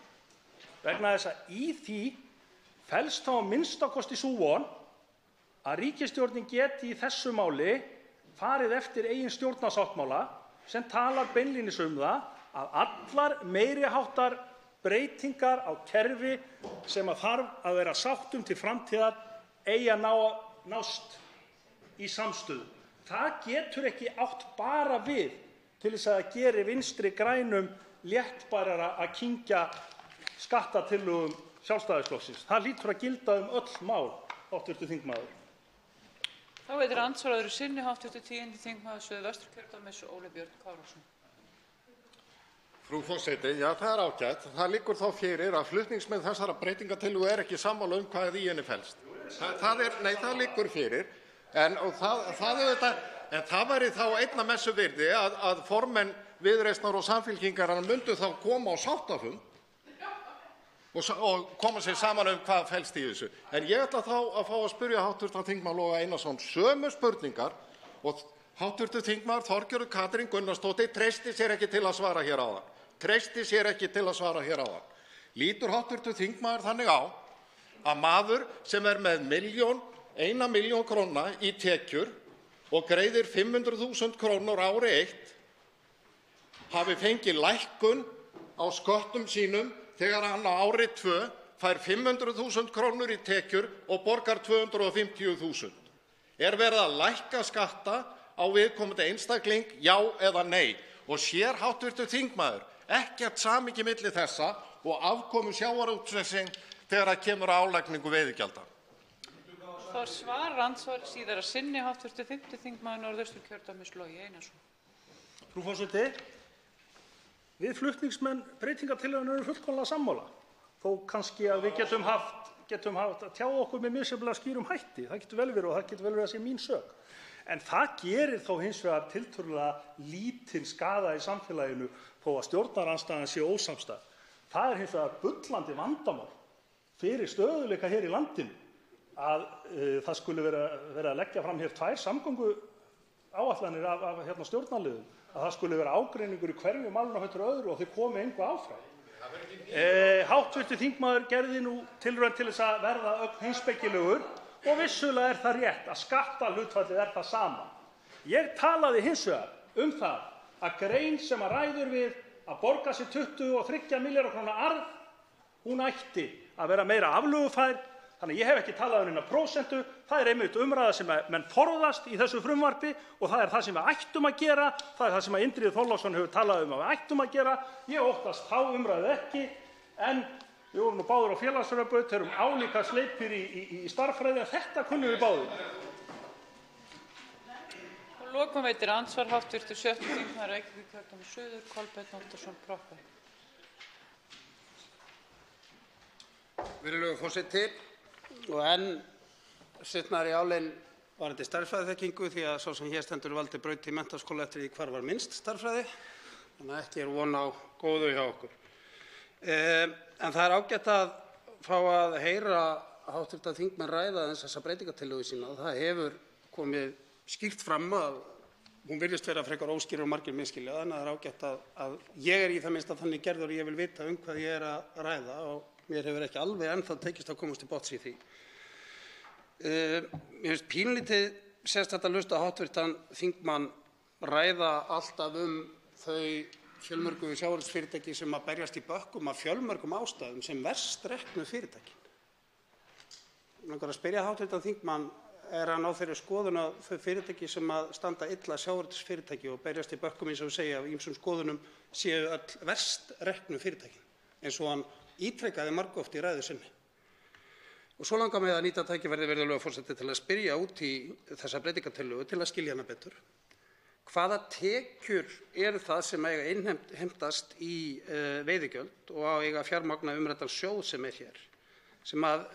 Hvaða tekjur eru þetta? Hvaða veiðigjöld eru þetta sem eiga að standa undir þessu? Hv. þingmaður, ef þú getur útskýrt það fyrir mér. Hvaða tekjur eru það sem eiga að standa undir sjóðnum uppbyggingarsjóði landshlutanna? Það svarar andsvari hv. 5. þingmaður Norðausturkjördæmis Logi Einarsson. Frú forseti, það eru þær tekjur sem eru umfram það sem þið eruð að gera ráð fyrir að þetta verði, þessar 7 milljarðar. Nei, það getur vel verið, hv. þingmaður, að ég hafi komist klaufalega á orðið með að segja að þau verst reknu, kannski hefði ég átt að segja þau sem búa við verstu rekstrarskilyrðin. Það er alveg hárrétt og ég biðst á viðkomandi útgerðir afsökunar á því. Það sem ég er einfaldlega að meina að það er algjörlega galið að miða við það. Það er hins vegar algjörlega sjálfstætt vandamál sem þarf að taka á.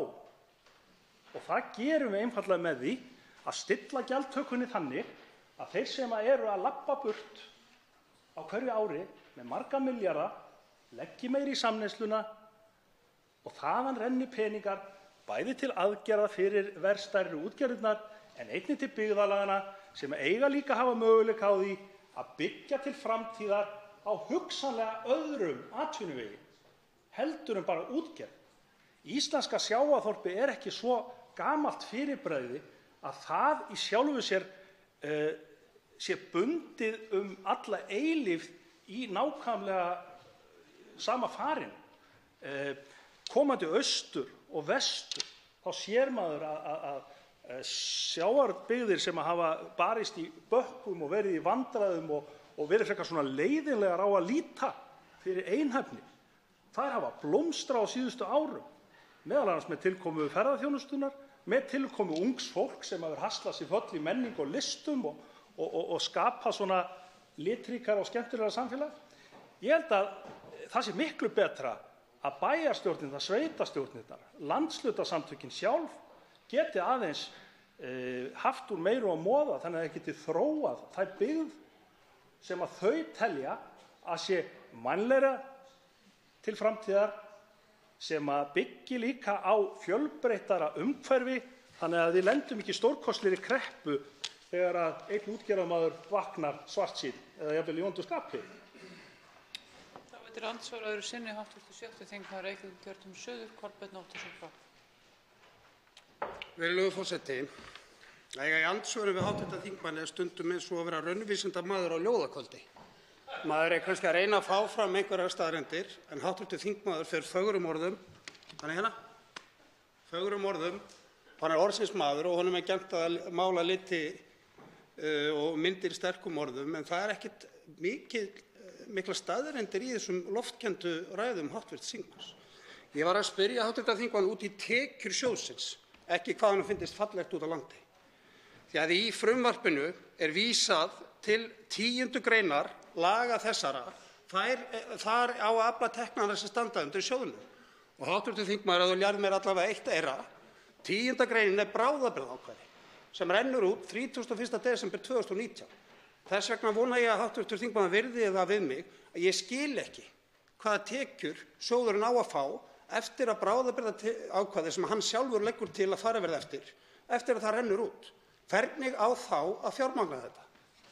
Og minna fallega liti á húsum út á landi, takk. Að svara andsvari síðar að sinni hv. 5. þingmaður Norðausturkjördæmis. Það er að lofa hv. 5. þingmaður Norðausturkjördæmis Logi Einarsson.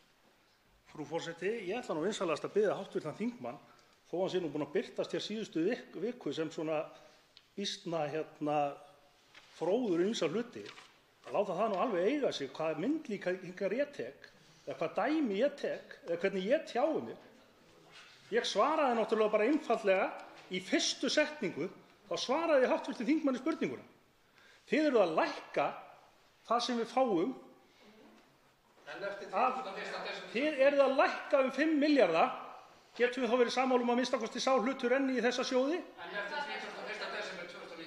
Við erum að tala það að við vísum þessu frá þannig að við getum náð meiri sátt þetta.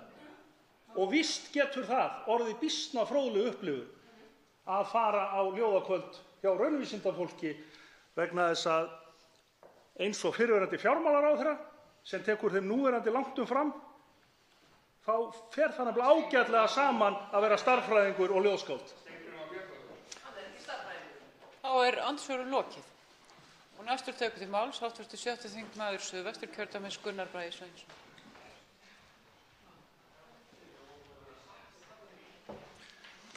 Hæstv. forseti. Eins og venjulega þegar við ræðum sjávarútveg, veiðigjöld eða fiskveiðistjórnarkerfið þá er líf í tuskunum, enda er þetta atvinnugrein sem skiptir Ísland gríðarlega miklu máli, Íslendinga alla. Það er freistandi að vitanlega fara svona yfir landið og skipta landinu niður í svæði og segja að það skiptir meira máli þarna en hinu, en þannig er að í raun skiptir þetta öll landsvæði, allt landi miklu máli. Ég kem nú upphaflega úr kjördæmi sem hefur lífebrauð sitt meira og minna af sjávarútvegi og landbúnaði, þar sem sjávarútvegur skiptir gríðarlega miklu máli, þar sem eru fá stórfyrirtæki en mörg meðalstór og svo nokkuð mörg lítil eða nokkrir litlir. Og því miður held ég að þetta frumvarp geri ósköp lítið fyrir þennan hóp, nema það, jú, það er kostur að útreikningarnir sem eru notaðir og greiðslurnar eru nær í tíma. Það er algjörlega ljóst að það er kostur. Ég held að hin svokallaða stórútgerð, það er nú ekkert sérstaklega vel skilgreint orð, spjari sig þokkalega frá þessu, sumir hverjir í það minnsta, og fer ég nánar yfir það eftir. Millistórir, og nú ætla ég að vitna í einn ágætan útgerðarmann eða aðilar sem kemur að rekstri svoleiðis félags, sem að greiða 100 milljónir fyrir gefið veiðigjöld. Hann sagði að þessi afsláttur, það frítekjumark, hámark 6 milljónir, gerur ósköp lítið fyrir mig. Það er mitt fyrirtæki. Skiptir raun ekki miklu máli hvort að við lifum með deyjum, en það skiptir örugglega máli fyrir þann sem greiðir bara 10 milljónir í veiðigjöld og fær alltaf 6 milljónir í afslátt. Þannig ég sjálfsögðu óska þeim til hamingju sem að þetta skiptir máli fyrir, því að veiðigjöld er rauninni mjög sérstakur skattur, auka skattur og eina atvinnugrein á landinu sem nýtir auðlindir meðan að það er fullt af atvinnugreinum sem að nota auðlindir með einum öðrum hætti.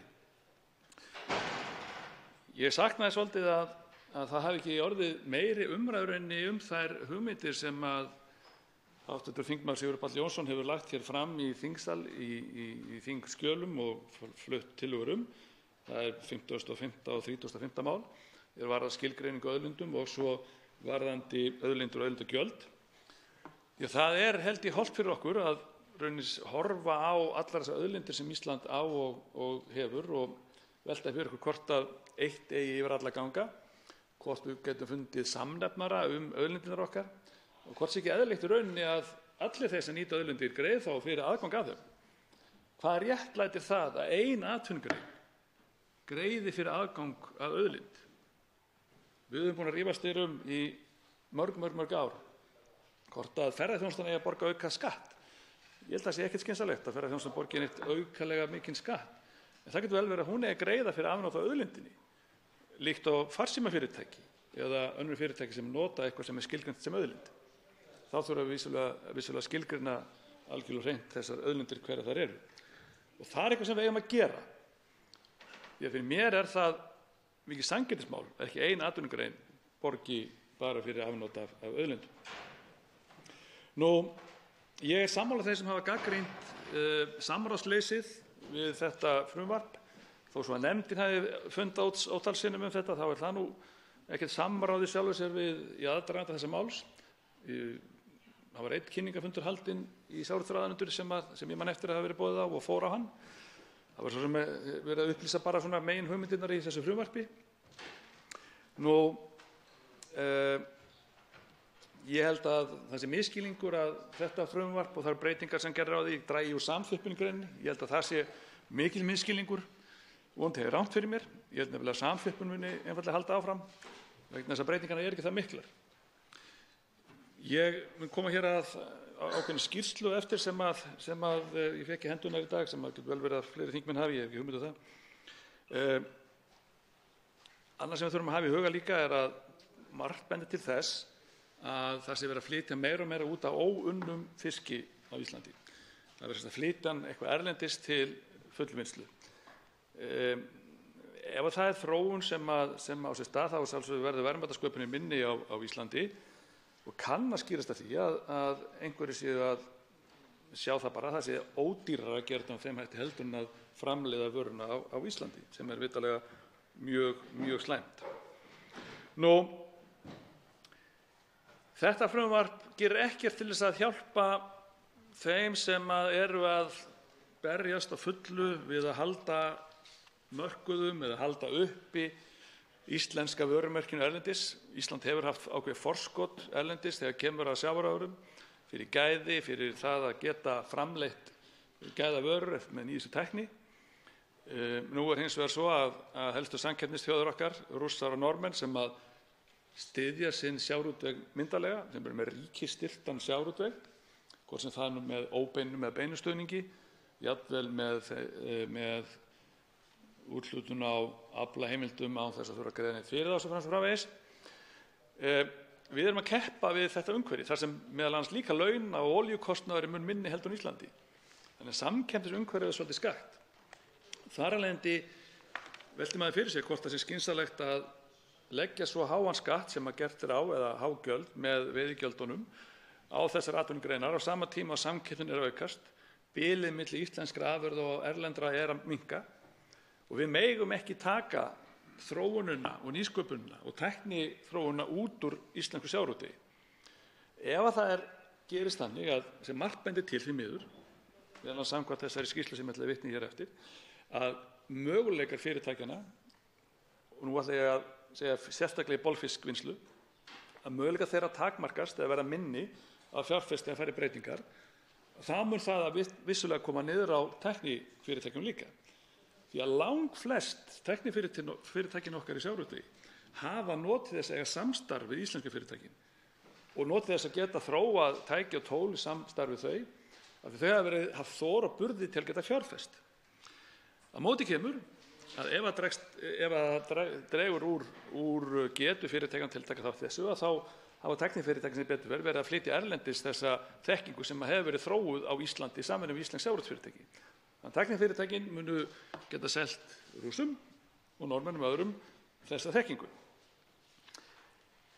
Ástæðan fyrir því að ég nefni hér er að þessi stóra atvinnugrein sem er nýsköpunin í sjávarútvegi er beintengd árangrinum og afköstunum og afkomunni hjá sjávarútvegsfyrirtækjum.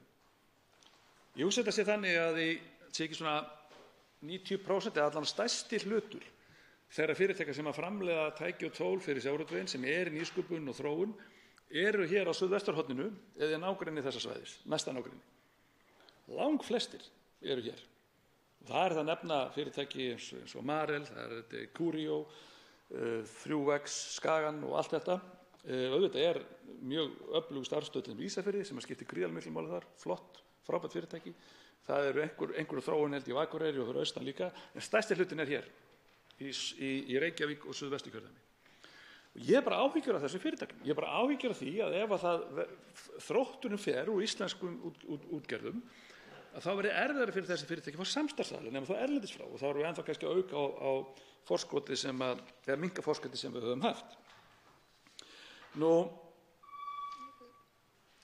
Virðulegur forseti, ég er búinn að fara yfir samkeppnina.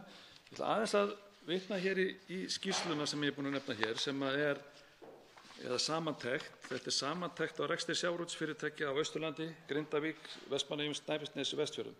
Þetta er unnið af Deloitte fyrir fyrirtæki í greinu sem hafa það alveg á hreinu.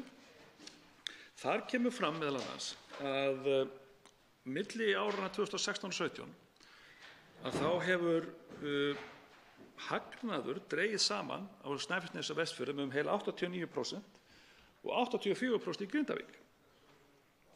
Á sama tíma hafa veiðigjöld sem hlutfall af hagnaði verið 74% á Snæfellsnesi og Vestfjörðum, 83% tæp í Grindavík, rúm 35% í Vestmannaeyjum og á Austurlandi 19%. Þessi munur skýrist að sjálfsögðu af því hvernig samsetningin af atvinnugreinin er. Bolfiskvinnslan er miklu stærri og sterkari eða umfangsmeiri orðafrekar þannig, til dæmis í Grindavík og á Snæfellsnesi heldur en fyrir austan og í Vestmannaeyjum. Það er svona meiri blönduð útgerð. Þannig að við erum að sjá að það eru alveg sama þó að við viljum að hlutinni séu öðruvísi, þá eru ákveðin vandamál framundan. Það er alveg ljóst að bolfisk, veiðar og vinnsla, það er mikla áskoranir frammi fyrir þessum fyrirtækjum. Ég hugsa að það betra í uppsjávarfyrirtækjunum þar sem að veltan einfaldlega meiri og vinslan og allt það. Það eru allt annars konar vinsla. En í bolfiskvinnslunni þar hefur þurft að berjast gríðarlega hart við þessa aðila sem ég nefndi hér áðan sem eru ríkisstyrktir þó svo að það sé sjálfsögðu líka uppsjávarveiðar einhverju leyti. Ég ætla að nefna hér eina tölu enn upp úr þessari skýrslu sem skiptir miklu máli líka. Það veiðigjöld sem hlutfall af EBIT-unni er tæp 23% á Snæfellsnesi og Vestfjörðum og 47,5% í Grindavík, svo dæmi sé tekið. Og þetta rauninni afkoma fyrirtækjanna áður en að búið að taka tillit til vaxtagreiðslna og vaxtatekna sjálfsögðu, skattgreiðslna og afskrifta. Þannig að það að þrengjast mjög. Og það má vel segja að niðurstaðan úr þessari skýrslu, ef að eitthvað að marka hana, sem að við sjálfsögðu lítum svo á því að Deloitte vitanlega öflugt og gott og fyrirtæki veit alveg hvað að gera, að þá mjög þröngt þessi fyrirtæki.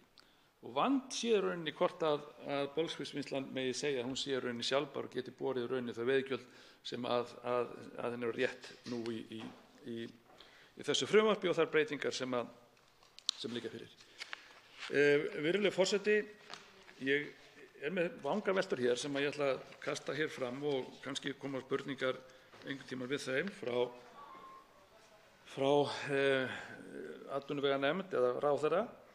Það sem ég ætli fyrir mér hvaða upplýsingar lágu fyrir voru notaðar við fyrsta lagi útreikningin á þessum veiðigjöldum, það að segja hvað var það sem lögðu til grundvallar þessum 33% viðmiði og þessu tengda sjálfsögðu þá, hvað upplýsingar lágu fyrir varðandi ákvörðun persónuafsláttinn, hversu þessi tala á persónuafslættinum og hvað lögðum til grundvallar. Var gerð greining á rauninni getunni eftir útgerðarflokkum. Ég hugsa að það sé mjög mismunandi hvað útgerðarflokkarnir geta greitt í raun í veiðigjöld áður en það verið áhrif á getur verið til fjárfestinga og allt þetta sem ég nefndi hér áðan. Var verið að horfa út frá einhvers annars konar flokkun. Það ekkert hægt að segja að sjávarútvegur sé bara ein grein sem bara svona litin. Þetta svo fjölbreytt og það svo margir flokkar í henni að það verður að horfa út frá með þeim gleraugum, með þeim augum. Og ég velti líka fyrir mér, af því að hér hafa menn verið að tala hækkanir eða lækkanir eða á þessum gjöldum og kannski ekki gott að festa hendur á það, við raun að vera að tala að það lækkar heildar innheimt á veiðigjöldum 4 til 5 milljarða. Það niðurstaðan? Og þá veltum við að finna sér, var búið að sýna fram á hvar hún lækkar. Lækkar hún mest af einhverju ákveðnum tegundum af útgerðarflokkum? Væntanlega lækkar það töluvert hjá þessum allra minnstu sem að njóta persónuafsláttarins, lækkar pínu hjá þessum í miðjunni. Þetta ekki að gera það fyrir þá sem hér búið að halda fram held ég. Og svo spurning með þessa stærri.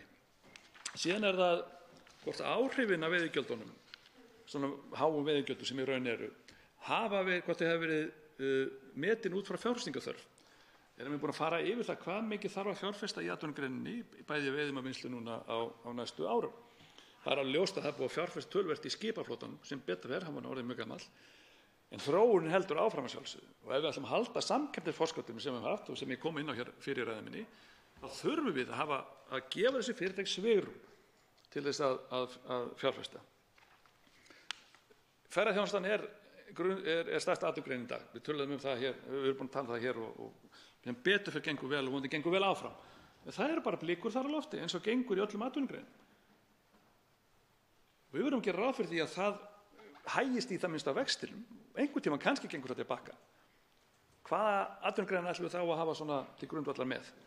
Við verðum að horfa til framtíðar í þessu.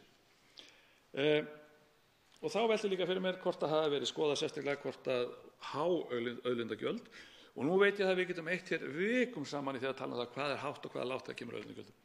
Og ég bara að horfa á þessar tölur hér sem hér í þessi skýrslu frá Deloitte, þar sem augljóst að veiðigjöld sem nú eru lagt til grundvallar eru of há fyrir botnfiskfyrirtækin sem eru að vinna, bolfiskvinnslufyrirtækin fyrirgefið. Ég held að það sé eðlilegast að hverfa aftur til þess sem ég nefndi hér í rauninni í upphafi þar sem ég nefndi þær tillögur sem eru hér inni í þinginu frá Sigurði Páli Jónssyni, fyrsta flutningsmanni, og það eru fleiri á þeim tillögum að sjálfsögðu. Það sem lagt til að við förum í það skilgreina auðlindirnar, förum svo í það ákveða hvort við ætlum að taka auðlindagjöld eða rentu eða skatt eða hvað við köllum þetta nú af þessum notendum auðlindana eða þeim sem nýta þær, eða hvort við ætlum ekki að gera það. Og þá ef við segjum já, við ætlum að láta alla borga fyrir afnot af auðlindum, hvernig gerum við það? Hvernig gerum við einföldum, gegnsæjum og skilvirkum hætti? Okkar trú að það sé einfaldast að gera það með einhvers konar álögum og tekjuskatt. Þá kunni einhver að segja það sé auðvitað að svindla og svikast með því. Og ef það þá erum við að bregðast við því með einhverjum hætti. En þetta alltaf flókið kerfi sem við erum rauninni búið til varðandi veiðigjöldin. Þannig ég held að við eigum að þora að taka það umræðu hverjar eru auðlindirnar, hverjir vilja nýta þær, eiga þeir að borga fyrir það, hvernig og hve mikið. Þetta eitthvað sem ég held að sé rauninni bara sanngjarnt, og mér langar að arpa því hér fram hvort að þingmenn geti tekið undir það að það sé sérstakt að ein atvinnugrein sem nýtir auðlindir sé að reyna að greiða fyrir þær. Tveir hv. þingmenn hafa óskað eftir að veita andsvar og fyrir til þess er hv. 7. þingmaður Suðurkjördæmis Oddný G. Harðardóttir.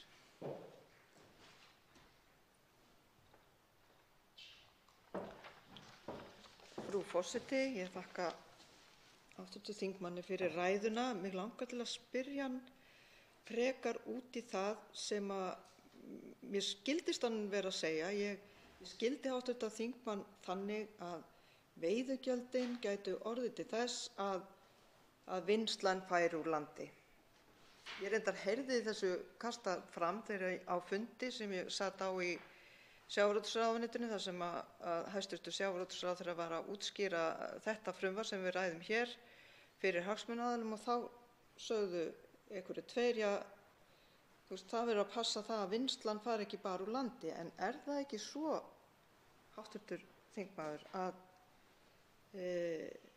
veiðigjaldið leggst eingöngu á útgerðina, á veiðarnar,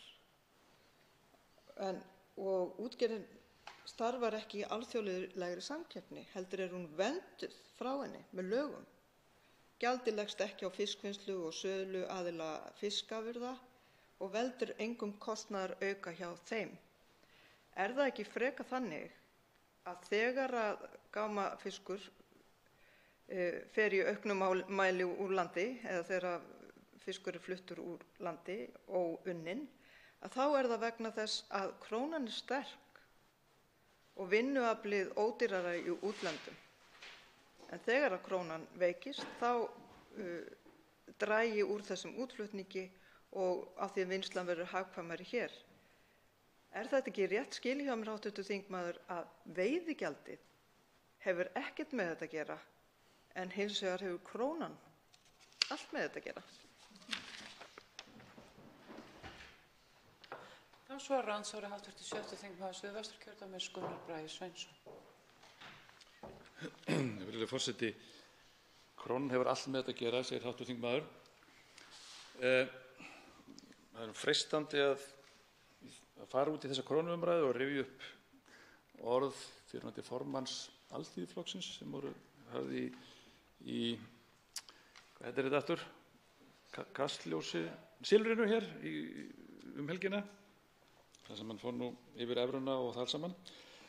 En þannig er þetta á Íslandi, að veiðar og vinnsla eru vitanlega nátengt og mörg fyrirtæki, sérstaklega bolfiskvinnslu, eru að veiða og þau eru líka að vinna fiski. Þó að þetta sé aðskilið, þó að veiðigjaldið sé ekki lagt á vinnsluna sjálfa, þá hefur þetta að sjálfsögðu heildaráhrif á rekstur fyrirtækin og getur þeirra til þess að fjárfesta. Ef það er þannig að þegar fiskurinn er að fara úr landi, það getur verið margþætt. Það er örugglega eitthvað með gengið að gera, sjálfsögðu. Við skulum ekkert fara neitt í fjölum með það. Það getur líka verið hærri kostnaður. Það er alls konar kostnaður í Íslandi sem skiptir líka máli. Launakostnaður er svolítið hærri heldur en í Póllandi eða Rússlandi eða einhvers staðar annars staðar. Það er líka það að þegar að veiðigjaldið leggst með þungum hætti, þó það sé bara á veiðihlutann, þá þarf hann vitanlega að standa undir sig líka. Og þegar þú horfir bara á veiðihlutann, að þá er samkeppnin mjög ójöfn. Til dæmis þegar kemur að kostnaði við olíu, þó að sé að lækka núna, að þá útgerðarkostnaður á skipi margfalt dýrari á Íslandi heldur en í Noregi og Rússlandi dæmis ekki. Það ólíkur saman hérna. Það bæði launakostnaður, veiðigjöld, þar sem að ræða olíukostnað og annað. Það ekki verið að bera þetta ekki samanburðurinn þegar við komum að þessu. Vegna þess að ef við ætluðum að stilla þessum veiðunum bara upp saman, að það þurftum við að reikna til útgerðina, sem ég held að var ekki með vinsælt á Íslandi, einhvers konar stuðning, því að ríkisstyrkti sjávarútvegurinn í Noregi og Rússlandi að keppa við okkur. Hvort sem það bara í veiðunum, þá jafnvægið ekki til staðar. Þá samkeppnin ójöfn út af þessum kostnaði sem svo allt annar á Íslandi heldur en í þessu lönd. Þá andsvar öðru sinni hv. 7. þingmaður Suðurkjördæmis, Oddný G. Harðardóttir. Frú forseti, ég held að við séum samt sammála það, ég og hv. þingmaður, að íslenskir útgerðarmenn sem að stunda veiðar eru ekki í alþjóðlegri samkeppni. Það hins vegar vinnslan sem í alþjóðlegri samkeppni. Og þar skiptir krónan máli meðal annars, eins og ef ég skildi hv. þingmann rétt, að hann viðurkenndi að það gæti nú reiknast inn í kostnaðina að einhverju leyti, enda það augljóst. Það kemur líka við budduna okkar þegar við rekum heimilið og auðvitað útgerðina þá, nema hjá þeim það með öfugum hætti. En ég vil spyrja hv. þingmann hvernig hann sér fyrir sér ef að þetta frumvarp verður að lögum og við breytum ekki fiskveiðistjórnarkerfinu, hvernig hann sér nýliðun fyrir sér í kerfinu. Núna það þannig að þeir sem vilja fara út í útgerð þurfa annaðhvort að kaupa skip með kvóta dýru verði eða þá að leigja af þeim sem fá úthlutað kvóta frá ríkinu dýru verði líka. Þannig að munurinn á kílóinu á þorski núna verið að leigja kíló á þorski samkvæmt Fiskistofu á 175 krónur. Þetta frumvarp að gera ráð fyrir rétt tæpum 14 krónum á kílói. Það himinn og haf þarna á milli og það auðvitað rétt að þetta svona jaðarverð af því það ekki mikið sem verið að bjóða út í einu. Það væri hægt að ná lægra verði ef að stærri hluti væri boðin út í einu, eins og til dæmis í Færeyjum, sem að Færeyingar fengu 40 krónur á kílóið af þorski í sínu útboði. En allavega þetta ójafnleikur og hvernig sér hv. þingmaður fyrir sér nýliðun í greininni? Svo andsvari síðar að sinni hv. 7. þingmaður Suðvesturkjördæmis, Gunnar Bragi Sveinsson. Já, virðulegur forseti, þetta vitanlega einn af þessum stóru spurningum. Við byrjum bara nýliðunni. Það það að hvernig nýliðun fer fram. Ég held að það sé algjörlega rangt að ímynda sér að nýliðun geti farið fram í gegnum einhvers konar innköllun á aflaheimildum og svo uppboð einhvers slíku. Ekki nema það menn ætli sér að útiloka þá einhverja hópa frá því að bjóða í, vegna þess að það að mínum viti alveg ljóst að fjársterkir aðilar, þeir sem eru í greininni, munum væntanlega geta boðið hærra heldur en aðrir. Á sínum tíma hafði ég mikla efasemdir strandveiðikerfi. Ég held þó að strandveiðikerfið hafi reynst bara ágætt og þar hafa menn geta byrjað, þó að sé vissulega erfitt, það mikil fjárfesting sem felst í því, menn hafa geta byrjað þar og það dæmi að menn hafi farið þar og keypt sér svo aflaheimildir. Vissulega eru það dýrar, það alveg ljóst, þeir sem komast yfir annað borð. En hugsanlega gæti verið að þáttur í því að stuðla nýliðun að undirstrika og taka frekar af allan vafa hversu mikil samþjöppunin getur orðið, hversu mikið menn mega eiga af einstökum aflaheimildum og líka rauninni skýra þá hvernig skyldleikinn eða eignarhaldi getur verið á þess háttar. Vegna þess að samþjöppun kannski það einna helsta sem vont fyrir nýliðuna. En varðandi það að sjávarútvegurinn eða veiðarnar sé ekki alþjóðlega samkeppni, þá það vitanlega þannig að ef við förum bara yfir nokkur fyrirtæki sem eru stór og meðalstór, þá þetta fyrirtæki með bæði veiðum af vinnslu og því þau vitanlega í alþjóðlegri samkeppni, þó að megi segja að veiði hlutin sé svolítið sérstakur. Hann hins vegar alþjóðlegri samkeppni þegar kemur að kostnaðinu að sjálfsögðu, þegar að laun og olíukostnaður miklu hærri í Íslandi heldur en í Noregi eða Rússlandi, þá að sjálfsögðu verið að keppa þar það hver getur veitt fiskinn ódýrast eða með sem mesti hagkvæmni, það alveg ljóst. En fyrirtæki, þannig bara nefna nokkur, Vísir, Þorbjörn, Fisk Seafood að sjálfsögðu, Gunnvör, Oddi, Patreksfirði, Valafell, Ólafsvík og fleiri, Þetta eru allt fyrirtæki sem eru bæði að veiðum að vinnslu. Þetta eru lítil fyrirtæki, þetta eru meðalstór og stór. Þessir aðilar, það eru þeir sem eru að keppa fullu við þennan niðurgreidda ríkisstyrkta sjávarútveg. Næstu veitir andsvar hv. 7. þingmaður Suðvesturkjördæmis Þorgerður Katrín Gunnarsdóttir.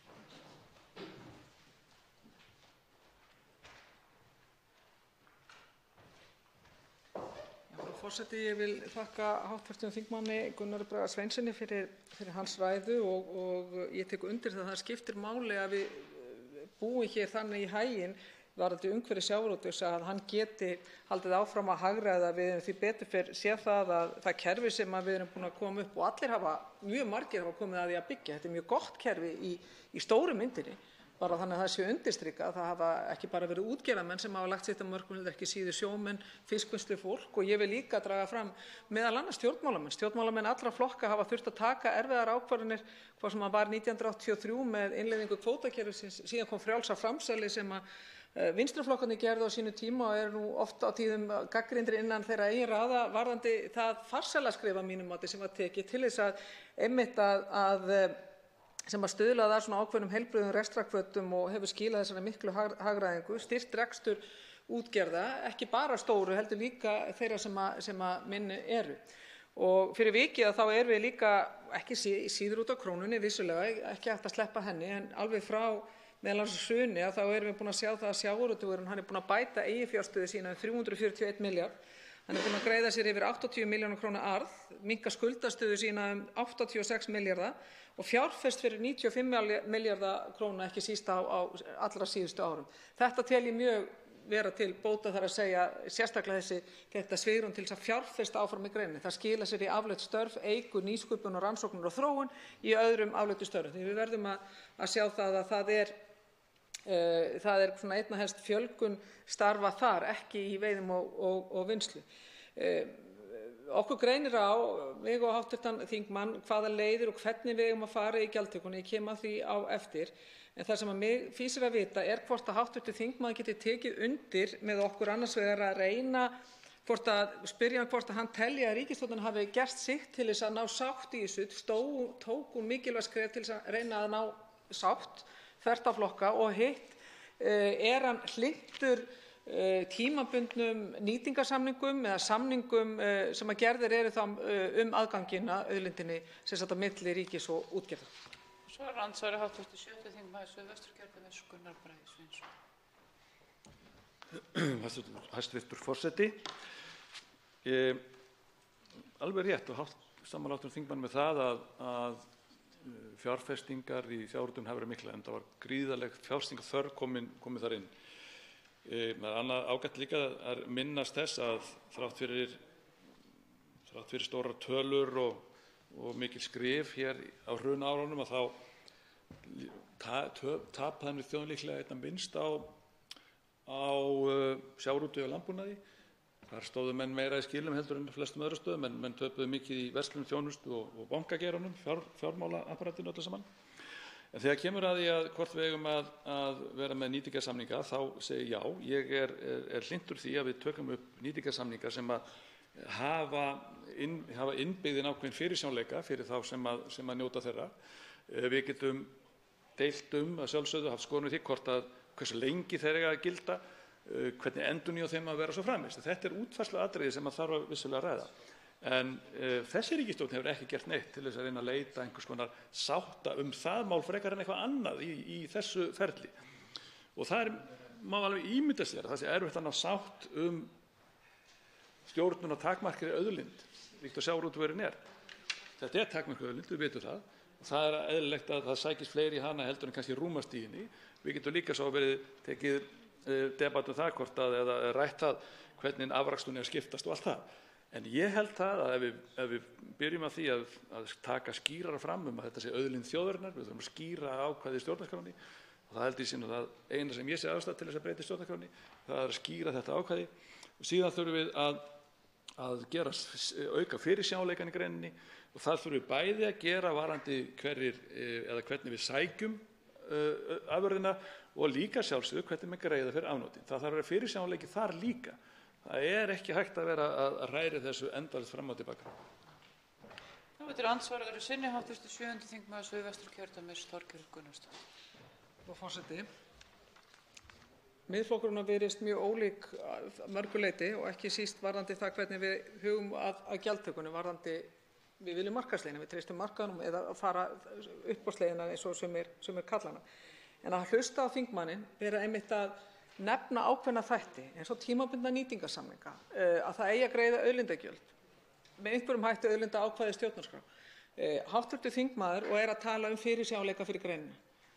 Bara hér í samtali, bara frekar róleg og yfirveguðu samtali ólíkra flokka, þá maður að skynja þráð sem ekki var leitað eftir af hálfu ríkisstjórnarinnar, sem hægt hefði verið að nýta og fá fólk að borðinu og segja allt í lagi, það eru ólík sjónarmið, en getum við rætt í mestu bróðerni systralagi til þess að fara yfir ákveðna þætti varðandi það tímabundnu samningana að við komum okkur saman að auðlindagjöld og hugsanlega með einhverjum hætti uppbyggingarsjóð, innviðasjóð fyrir landsbyggðina. Ekki síst út af því og mér finnst það leitt að og ég ekki að biðja hv. þingmann að tala Framsóknarflokkinn, alls ekki. En mér finnst miður að finna það til dæmis hjá hv. þingmönnum Framsóknarflokksins vera að afneita eigin tillögum þar sem hafa reynt að fara af stað með tímabundna samninga og mér minnir að tillagan hafi verið til 23 ára. Þannig að með einhverjum hætti hafa þessar tillögur komið fram hjá Framsóknarflokknum, hjá Vinstri grænum, hjá eldri flokkum heldur en við sem erum í Viðreisn. Það er þessi þráður sem mér finnst svo mikið synd að við höfum ekki haft ríkisstjórn til þess að stýra. Ríkisstjórn sem hafði frumkvæði að því að reyna að leita sátta fyrir þessa grundvallatvinnugrein til þess að tryggja sameign þjóðarinnar en til þess líka að tryggja fyrirsjáanleika og stöðugleika eitthvað til lengri tíma, ekki bara til skamms tíma eftir því hvernig pólitískir vindar blása, heldur stöðugleika fyrir sjávarútveginn í heild sinni. Það skiptir okkur gríðarlega miklu máli að við reynum að nálgast málin þannig að við náum sátt þá hluti og ég fagna því að ólíkir flokkar geti fundið einhverja þræði í sameiginlega átt og við að nýta þann byr og ég hveti ríkisstjórnina til þess að nýta sér það sem sagt hefur verið hér. Svara andsvari Sigríður sinni hv. 7. þingmaður Suðvesturkjördæmis, Gunnar Bragi Sveinsson. Virðulegi forseti, ég veit svo sem ekki hvort við getum náð saman það nema þá að beita sömu aðferð og ríkisstjórnarflokkurinn notuðu til að mynda sér ríkisstjórn, að henda öllu sem er ósammála til hliðar og segja mér svo bara hvernig skipta sætunum sínum. Ég held að nýtingarsamningar séu að því góða rauninni eða nú ekki þannig að þó svo að það hafi komið fram með ríkisstjórnarsamstarfi Framsóknarflokks og Sjálfstæðisflokks að Framsóknarflokkurinn ekki fundið upp þessa nýtingarsamninga. Þá kom út úr sáttanefndin 2010 þar sem var eiginlega lagt til að sú leið yrði skoðuð sérstaklega. Það held ég sem vænlegt og langflestir í greininni á þeim tími það minnsta voru hlynntir því að fara þá leið, að fá einhvern fyrirsjáanleika í staðinn fyrir að vera alltaf í þessari óvissu hvernig verður starfsemin á næsta ári eða það næsta, hvernig veiðigjald og allt þetta. Það er enda þessi óvissu og það er náttúrulega erfitt að vera í alveg sama hvað atvinnugreinin ef þú veist lítið framhaldið. Þess held ég að það sé bót ef við getum tekið þann þráð upp aftur og sammála hv. þingmanni að það er einhver leið sem held ég að flestir geti hljóti að geta sest niður. Hins vegar verð ég að segja eitt varðandi auðlindagjöld. Jú, ég ítreka það sem ég sagði í minni ræðu hér. Mér er full alvara með því. Mér finnst ekkert sjálfsagt að ein atvinnugrein greiði fyrir afnot af auðlindinni. Og ég sakna þess að hv. þingmenn tjáu sig ekki það hvort að þeim finnst það bara eðlilegt. Er eðlilegt að sá sem notar auðlind, alveg saman hvort það heitir vatn eða orka, loft, rafbylgjur eða landið okkar, hvað sem þetta að þeir þurfi ekki að greiða fyrir afnot af auðlind en akkurat þeir sem eru að veiða fisk þurfi að gera. Mér finnst þetta vanta inn í þessu umræðu, vegna þess að ég held að ef við náum inn á það plan að segja við ætlum að skilgreina auðlindina okkar, við ætlum að segja hverjir eru að nýta það og hvort það er að greiða fyrir það, að þá verður við farin að tala líka allt aðra tölur mögulega sem við getum notað til þess að fara í einhvern uppbyggingarsjóð eða eitthvað slíkt. Og þá verður kannski, já, ég segi kannski, þá verður kannski auðveldara að ná saman málið ef við varum að tala málið í heild, allar auðlindir, ekki bara eina. Næstu tekur til máls hv. 7. þingmaður Suðurkjördæmis, Oddný Harðardóttir.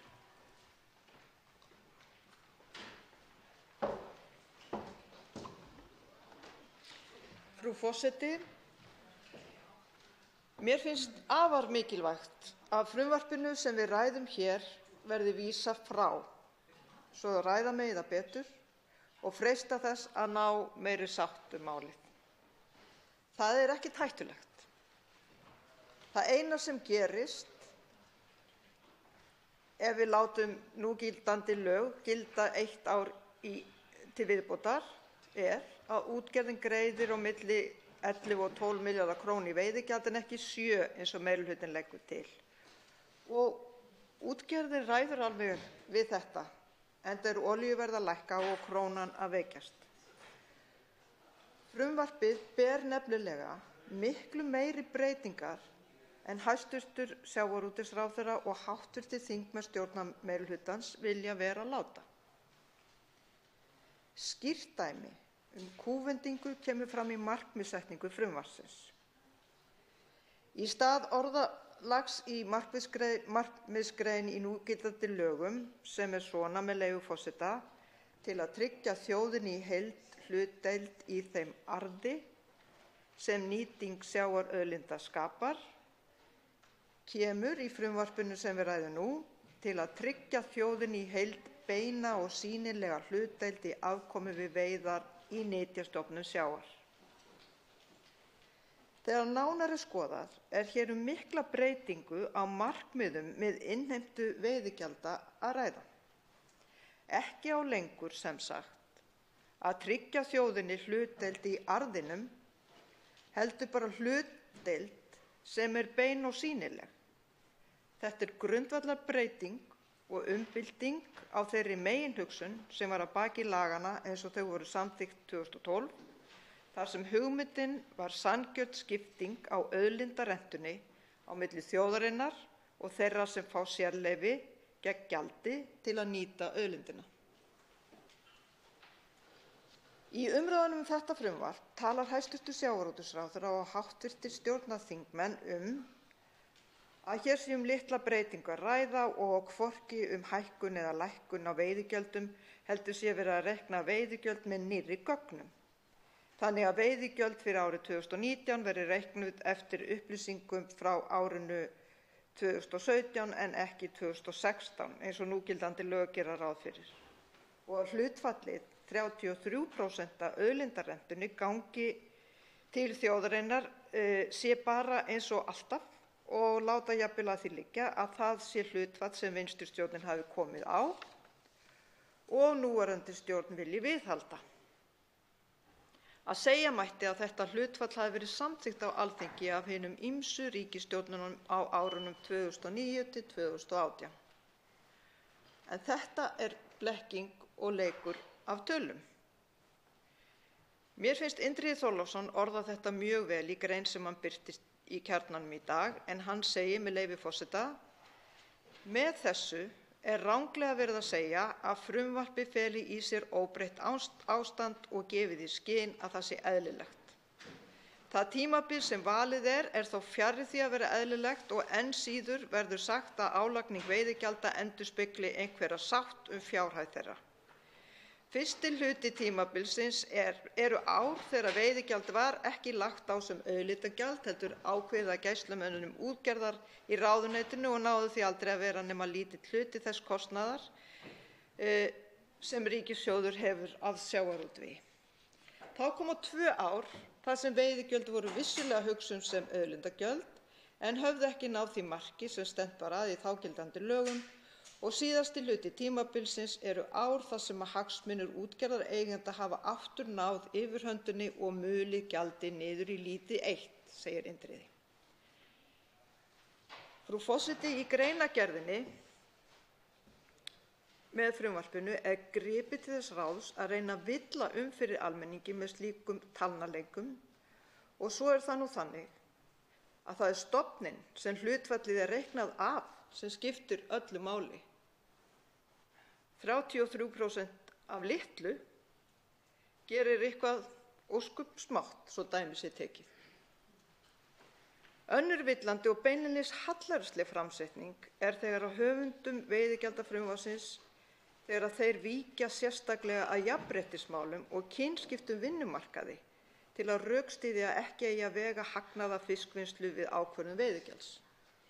Þetta stendur í greinargerð frumvarpsins, með leyfi forseta: Störf í landvinnslu hafa jafnan verið að meirihluta á hendi kvenna. Þá má geta þess að konur hafa á síðustu árum verið mun sýnilegri í sjávarútvegi en áður.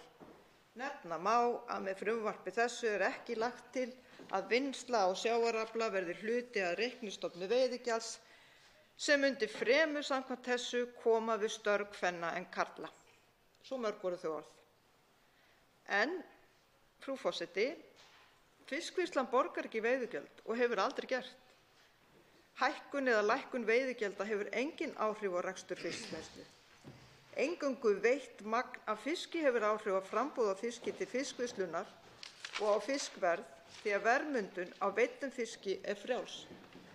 Réttlát veiðigjöld hafa ekki áhrif á hve margir fiskar eru dregnir úr sjó og því ekki á fiskverð til fiskvinnslu heldur.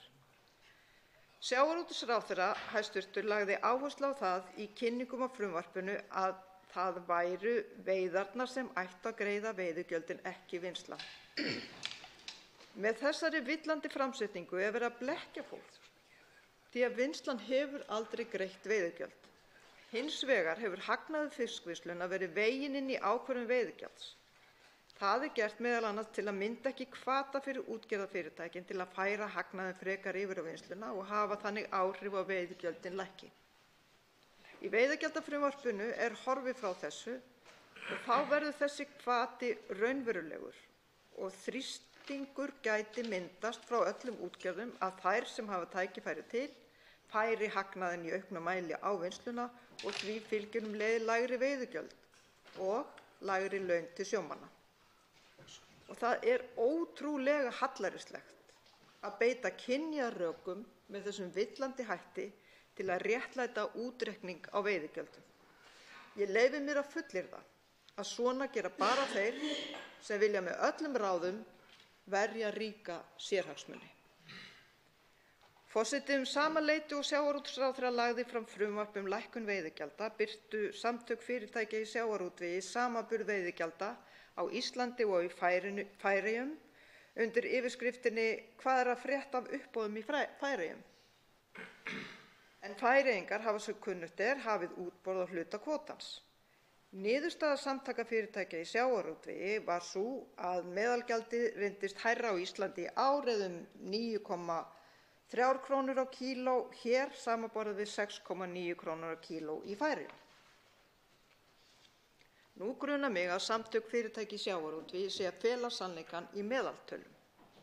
Stærsti hluti kvóta Færeyinga er nefnilega í uppsjávarfiski en á Íslandi er botnfiskur mun stærri hluti. Kíló af botnfiski er að jafnaði mun verðmætara og ber hann því mun hærra veiðigjald.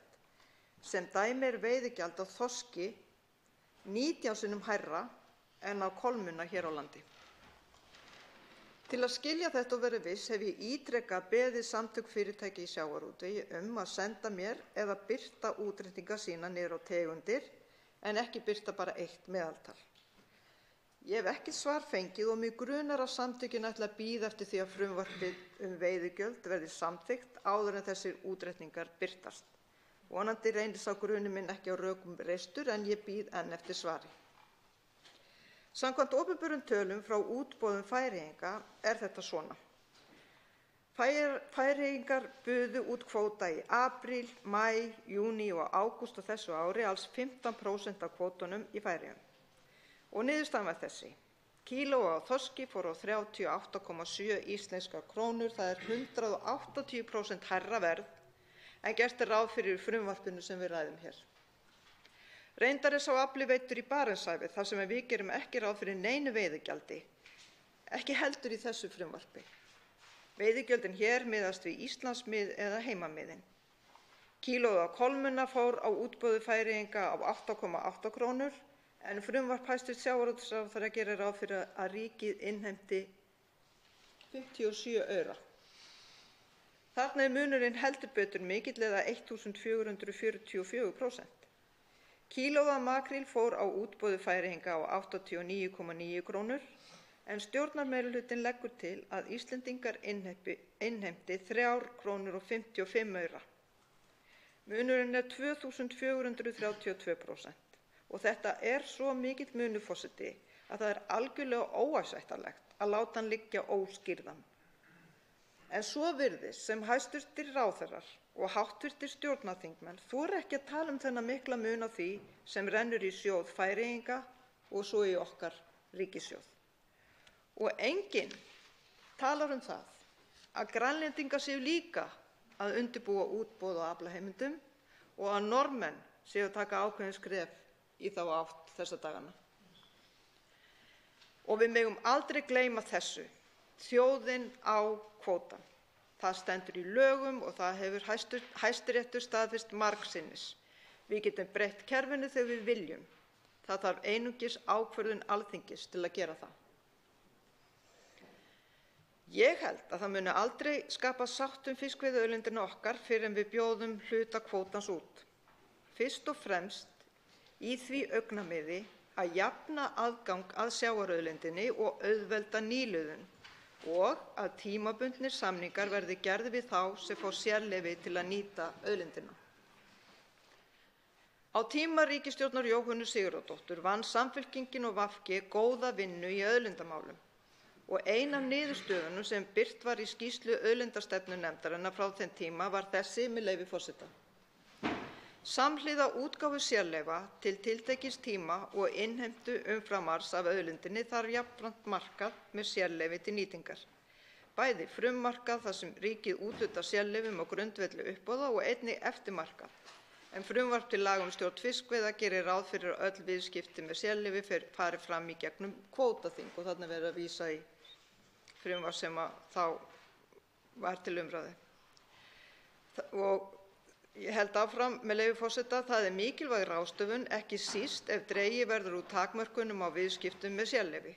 Markaðurinn gegnir því mikilvæga tvíþætta hlutverki að tryggja annars vegar aðgengi að greininni í samræmi við forsenduna hlutlæga og gagnsæja úthlutun á grundvelli jafnræðis og hins vegar að birta mat markaðarins sjálfs á umfangi auðlindarentunnar sem sérleyfin skapa. Þetta var nú niðurstaða okkar sameiginlega í Samfylkingunni og Vinstri grænna á sínum tíma. Herra forseti, ég ætla að fara hér stuttlega yfir stefnu Samfylkingarinnar í sjávarútvegsmálum og síðan fara yfir stefnu VG í málinu. Skrástefna Samfylkingarinnar er svona, með leyfi forseta: Íslenska þjóðin á að fá fullt auðlindagjald í sjávarútvegi. Góð leið til þess er að bjóða út kvóta til þess að tryggja almenningi fullt gjald af sameiginlegri auðlind þjóðarinnar. Úthluta á aflaheimildum á jafnræðisgrundvelli til hóflegs tíma með gagnsæjum hætti. Nýir fiskistofnar og aukning á kvóta eiga strax að fara í útboð.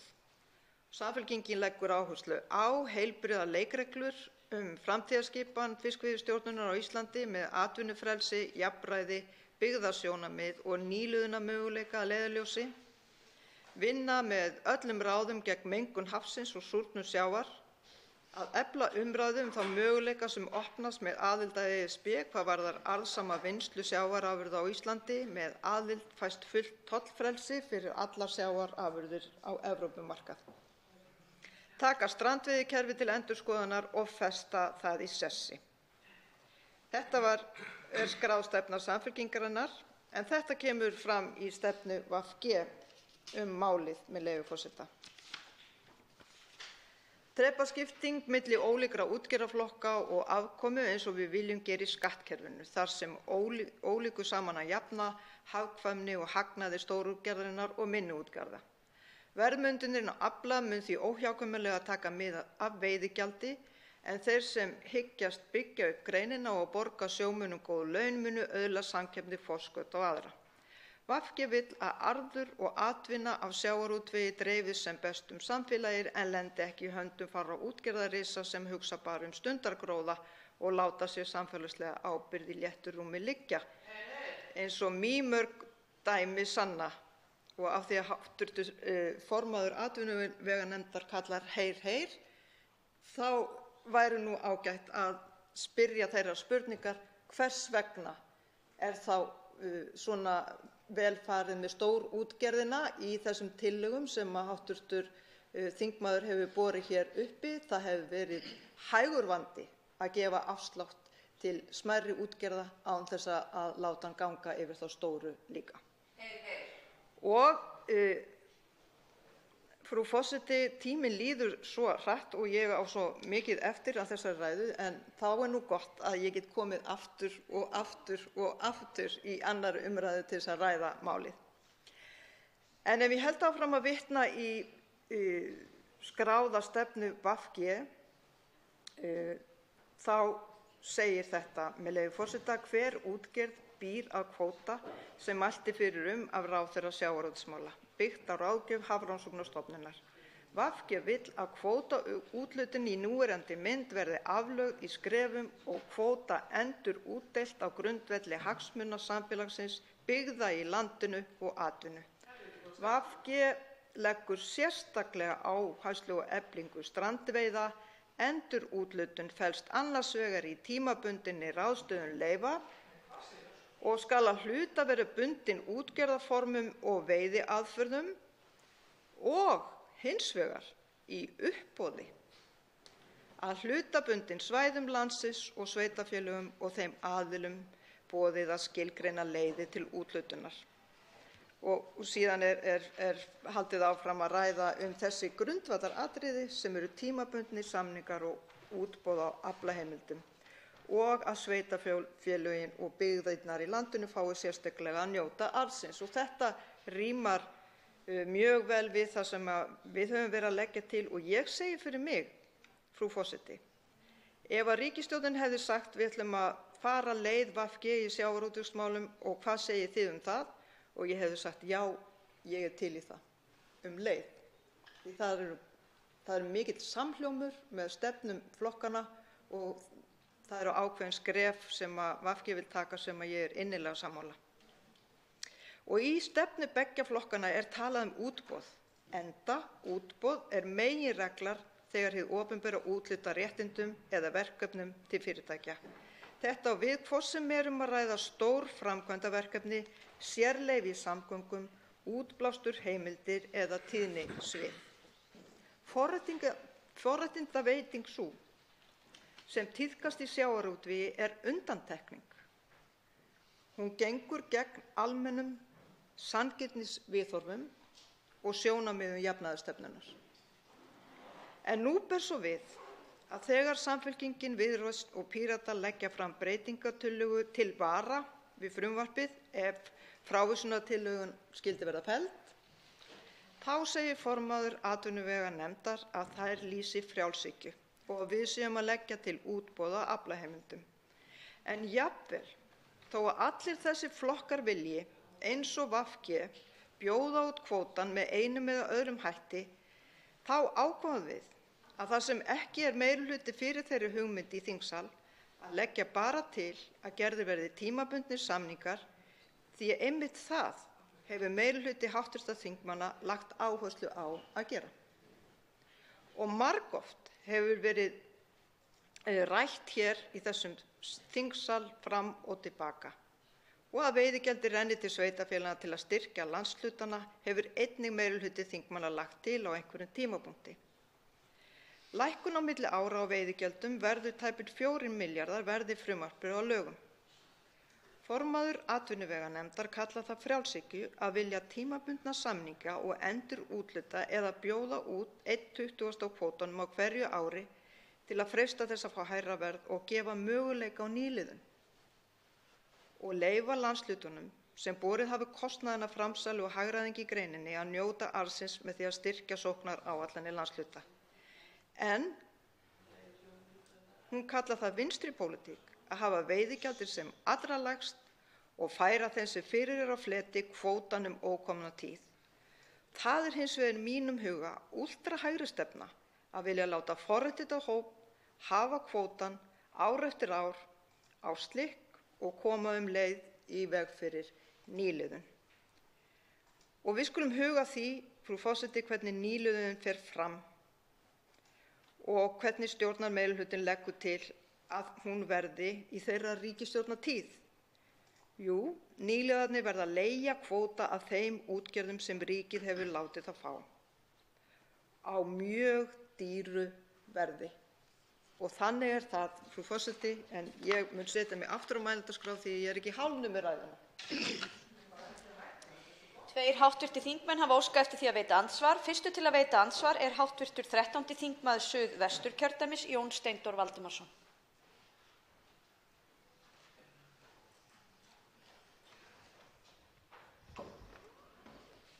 Forseti, þakka hv. þingmanni fyrir ágæta ræðu. Það sem ég er að velta fyrir mér og langaði til þess að spyrja hv. þingmann hvort að hún geti hjálpað mér að skilja hvað stjórnarmeirihlutanum gengur til með því að leggja þetta ofurkapp á að klára málið núna. Ég geri mér grein fyrir því auðvitað að lögin renna út komandi áramót, en það er til þess að gera auðvelt að framlengja lög eins og við þekkjum óbreytt. Maður veltir því fyrir sér af því að ríkisstjórnin leggur mikla áherslu á samráð og það að gera hlutina í sátt og hafði fyrir því að skrifa þetta þó nokkrar setningar í stjórnarsáttmála sínum, en kýs að hunsa það tækifæri sem hún hefur til að ræða við aðra stjórnmálaflokka sem eru þá í stjórnarandstöðunni. Nú vill þannig til að sumu leyti árar betur en menn áttu von á fyrir hönd sjávarútvegsins akkúrat þessar mundir, þar sem gengi krónunnar hefur veikst 10–15% svona eftir í hvaða tímavið maður tekur. Olíuverð er á niðurleið, þannig að það eru ýmsir þættir sem að koma útgerðinni til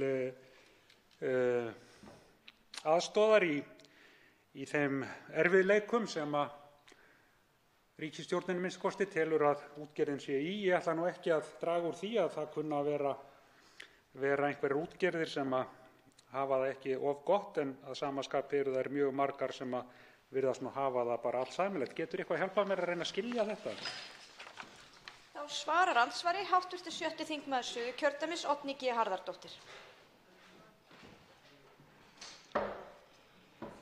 Frú forseti,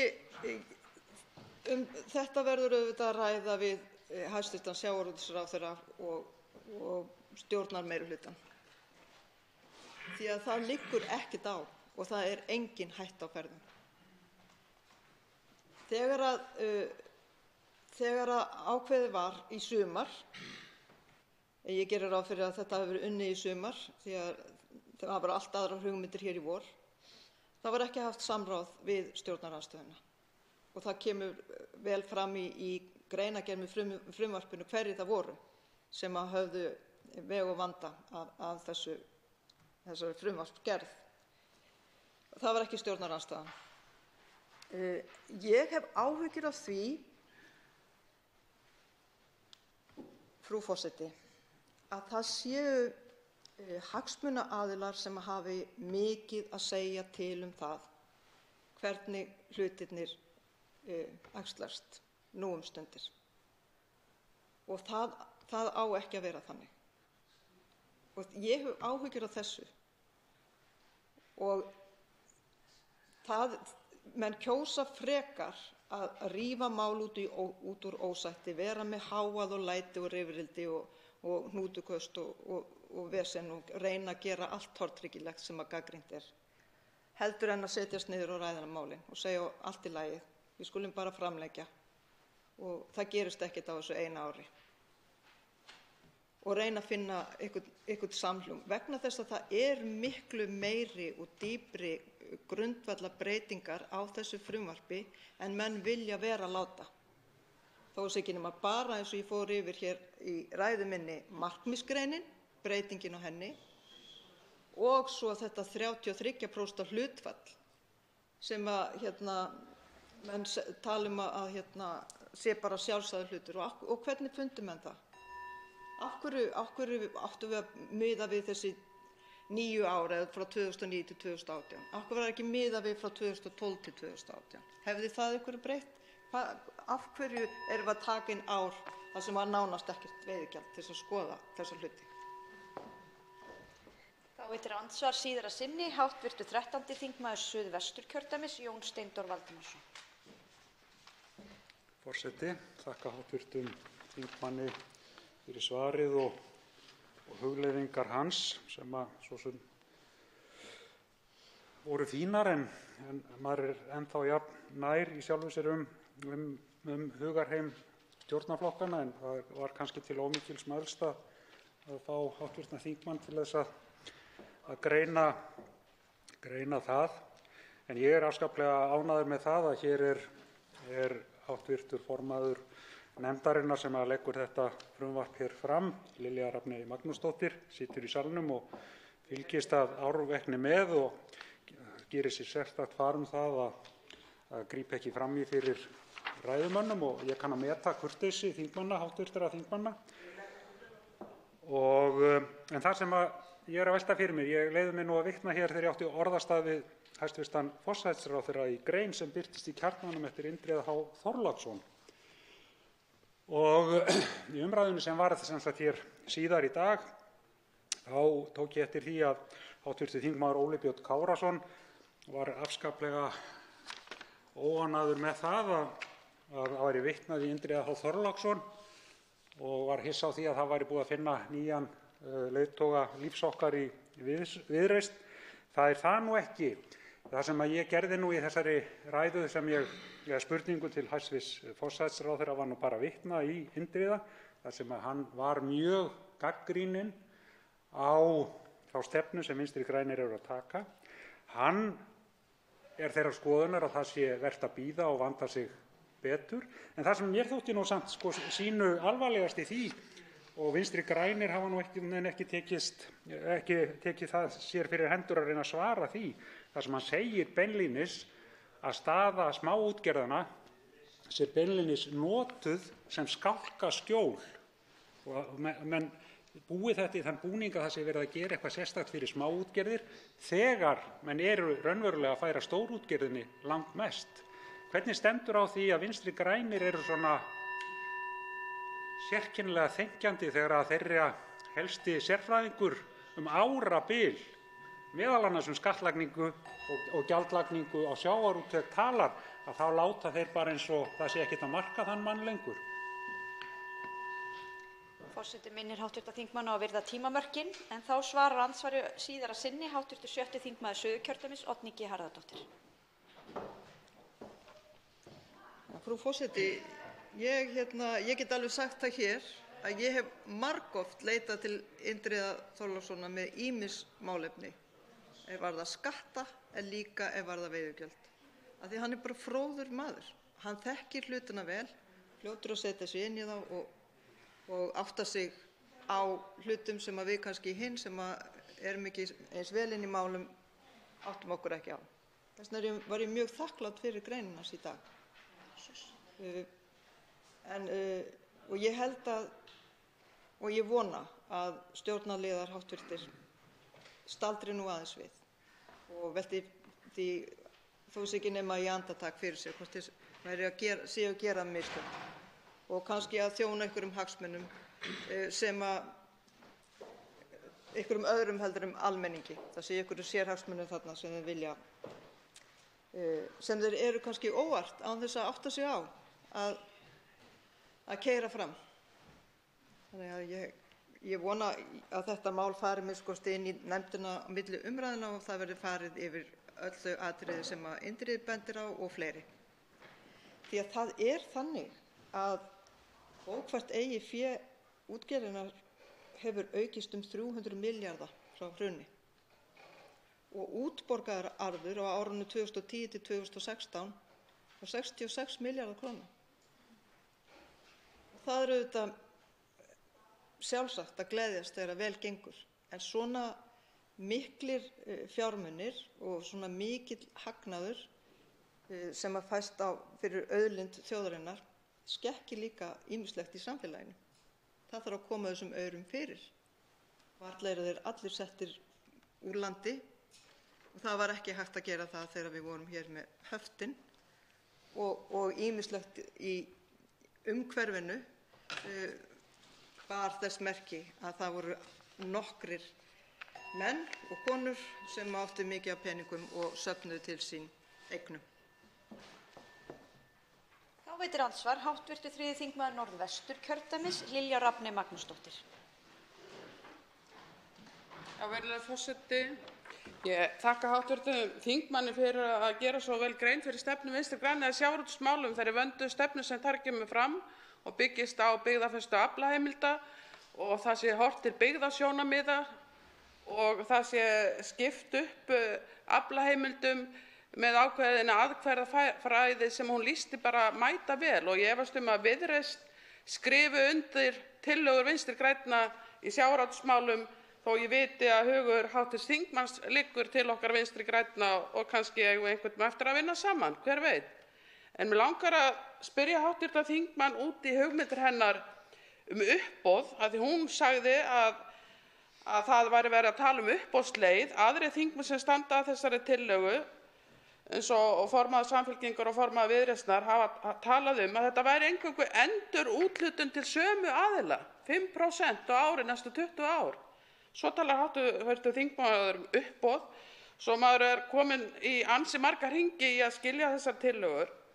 En varðandi uppboð, þá var líka vísað í hjá hv. þingmanni uppboð hjá Færeyingum og þar hafa verið uppboð á ákveðna hluta veiðiheimilda og það er uppsjávarfiskur og ekki í þeirra landhelgi og það hefur leitt til þess að það hafa engir nýir aðilar komið þar að og þessar aflaheimildir hafa þjappast á mjög fáar hendur og Færeyingar hafa eingöngu 10.000 tonn af bolfiski, þorski inn sinni lögsögu sem þeir leggja ekki veiðigjöld á en við sem betur fer höfum 264.000 tonn af þorski til ráðstöfunar og hvernig í ósköpunum er hægt að bera þetta saman nema að hv. þingmaður sjá það fyrir sér að aflaheimildir með uppboðum þjappist saman eins og í Færeyjum með tilheyrandi alvarlegum afleiðingum fyrir byggðirnar. Þá svarar andsvari hv. 7. þingmaður Suðurkjördæmis, Oddný G. Harðardóttir.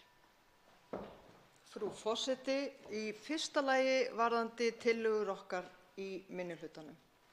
Ég hef sagt og ég lýsti hér í ræðu minni að við teldum það vera bestu leiðina til þess að fá sátt, til þess að auka nýliðun, að gera tímabundna samninga og bjóða hluta út á hverju ári. Það er stefna okkar í Samfylkingunni og við höldum því fram að það náist aldrei sátt fyrr en við látum reyna á þessa leið. Hins vegar ákvað minnihlutinn að leggja ekki til útboð, heldur aðeins tímabundna samninga. Þannig að það væri þá sjálfstæð ákvörðun stjórnvalda hvað yrði gert við þessi 5% sem losnuðu á hverju ári. Ríkisstjórnin sem hv. þingmaður styður myndi örugglega úthluta þeim aftur til þeirra sem fyrir eru á fleti. En hins vegar væri komin þá tímabundnir samningar sem að styðja við eignarhald þjóðarinnar á auðlindinni. Og allir flokkar, leiðrétti mig frú forseti, það er ekki allir flokkar, en það er meirihluti fyrir því í þessum þingsal að setja tímabundna samninga. Og þess vegna lögðum við þetta til. Að líka meirihluti þingmanna hafa talað fyrir því að með einhverjum hætti að styrkja landshlutina og hafa horft til sveitarfélaganna þar sem að kvóti hefur horfið vegna þess að útgerðarmenn eru að hagræða hjá sér og fá meiri gróða til sín en eftir standa byggðirnar sem hafa borið kostnaðinn af hagræðingunni. Þannig að það er sanngjarnt að finna einhverja leið til þess að deila veiðigjaldinu út og efla þá byggðirnar með ýmsum hætti, til dæmis með atvinnuuppbyggingu, menningarstarfsemi eða hvaðeina sem að sveitarfélögin sjálf geta tekið ákvörðun um. Þá veitir andsvar síðara sinni hv. 3. þingmaður Norðvesturkjördæmis, Lilja Rafney Magnúsdóttir. Já, virðulegur forseti, nú kemur hv. þingmaður aftur upp og reynir að útskýra þessar tillögur sem hér liggja fyrir hjá minnihlutanum. Og það kom fram í máli formanns hv. þingmanns Þorgerðar Katrínar Gunnarsdóttur að það ætti að endurúthluta þessum aflaheimildum til sömu aðila. Það kom hér fram í hennar ræðu áðan. til sömu aðila.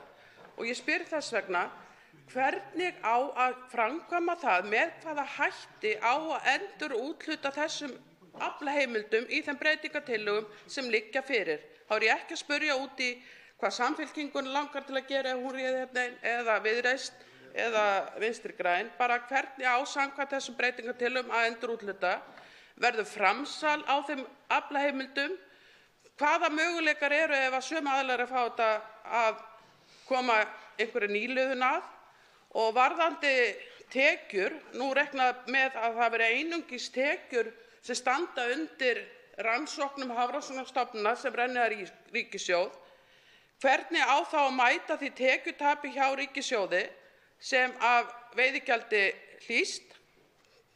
Á ríkissjóður þá ekki að hafa neinar tekjur aukalega af veiðigjaldi til að mæta uppbyggingu í landinu, til að mæta nú krónu móti krónu skerðingu öryrkja og til góðra málefna eins og við ætlum að gera með 4 milljörðum á hverju ári næstu árin. Hvernig í ósköpunum sér hv. þingmaður fyrir sér, sem ég veit að er mjög vandaður í sinni nú nálgun á öll málefni varðandi og fyrrverandi fjármálaráðherra, hvernig á að meðhöndla tekjur af veiðigjaldi? Og þetta er algjörlega óútfært hér, og ef að óbreytt veiðigjald verður næsta ári þá verður þetta rúmir 12 milljarðar, og ef óbreytt veiðigjald yrði árið þar á eftir þá myndi þetta detta niður í 2 milljarða. Eru þetta ekki sveiflur sem segja að sjávarútvegurinn er að sveiflast til afkomu, og er þess vegna ekki gott að leggja til hér afkomutengd veiðigjöld? Þá svarar andsvari síðara sinn hv. 6. þingmaður Suðurkjördæmis, Oddný G. Harðardóttir. Núna segi ég þetta einu sinni enn. Við erum ekki að leggja til útboð á aflaheimildum. Við erum að leggja til tímabundna samninga, og þó okkur langi mikið til í útboð, leggja til við þingið að það samþykki að það verði gerðir tímabundnir samningar. Frú forseti. Gefa þögn í salinn og leyfa þingmannum að klára. Síðan verð ég bara að segja, frú forseti, að ég vil biðja hv. þingmann að bara lesa rólega yfir tillöguna, og þá hlýtur hún að átta sig á því hvað er rætt. Þannig er það. Og hv. þingmaður talar að ef að á næsta ári, ef að frávísunartillögun verður samþykkt, þá verði hér veiðigjald upp á 11 til 12 milljarða, og það sé of mikið til að ganga til landshlutanna. En verð ég að segja, frú forseti, hv. þingmaður verður að lesa tillögurnar okkar. Við erum að tala að vísa frumvarpinu frá í 1 ár og vinna það betur.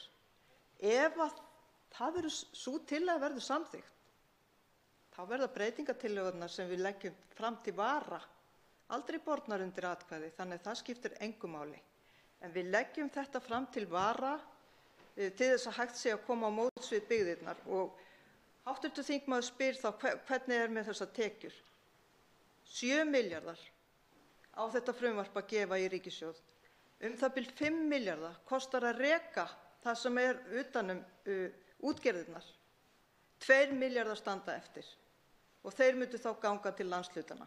Við í Samfylkingunni lögðum til hérna við fjárlagafrumvarpið alls konar hugmyndir tekjuöflun, og miklu meira en 2 milljarðar, reyndar upp á 26, sem að hv. þingmaður gæti gripið til og breytt skattkerfinu, lagt á stóreignaskatt, hækkað fjármagnstekjuskattinn enn meira, og svo framvegis til að brúa þetta 2 milljarða krónu bil sem hv. þingmaður sér svo eftir að gangi til byggða landsins.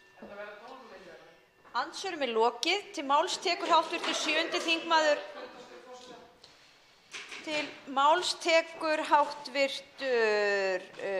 þingmaður Þorgerður Katrín Gunnarsdóttir, 7. þingmaður Suðvesturkjördæmis, fundarstjórn forseta. Frú Forseti, ég ætlaði að forvitnast það hjá forseta því við vitum að það fundur til miðnættis, hvort það sé ekki sú viðtekna venja þó það hafa verið gerðar einhverjar undantekningar, það þá iðulega þegar Alþingi að kafna í máli, við erum ekki að kafna í máli frá ríkisstjórninni, það verður ekki hægt að segja það þó að þetta mál sé risastórt, að þá allir svigrúm fyrir þingið og mikil tími framundan fram að jólum. Þannig ég ætlaði að vita hvort það ekki alveg ljóst að það verði gert hálftíma matarhlé. Það nú bara einföld ósk og fróm ósk af minni hálfu hvort það sé ekki alveg skýrt að það sé ekki verið að þó sé verið að keyra í gegn þetta mál sem umdeilt að það sé ekki heldur að vera að keyra hér yfir allt og alla en það verður kannski dæmigert. Til máls tekur hv. 4. þingmaður Reykjavíkurkjördæmis suður, Þórhildur Sunna Ævarsdóttir, fundarstjórn forseta.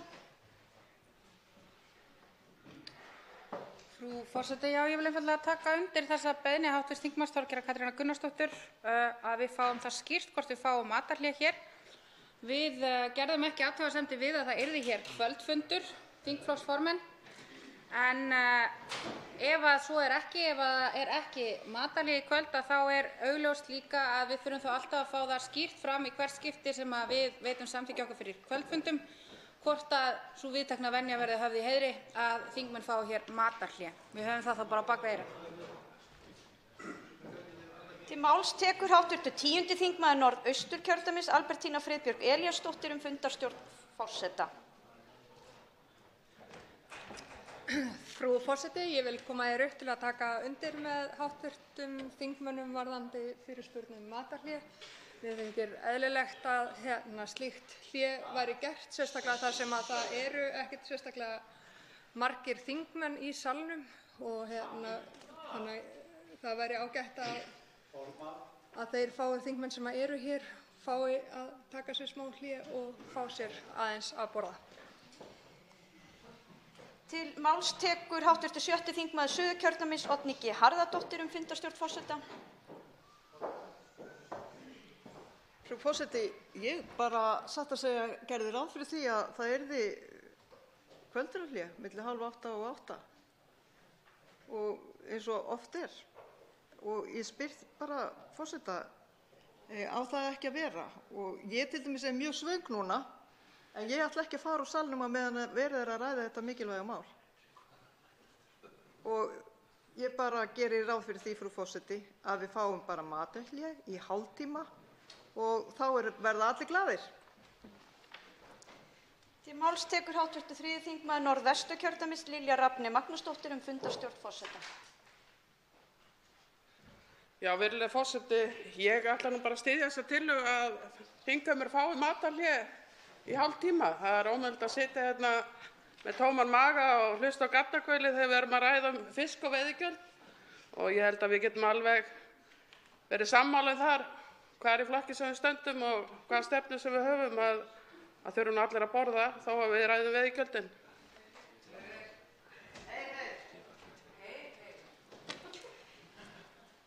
Forseti vill nefna það að það hafi nú ekki verið fyrirhugað að gera matarhlé en í ljósi þess að hér hafa allmargir þingmenn tjáð sig það að þeir séu hungraðir og æski þess að fá matarhlé að þá hefur forseti ákveðið að verða við þeirri bón og við munum taka þá matarhlé til klukkan 8. Fundi þá frestað til klukkan 8.